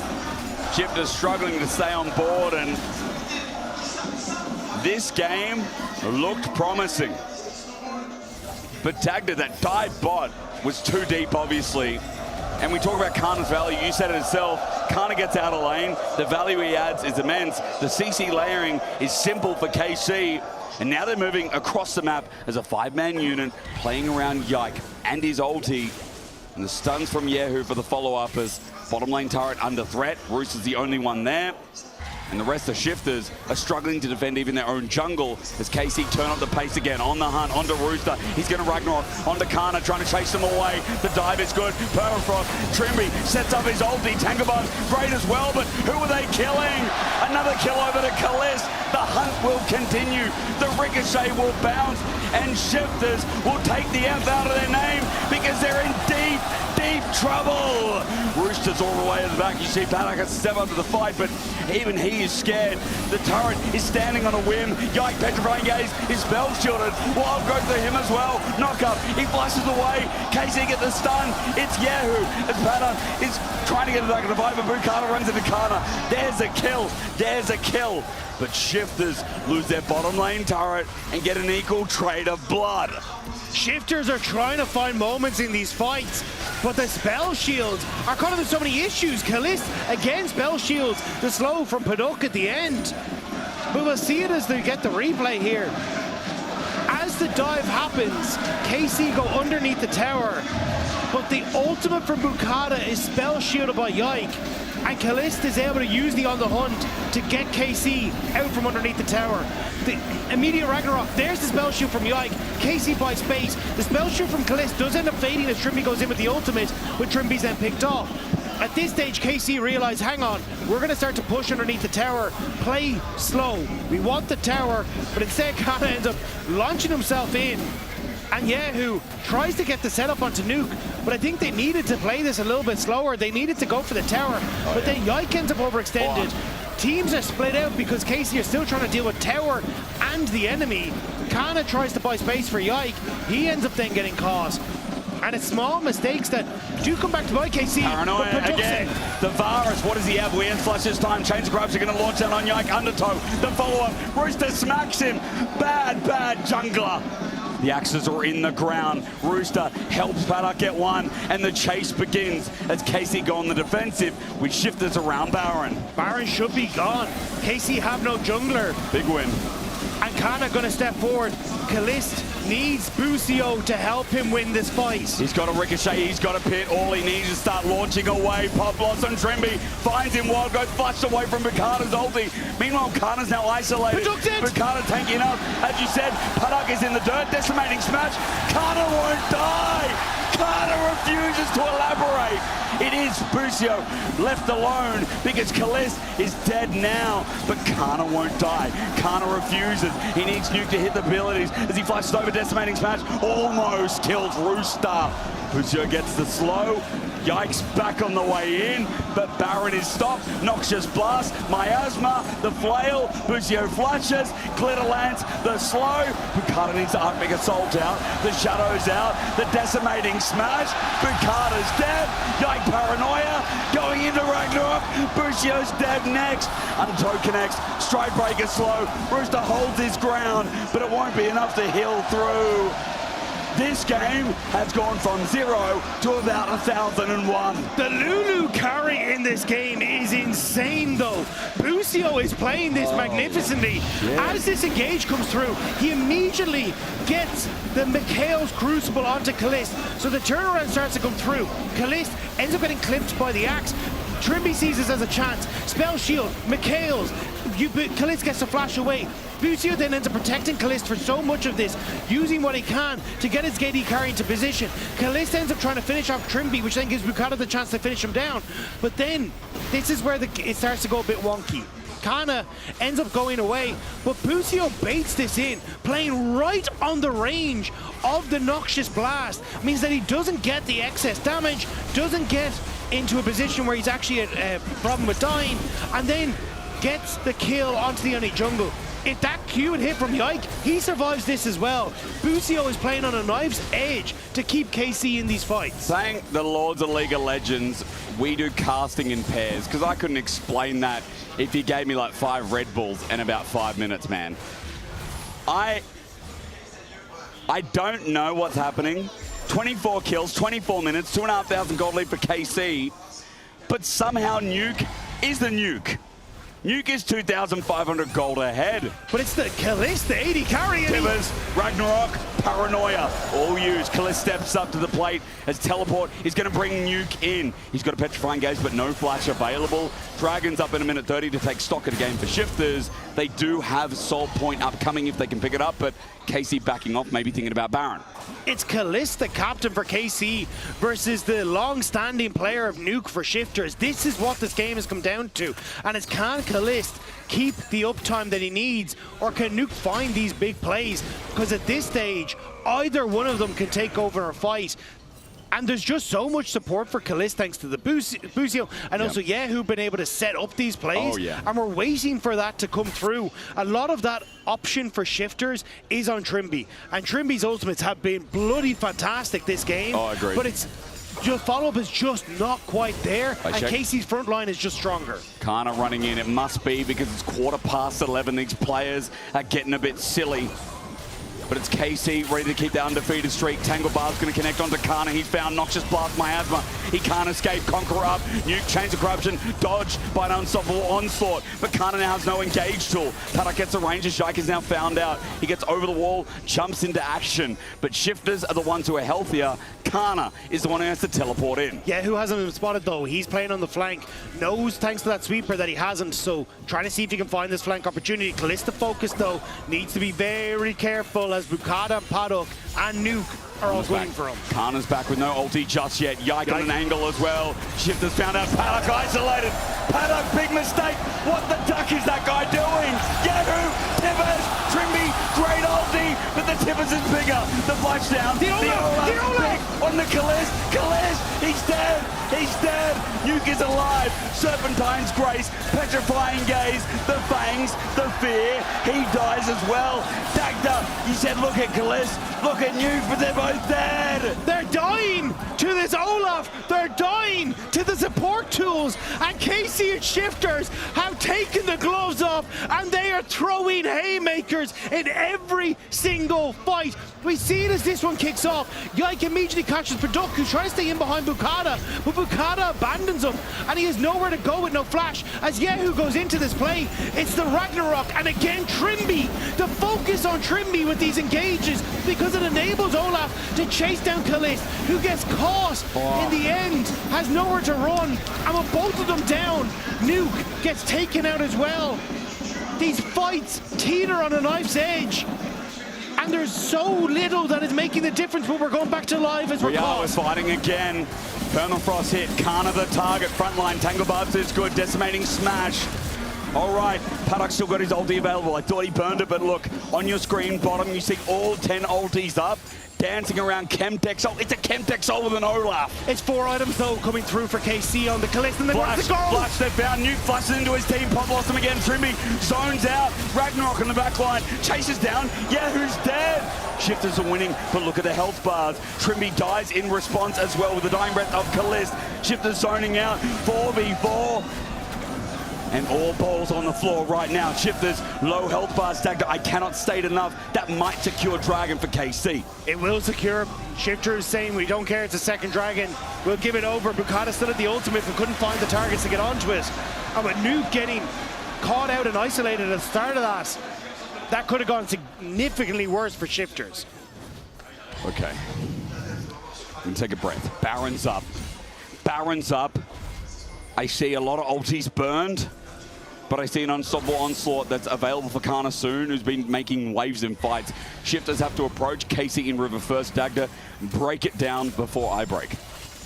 So you got 4 items now for Kalist. He's incredibly strong. Nuke has that Seeker's Arm Guard available, which is going to help him try and survive a little bit more of Yahoo.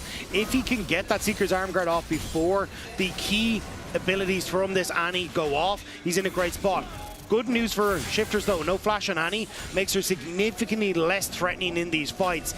And you're looking at Trimby, who's been fantastic, honestly, in keeping these fights spread out, trying to buy space for the back line. Paduk, with 3 items, could be good. Kana. He's deep, decimating smash only under 1. Bukata zones off the back, turret's gone, Kana's dead. He thought he could stand and hold his ground, but he was wrong. There was no world he's going to be able to do that.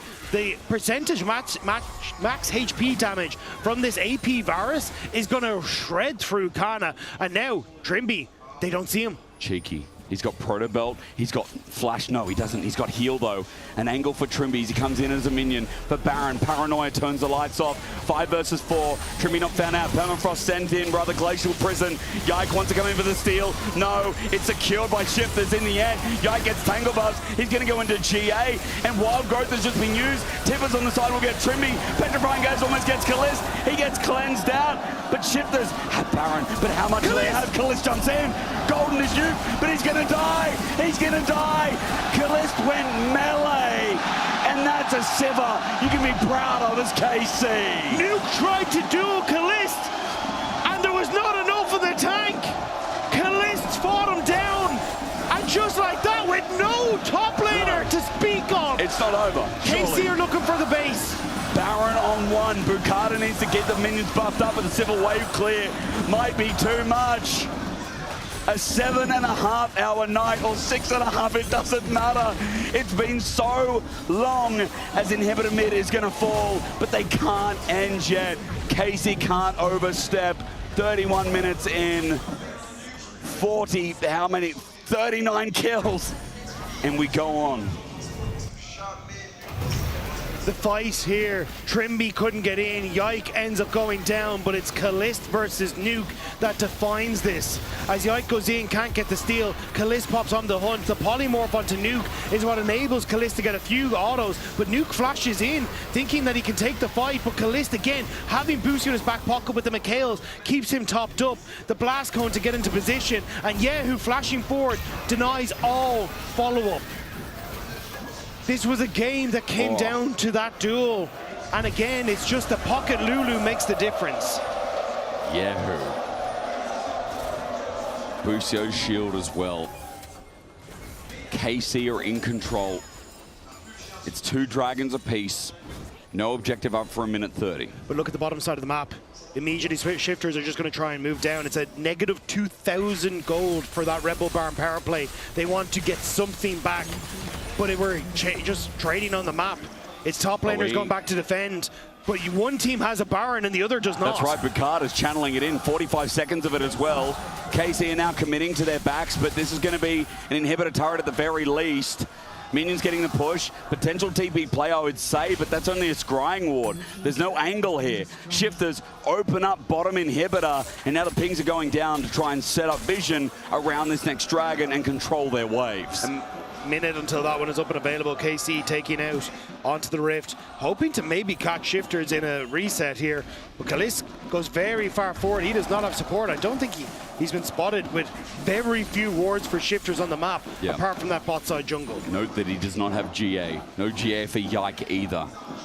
Guardian Angel on the other side, I'm looking, I see none, but I see a full Zhonya's for Nuke. Speaking of items, there's 30 seconds till that Drake. That's because Calist already has that Guardian Angel on his shoulder, and Busio, again, just keeping him topped up. That is the focus. Yahoo has the shields. Everything revolves around him, but on the opposite side, I mean, Rooster, 3 items now, working up towards that Warden's Mail as well. He's incredibly strong if he can get access to Calist and chase him down. Ping's going up. Is not anything to be sniffed at either. You can see the percentage HP damage that he could do. Rooster looking to defend. It's Trimby on his side. It is going to be Dragon for shifters, but losing inhibitor turret's fine. Will they lose inhibitor with it? Cassiopeia will shred down this Dragon, so no contest. No contest. Dragon down. For shifters, I would say a bit of a win here. They're on soul point. The game is still tense, but now nothing happens for another 2 minutes. That's not a very long time. It's enough to push out these waves, reset, and get back out onto the map. So the question I have for you then is, if it's not a long time, what items make the difference here? Are there any breaking points? I don't think it is anymore, man. Okay. I think it fully comes down to, can you kill these 2 mega carries? Yep. For shifters, at least they've got a few more options here. Again, like Rooster, very strong. Paduk now coming online massively as well. But if you can get access to Calist, you can get access to your wing condition. And for KC, it's about trying to keep this AD carry alive. Everything revolves around this Sivir. Sivir versus Cassiopeia. Nuke versus Calist. Calist has a BF sword, and that 7-item Sivir is almost complete. Nuke, Blighting Jewel. As Picard has found out, look at Calist's damage. That was on a tank. That was on a tank with 3.5 items. Might be supportive, but it's still a tank. As Baron's up in a minute, KC hold the map. They're looking at how they can set up that inner turret in the bottom lane. We finally have a reprieve to sit and wait. Yeah, KC are waiting because they're trying to get more gold into him. And it looks like so we can reset and get an item. Not entirely sure what he wants to try and finish off, but definitely seems like they're trying to funnel a little bit of resources into this Scion. As it's 40 seconds now until this Baron. Just one mistake could be everything here. Randuin's picked up by Rooster. When you're talking about him running down Calist, that's an important item. The crit negation, the slow, Stride Breaker and Randuin's, that's a sticking power that Olaf may change the game with. Can shifters get their first series win against the top dogs of the league? Are KC going to find their first series loss, or can they get this across the finish line? 15 seconds to Baron. Maybe here we find out. Paranoia onto the Olaf. He's got Ragnarok. He's going to CC immune and run. But Calist has everyone together. Kana lines them up. Pop awesome. Trimby! Petrifying gaze as well in a choke. Picard punches forward, but Parak is dead. It's not enough. It looked good, but it's not enough. A Quadra stolen by Carter to make a Penta, but Caliste survives. And in every, they were not going to lose their final game against Shifters. No, they will stay undefeated in the LEC after moving to 11:30, the longest day I feel like we have on record in the LEC. KC will remain victorious. Are they not here to entertain? In their house, in front of their crowd, they refuse to bow down. Shifters will fall, and you can vote for your player of the series at LEC on X, Yike, Yahoo, or Caliste. This series belongs to all of them. Shout out to Shifters for putting on a show, but KC in the end, I mean, that bot lane just too strong, and a choke works for them as well. Shifters just took one small mistake, one step too far, and KC pounced. And against a team like KC, you cannot make those mistakes. They are too clean at closing it off. As you can see on stage, Laura is setting up for an interview with Yahoo and Yike. That was one hell of a series and one hell of a day. Over to you, Laura.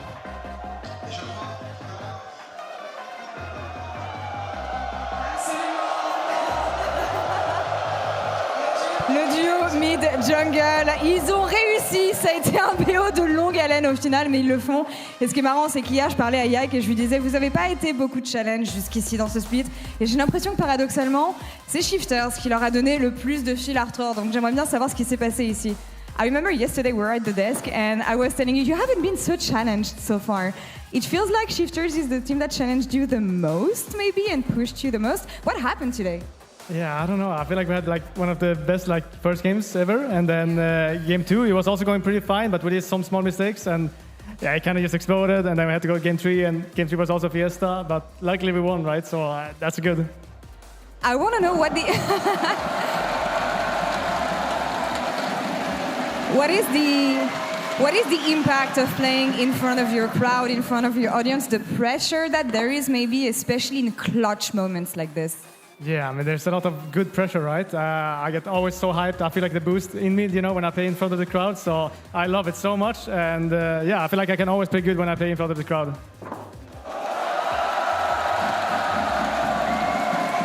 I like hearing that, but is there anything special that you want to tell them right now? I mean, I love you guys. I love your support. I love everything for Casey. Thank you so much. Thank you so much, Yek. Merci beaucoup. Yehu, it is the first time... All right. One moment.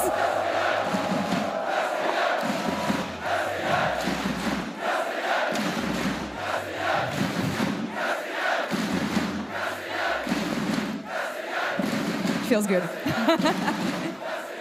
Beaucoup de soutien pour Yike, évidemment, mais il ne faut pas oublier que le loup de la mid lane, c'est la première fois qu'il fait l'expérience du Blue Wall et de l'arène cassée comme ça à Paris. J'imagine qu'il a vraiment pas l'habitude.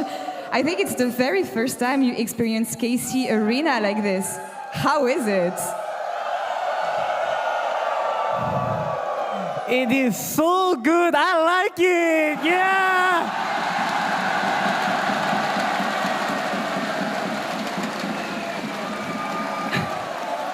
Un mot pour la fin, peut-être pour les fans.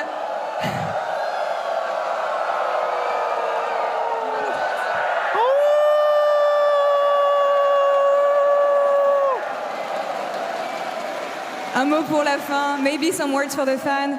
KC 팬분들께 한마디 해주세요. 영어로 주세요. 영어로? 영어로. Okay. Okay. Hey guys, I love you guys, and today I won, and then I'm so happy. And you guys happy too, right? I love you guys. I love you guys. Thank you. Thank you so much. Yeah. Thank you so much, Yehu. Interview 너무 감사합니다. Thank you so much, Yike. One more time for your team, please, les arènes, une fois de plus pour vos joueurs.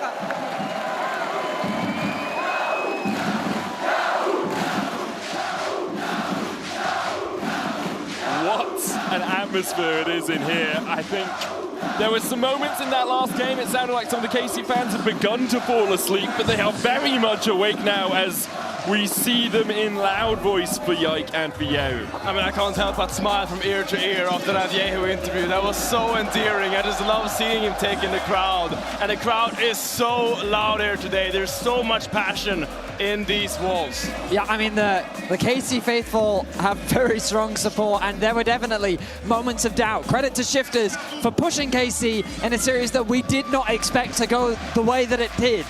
But KC did end up coming out on top, and I mean, you hear the crowd roar, the support that they were able to provide. We heard from Yike saying how much it matters to him, and like you could really feel it in the arena today. And everyone on KC stepping up across the course of the series as well. Like, it feels like a long time ago, but remember, Yike was absolutely dominating in game one, absolutely popping off. Then we see Busio step up, Kalist step up. Kana, I think, was the most muted of the KC players this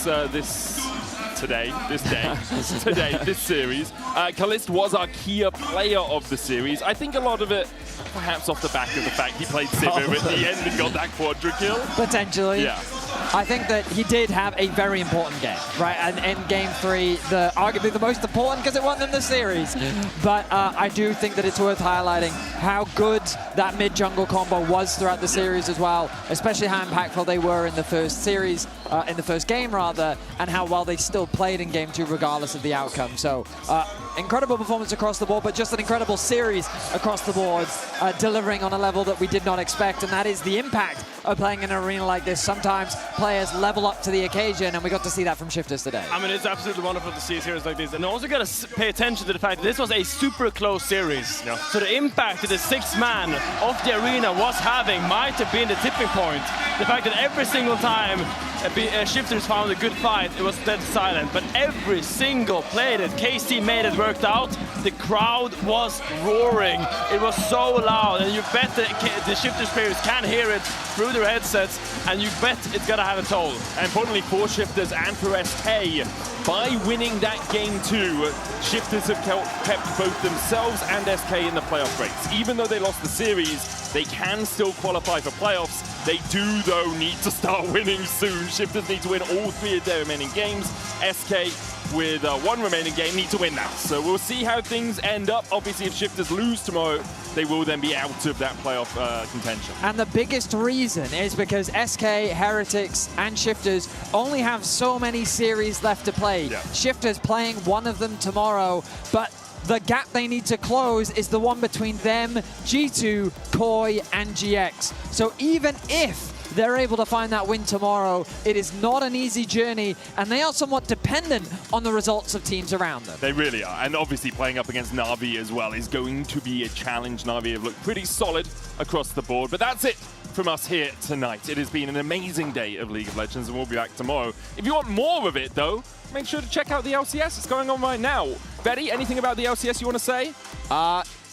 Chat's usually wrong. Don't trust his opinion. Very true. We'll be back tomorrow from our final day here in Les Arènes. See you then. Legend Sam D thinking about a dive. On to Upset, win becomes blinding. Crescent guard. Upset about to die. The flash auto. 18 minutes 45. I can hit now. Look at me. I'm winning. Help me. I'm coming. You win.